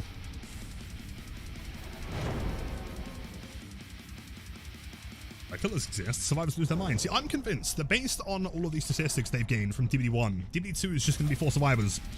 Like, clearly all of the problems are... They're entirely linked to killers being a playable, aspect of this game, right? So if you remove killers from the game, then no one can complain about anything, right? Imagine it. You could, like, sit there and crank your gens. You could, like, raid basement chests. You could open the exit gate and teabag all you like. No threat at all.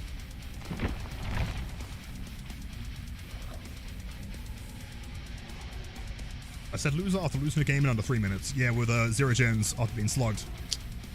There might be a little bit of copium. Also, I'm seeing double beamer. Nice. Guarantee you if they had bullied you and said the same thing in chat, they'd just say, get good, want to win, and have fun. Exactly, yeah. It's always one side, not the other one. It's incredible.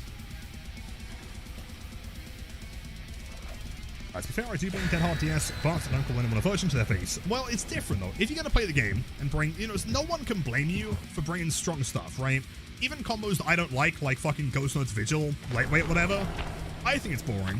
But it's up to the devs to try and balance that. It's not up to survivors or players to mediate their own games, However, if you bring, in no way were their builds weak. Clearly they're a force with, right? 4 Dead Hards, 2 DSs, Resilience, the whole one more combo, Deja Vu. I feel like it's unfair, or at least, like, you've got to have at least the slightest bit of self-awareness to realize that those builds were designed to be as strong as possible to guarantee the win on their side, right? Like, if you're going to bring builds that strong and that, like, oriented around winning, then complain when the other side wins. Kind of comedy gold, really. Roadhouse. Being tricky one. This one's not bad for survivors, but I'll find them in this corner. Screwed. Which I do. The one's going to rotate around to the bottom.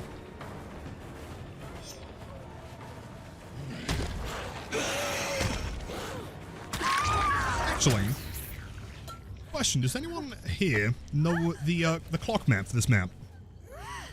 Is Shack at 9? Or is Shack at 6 at the bottom? I'm curious. I don't know how I'd lay this one out in my head.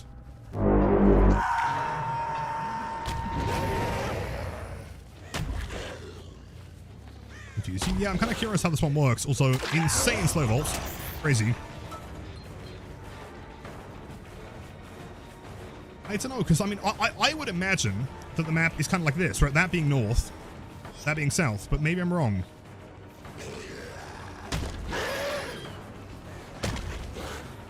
Oh! A shame.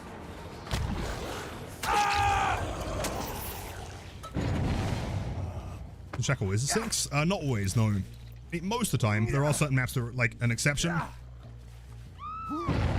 Or,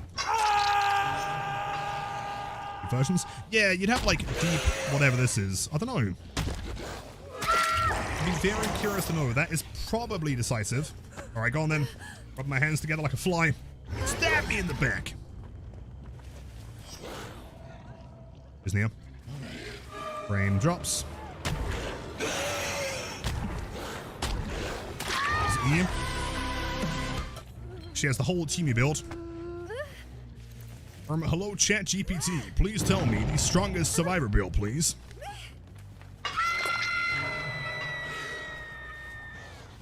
A clock? Yeah, I'm curious, like, where Shaq is in the clock on this map. I honestly don't know.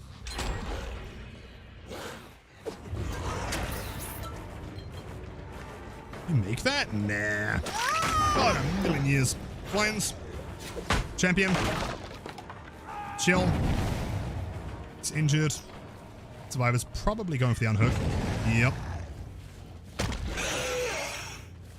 Get some tunneling.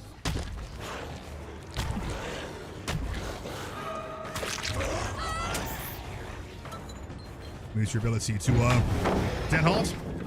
No. I respect the oh, hold on. Acid mind game.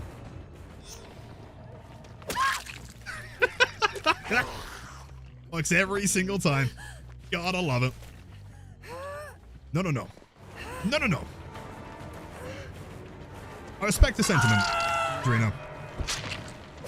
I must win. Must win. Oh, insane. Light serum styptic. Very cool.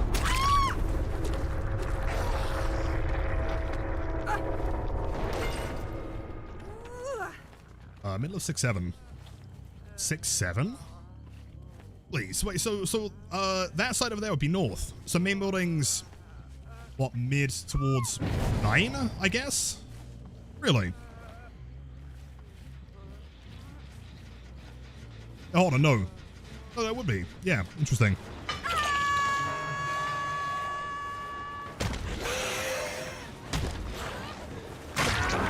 So not the fastest reaction times. To be fair, that flick was kind of mid. Is mid. True, but it's quite long, so I guess it like by the time you've exited main, you're approaching 9, I'd imagine, right? Double podcast. Huge.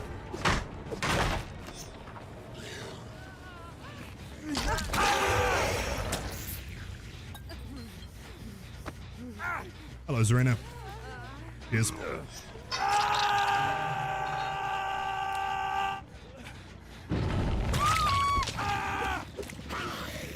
Seven, says Sarah. I agree. 7 sounds about right. So I'll move over here. It's a fear, the classic. Don't unhook him, please. Don't do it. Don't do it. Oh, no. What is Nia trying to tell you? I don't know. I think she's mad at me.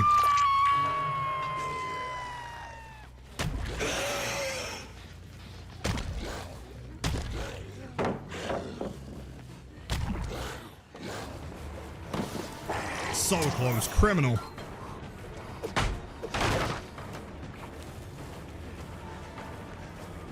Get him out the window.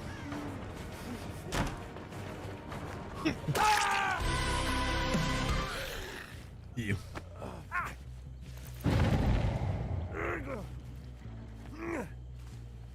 I know, Mr. Lemon, welcome in. Well, it's a hard. I have no idea what any of these errands are called. Yeah, it's oh my. Oh, what is going on today? Dead Hard Central. Is that like a Thursday thing? Is there some like secret survivor like Facebook group or something where they will like discuss like the perk of the day? Spinning a wheel, maybe? I don't know. But clearly everyone agrees.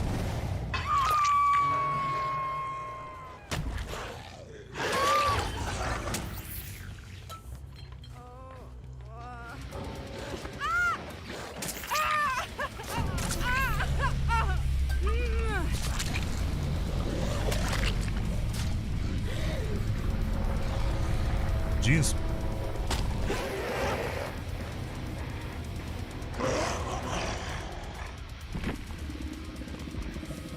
Dead Hard, Adrenaline, Resilience. Oh no, sorry. 3 Dead Hards and a Styptic. Of course. Which is funny, because the only person not running Dead Hard basically has a bottle of Dead Hard anyway. Is he?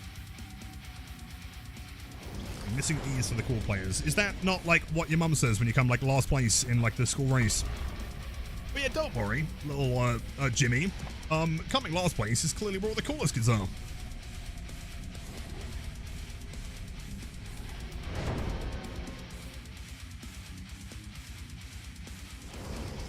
Talking about her, Lord and Save the filler panel. That was still the funniest thing I've ever heard, man.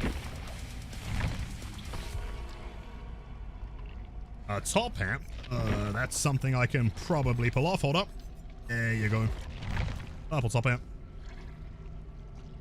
Can I use William skin? I would do. I know it's going to sound really dumb. Like, in the win streak, I'm, like, locked into the blue, you know? Gets me in the mindset for winning, tunneling, and camping.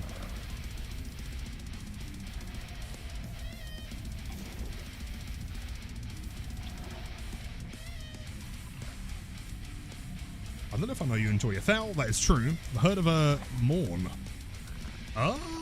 Possibly not. Could you link me a, if you head into the Discord server and go to the bottom into the music discussion, if you can tag me in an album, that'd be great. I called a Mia. I called a Mia a filler pallet in the endgame chat. She was livid. I can imagine. I might do the same thing. A foul? It's kind of like, okay, so it's gonna sound really dumb, but like basically every like gent and gent subgenre is like derivative of like the sound that the guitars make, kind of. So gent is obviously like, you know, the kind of like quick kind of percussive guitar sound.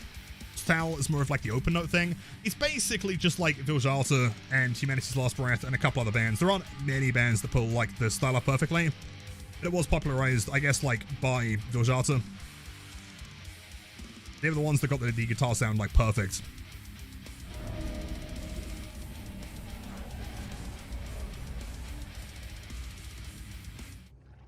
Sweet. Actually, nah, that was a mistake. They would not be on that side. They'd be over here.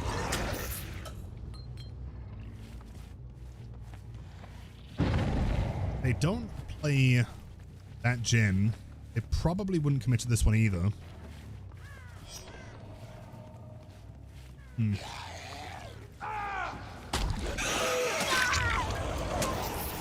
Civil War number 5. Go on, buddy. Okay. Sure.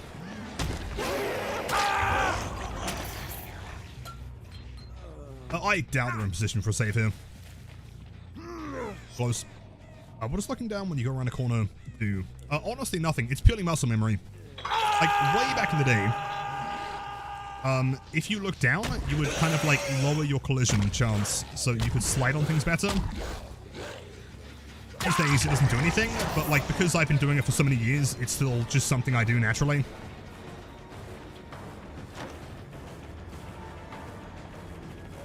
It doesn't actually make a difference. Tucky, try it safe. Take care, and have a tolerable time at work. I know it won't be great, but I hope it goes decently. That's some Blight. How was the Valorant, by the way? Oh.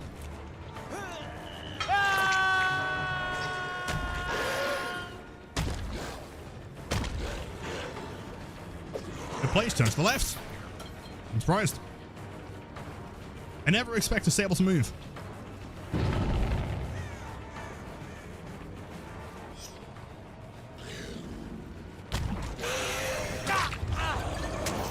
Good one. Oh, sick. No way. First gen's complete. That's pretty chill. Let's take this direction. Back over here. Bounce. Bounce. Yeah. Yeah, great audiobook. On a way. Sick. At least that's not an angle. I respect the attempt, though.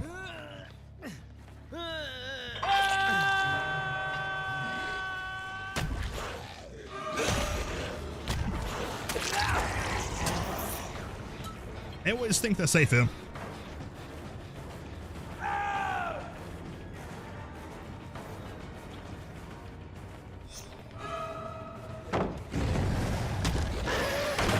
Good play. I kind of want to down him and get back to Hanato, to be honest. I mean, he's running in the right direction. He is also second stage. Might just get you out of the game. Seems like smart idea, yes.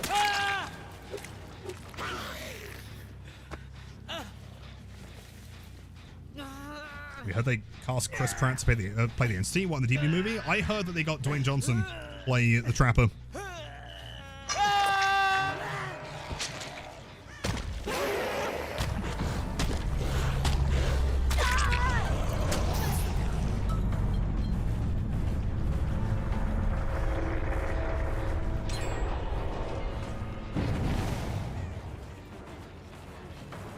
Sure.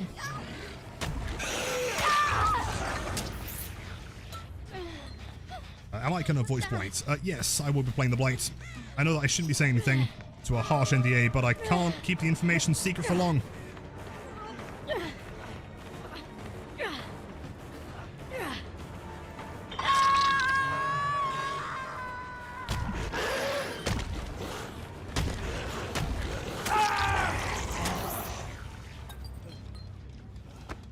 Bandcamp, link in music discussion. Thank you, Cairo. I'm very curious. Some voice samples. What's the Blight? I'm not sure if I'm warmed up for him. Hold on. Yo, what's going on, legends? Welcome back to the channel. Today, I'm going to be tunneling this Dwight Fairfield straight out of my match. I'm running Pain Resonance and 17 other general aggression perks. Like and subscribe.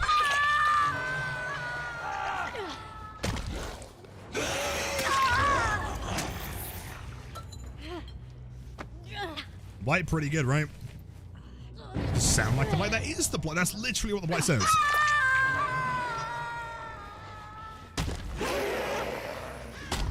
Oh, we're not back here again, are we? Dude, can never survive that tile. Come on. Tunnel this baby. I'll tunnel this baby Dwight for 5 subs. I would.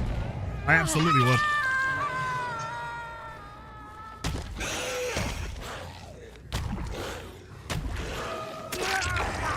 He finally got it. So proud of him. So I peeped the comp ace running dead hard. Prize to anybody? Not really.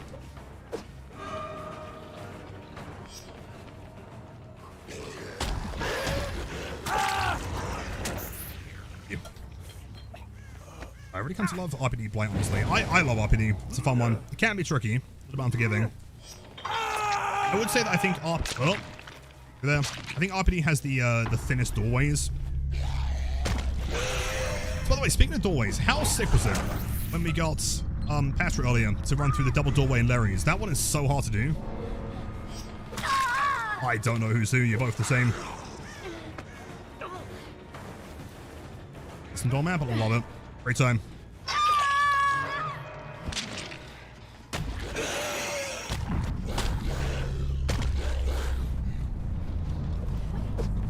Criminal. Would have been sick. Yes, the Streamlabs, OBS always.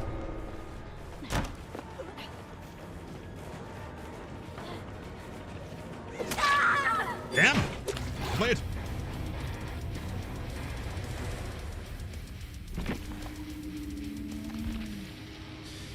Yeah, I'm not seeing much variety in the builds tonight.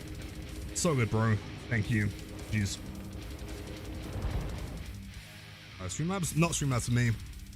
I mean, keep in mind the Streamlabs is like literally just OBS, but with some fancy like designs over the top of it. And it's significantly less efficient. If you're looking to stream, I'd recommend OBS over Streamlabs always. If you need integration, you can use like, you know, Stream Elements. Plus, there was the whole controversy like years ago where Streamlabs tried to like obtain the rights to using the term OBS, right? Super dick move. Hey, let's just steal all of your open source software and then also steal the software from you so you can't even use it. Dumb. Or knock off? Exactly. Crows? I've always got crows. There are 5 million crows in Rise of Kingdoms. So it's just the better software, and also it's, you know, again, it's a lot more efficient on your hardware. It's not trying to render like a ton of useless stuff that you're not going to need. I get them. They're commissioned.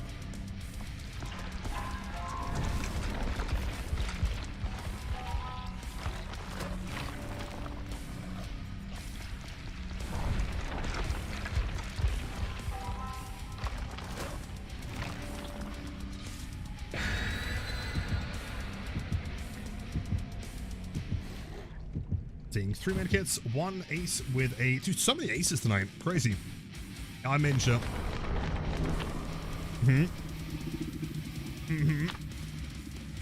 Do blank offerings. That's what you can. He's spinning. The spinning kind of guy. Can I get a Billy roar? For science purposes. How does Billy sound like when he roars? What? When he does like the chainsaw dash? I'd have to hear it to try and I honestly can't remember, like, basically off the top of my head, like, how it sounds. See, that sounds more like Springtrap, though. Like, Springtrap's one I can do because I've heard him, like, 1,000 times. Yeah, it's more like an A sound, isn't it? I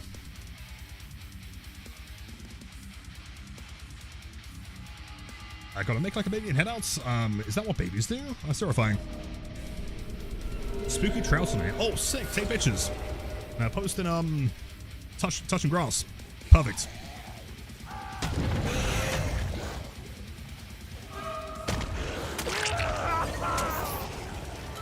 You've got Sprinter Bozo, haven't you? Yep. I'm chasing you. That's lame.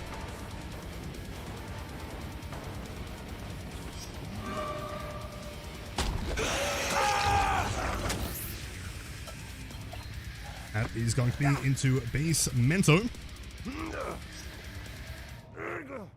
Chill.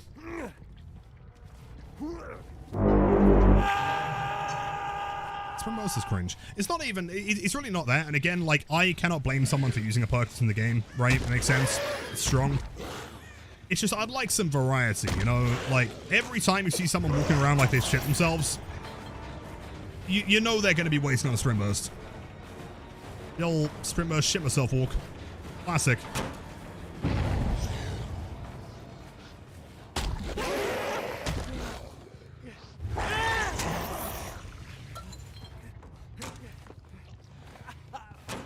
And seconds. Enough. Oh, he's the chosen one. So, I mean, he should have just been better again out of the basement, I reckon.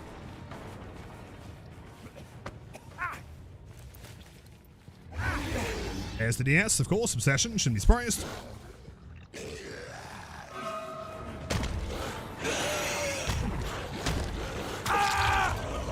That would have been too quick for him to react with the Dead Hard. He's definitely got Dead Hard, though. He's playing Ace. He's going to have DS and Dead Hard every time. Oh, really?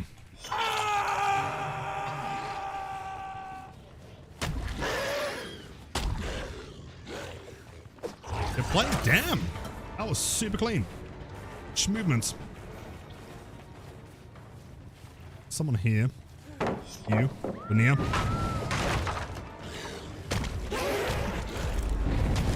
Oh, shoulder the burden. No way. Efficiency. Which is kind of fine, because that means we just go for ace again, and then again.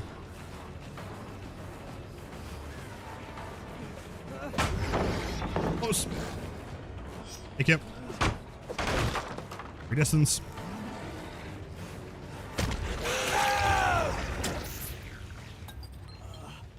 Shouldn't be close enough for pallet save. That's fine. Here's gamers.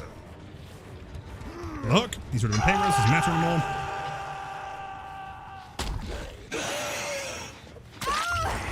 Yeah. I do want to try and get one more pain res before Ace dies. Depends how close an auto is.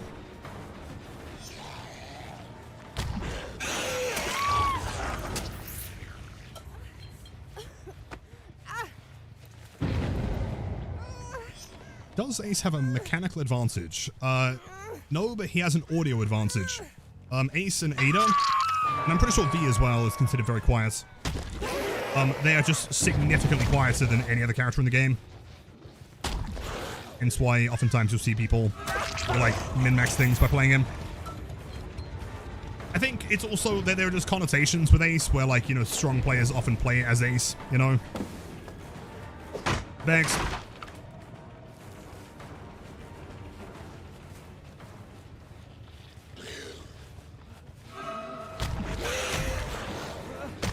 Is the E? Ooh. Damn.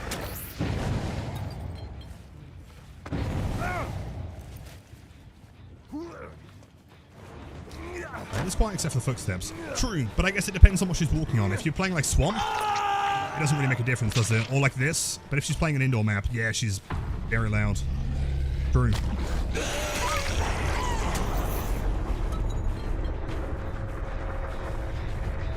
James, what? What did I do this time?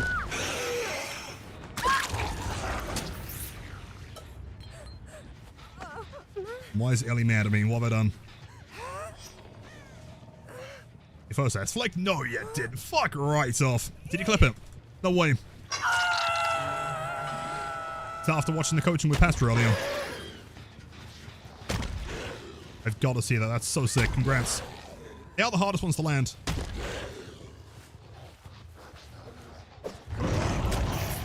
No software? So basically what you're trying to tell us is that you could just lie to my face and be like, yo, Lilith, I hit a 720S flick, and I've got nothing to prove it with.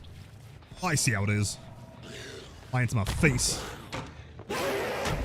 Shame. Too far back. Triple vaults on the spot. Interesting play.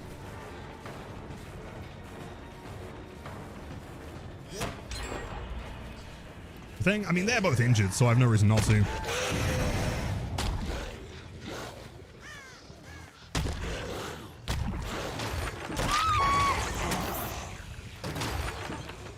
Flip into a 360 also. Yeah. Well, I did that as well. Just that you blinked.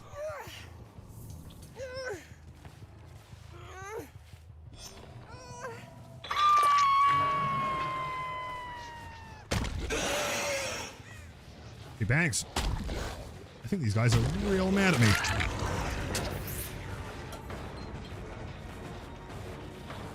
I'll keep on bagging. One more. One more single bag, please.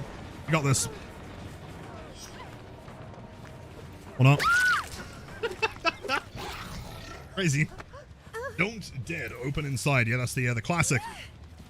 What if I want to open it though?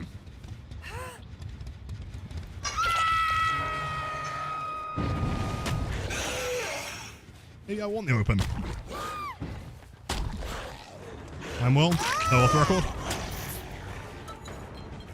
Sure thing. 4 token recharge, 8 seconds. Kind of rough. Doesn't pre-throw because she has a window.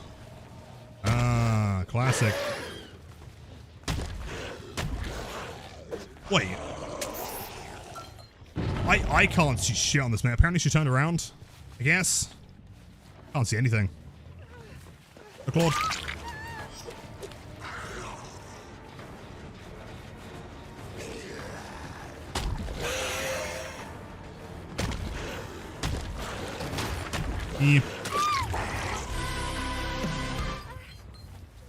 This map feels like an SS showcase rather than an actual playable level.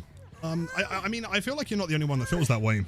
Remember, like, when it first released, everyone was, like, really confused. It seemed like even Behavior couldn't really choose what it was. Like, at first it wasn't a new map. Then it was, but then it wasn't. And it wasn't going to be in the pool. But then they said, like, we were going to add the tiles to other maps. Like, it was going to appear in, like, Greenville. Right? We've gotten the joy. Hide gameplay. Free-throw gameplay. Wait.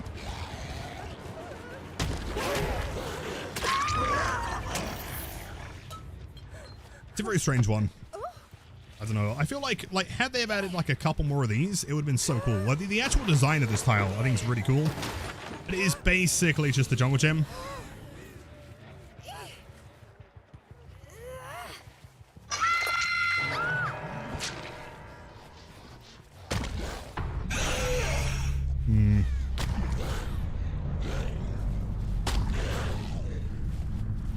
For sure.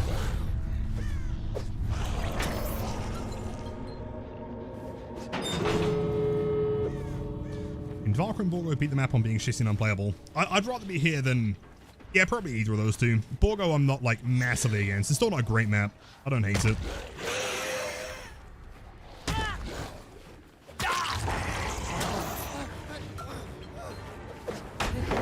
Close. Big bags. What the fuck just happened?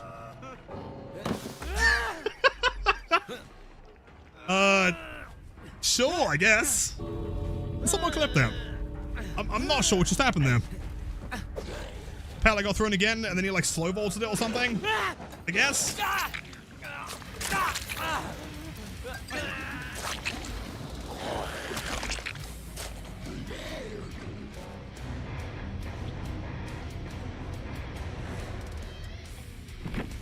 Who are you? I am XX. I don't know, Pro Gamer 14. John. XX. Live on Twitch.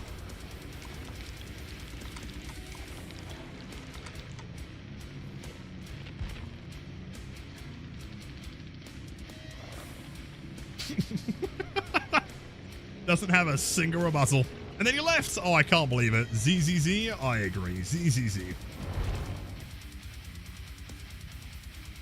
Oh, Gamer John 14 TTV. That's the one. That's why I should rename my my Steam profile too, shouldn't I? Damn. He's so pissed. You know, I'm gonna feel so bad if XX Pro Gamer John 14 is actually a streamer. If you're watching this in the future, I'm so sorry.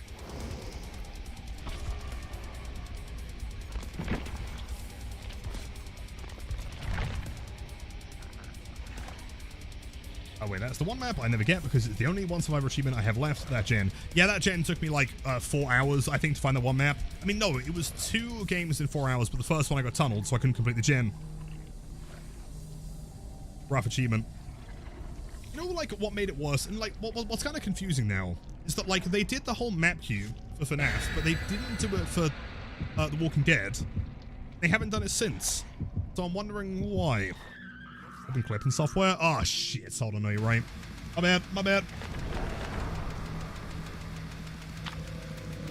Let's have a look, streamer bots.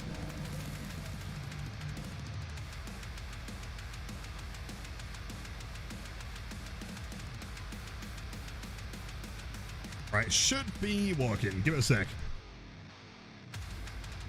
Name is luckily not existing. Let's go. Someone's gonna watch the stream and then make it real.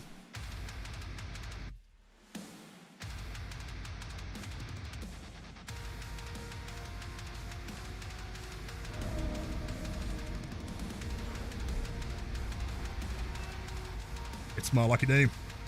Nice.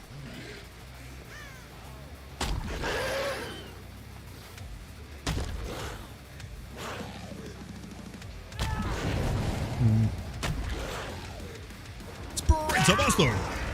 Every single time. It's always the shit myself walk though, every time. If a survivor is running sprint burst, it is like mandated by law with threats of execution that you must walk everywhere. Regular hit, come on.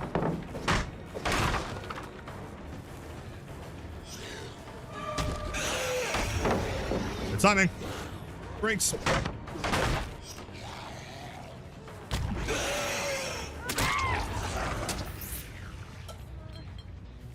Working in the middle, okay.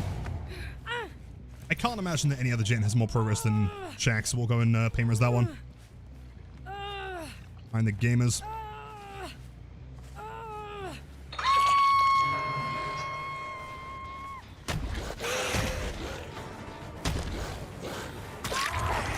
V. Did we say that V is like top 3 quietest survivors? She is pretty silent. I guess she doesn't have the downside of Ada's shoes either. Shitburst. Yep, shitburst or sprinter bozo.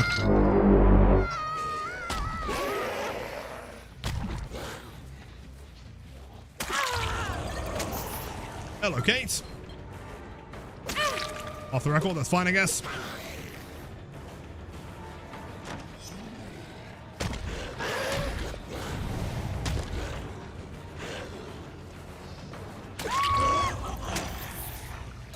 She's obsession. She's clearly going to have DS. Always going to be stacked. LOV.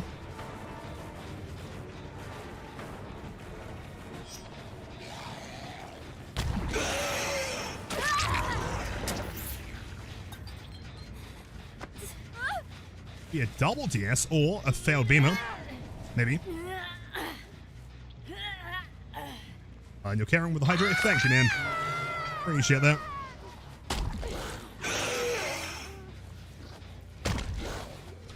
And also going. Oh. That's where he is with a sprint burst vigil.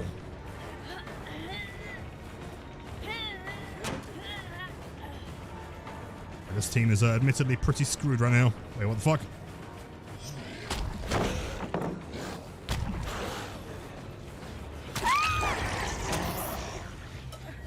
You have no DS anymore. You can second stage you, then go for the Meg, then make DCs.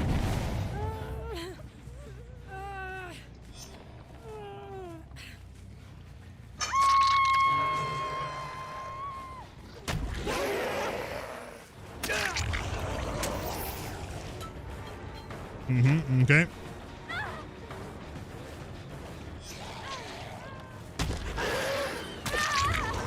Dead hard, I believe. I don't think that could have been. I mean, it could have been stip tick, I guess. Doubt it. Three more? Yeah, I'd say so. Something like that. I mean, we'll get to 160 at least. Close, close.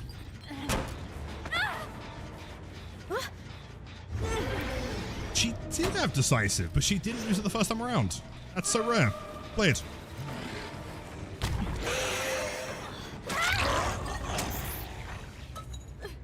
How can you see the difference between a true DC and an abandon? Well, abandon only happens in certain circumstances, like if everyone's been downed, if the match has been 10 minutes without a gen, so on. If she wouldn't have been able to abandon there.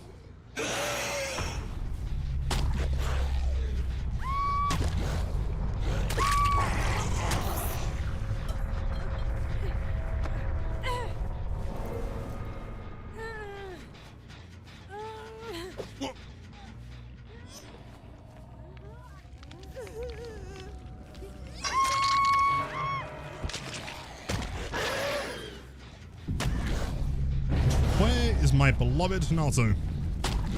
There he is. That's like.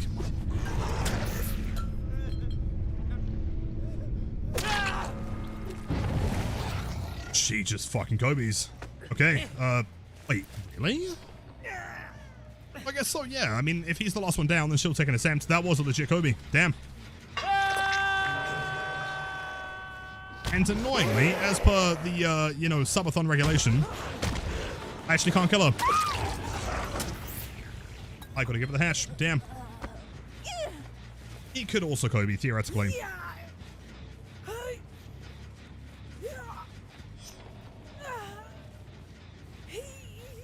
Chooses to not take attempts. For some reason.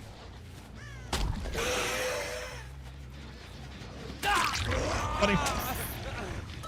What's the plan here then, gamer? What are we doing? Why are we chilling? I didn't realize he had tattoos. What is it? Like an otter. Dog. No, it could be a dog. It's a dog, isn't it? Yeah, it's gotta be. Nice band. I like it. I like it.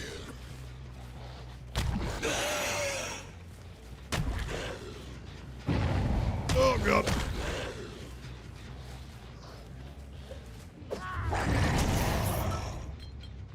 Hello, buddy. We're back.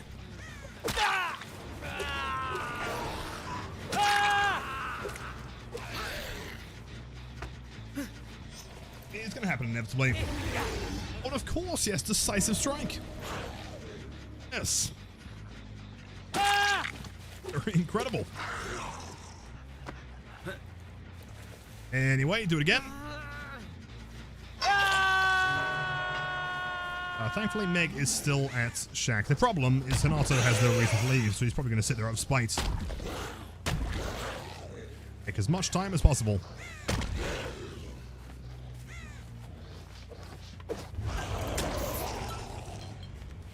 Also waste my time. Oh, he totally does, yeah. If he had like any desire to get into the next game, then he'd be gone by now.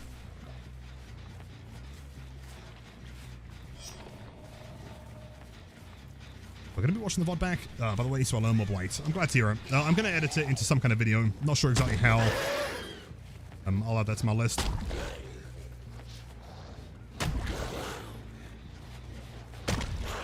Naruto, buddy, if you could die, then we can get into the next match.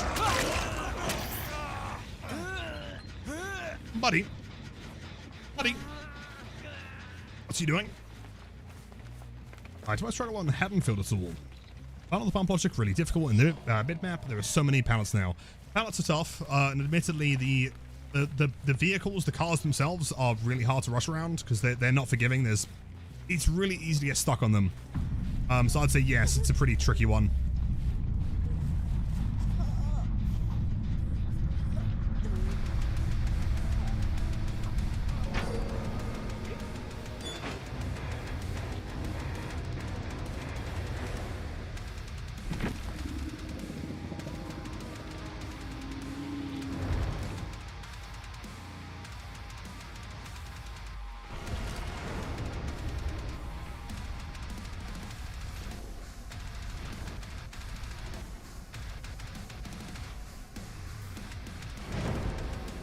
Let's do one more.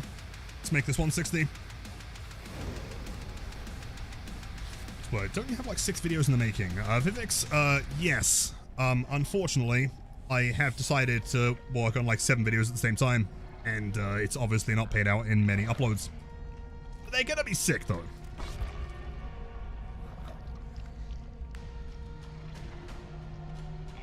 Sorry, cheers, man. Was that another bot? Interesting name for a bot if it was. Would like more Little Thurman YouTube posts. I appreciate that. Yeah, we'll upload some more soon. Mo4's welcome back. Yep, the streak continues. 159 currently. Well, maybe next week we'll get to 200.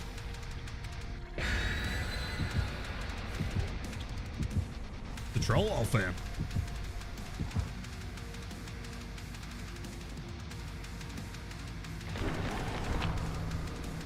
Lovely Lilith, you are goated. Well, likewise, thank you.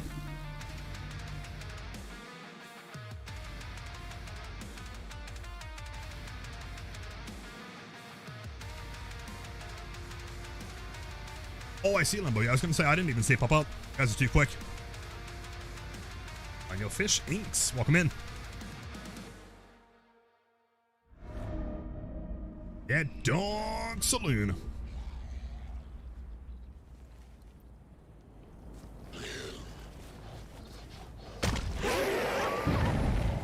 Okay, good map. Wait. There you are. I'll make that. Ellie. What is a Michaela in brand new fits? Yo, are you surprised? I'm a little bit. Welcome in.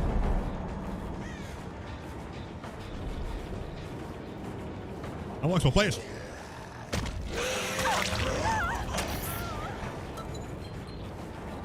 I'm gonna say with a 4-second recharge, we probably just continue here.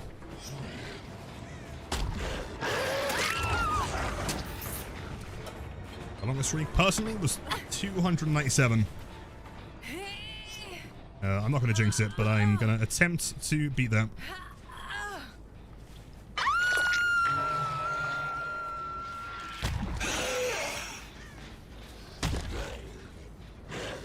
They're still here.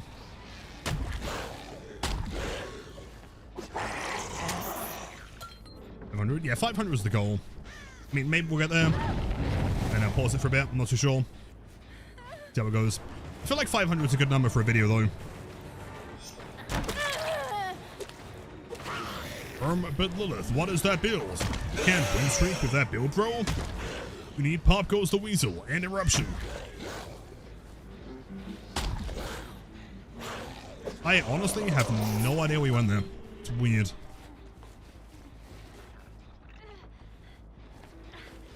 what? Outside? Oh. Sure.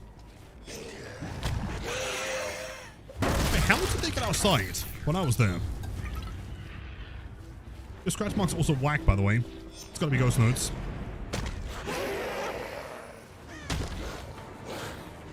In fact, you know what it is? It's probably ghost notes and lightweight and sprint burst and vigil. That's my bet.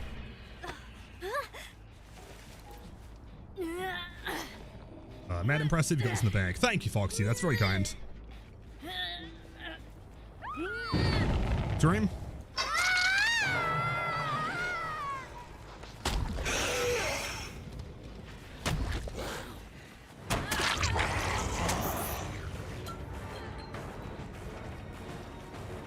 Oh wait, do you think there's a shadow step over there? Like there might be. Yeah. Oh. Oh, Surge. Yeah, that one person came in, didn't they? Like, actually, Lilith, I don't think your build's very good. I would personally run Surge. I'm an experienced Blight main. Okay. I've heard very good things about Surge. Very effective. Same as like Stabiffle, right?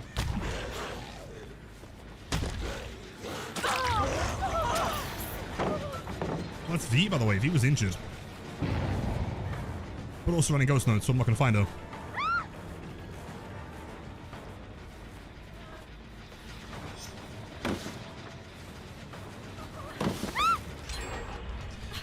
Damn it, she's here, isn't she? I hate that perk combo so much. It's so boring.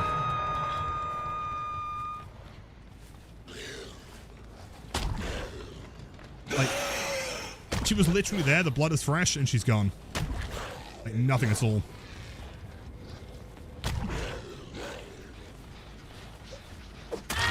Ass flick! Let's go. Massive.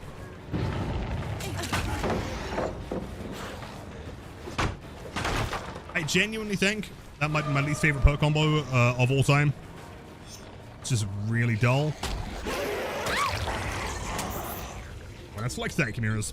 Well, that one, the mirror flick. The Y.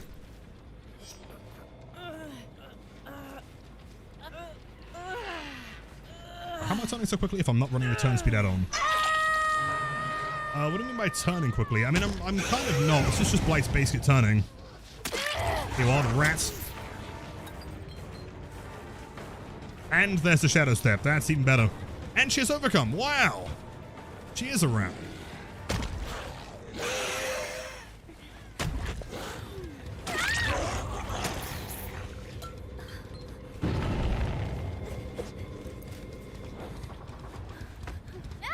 I'm not sure exactly what you mean by like turning quickly. If you're talking about the flicks, it's just pre-turn. It could be the shoulder bump that makes it look like I'm turning more.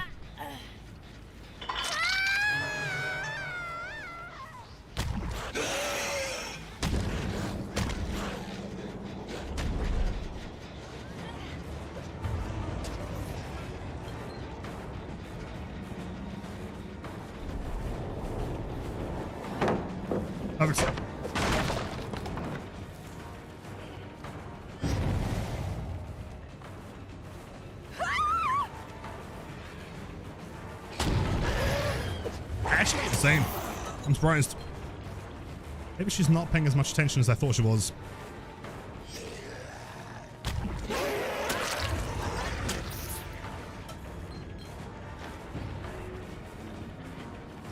To be fair, Sarah, Limbo is kind of washed.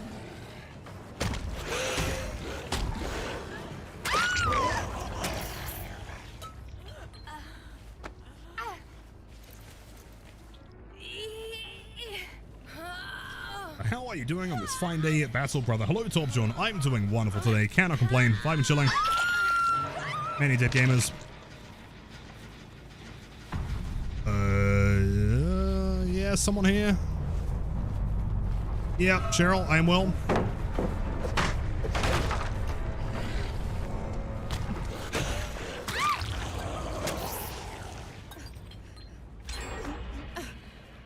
Two gens, kind of close. Shocked. And that one's not too far either. This is gone. Interesting. Aha, V, the rat. Who has been discovered. Also, Sprint Burst Vigil. It's got to be Sprint Burst Vigil, Lightweight, and Ghost Notes, surely.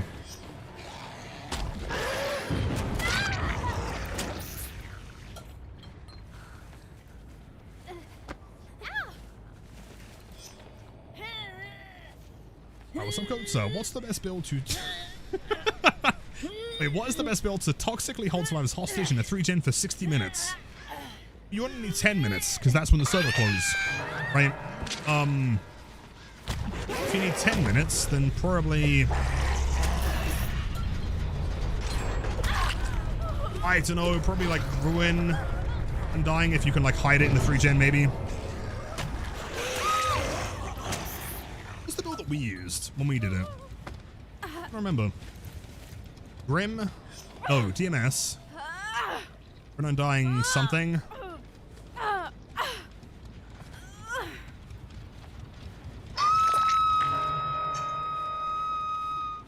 Barbecue. Look at the progress. Keep in mind she has Iron Will, so she could be literally anywhere. Hiding in a crack somewhere.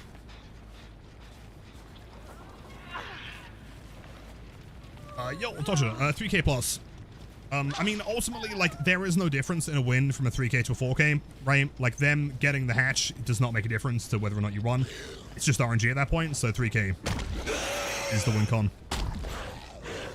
Like, if, for example, here, there's 3 of them dead, and I didn't have the hatch offering, or let's say that she used one and got main building, like, her randomly getting the hatch wouldn't really feel fair as a loss. There was no skill involved. It was just a random, you know? Yeah, exactly. Also, not to mention, I mean, it would just take forever, right? If I had to slug for the 4K every single game, it'd get boring.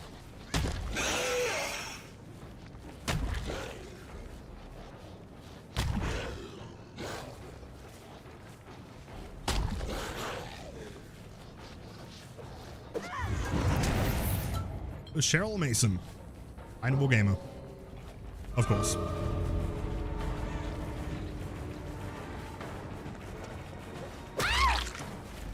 Nice. 160. Like killing, thank you, Mobiles.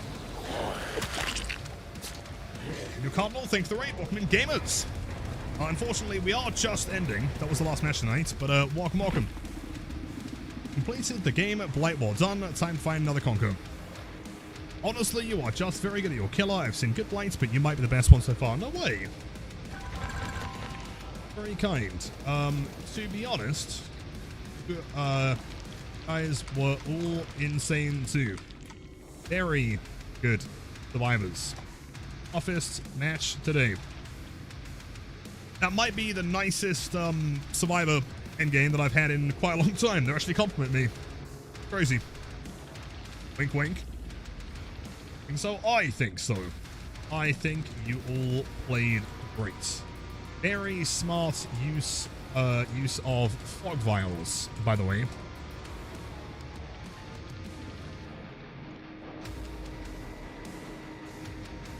Survivors. See, these are survivors that are looking for a challenge, you know, survivors that want something that isn't just a stomping, you know, 10-hour trapper.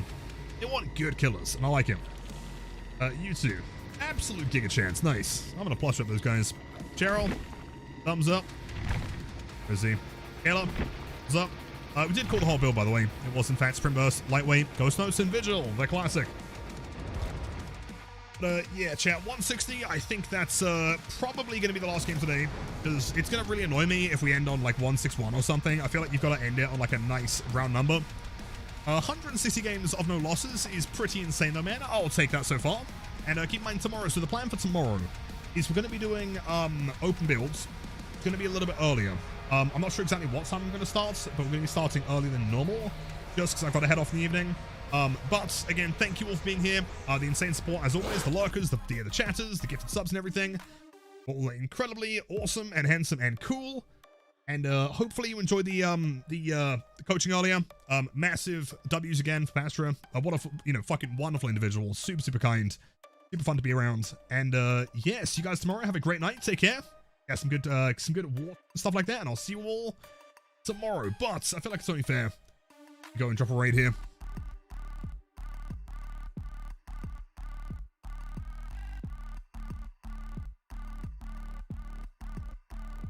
Let's have a look. Who's online doing stuff? Let's go say hello. You know what? Speaking of crack survivors, let's go and watch one of the most crack survivors of all time. This is Rocket. Rocket is absolutely insane. Probably one of the best survivors I've ever seen. If you want to learn anything, then that is the person to go and watch. So go over there, do the stream, and I'll see you all tomorrow. Be there or be square or be there and be square. See ya, see ya, see ya.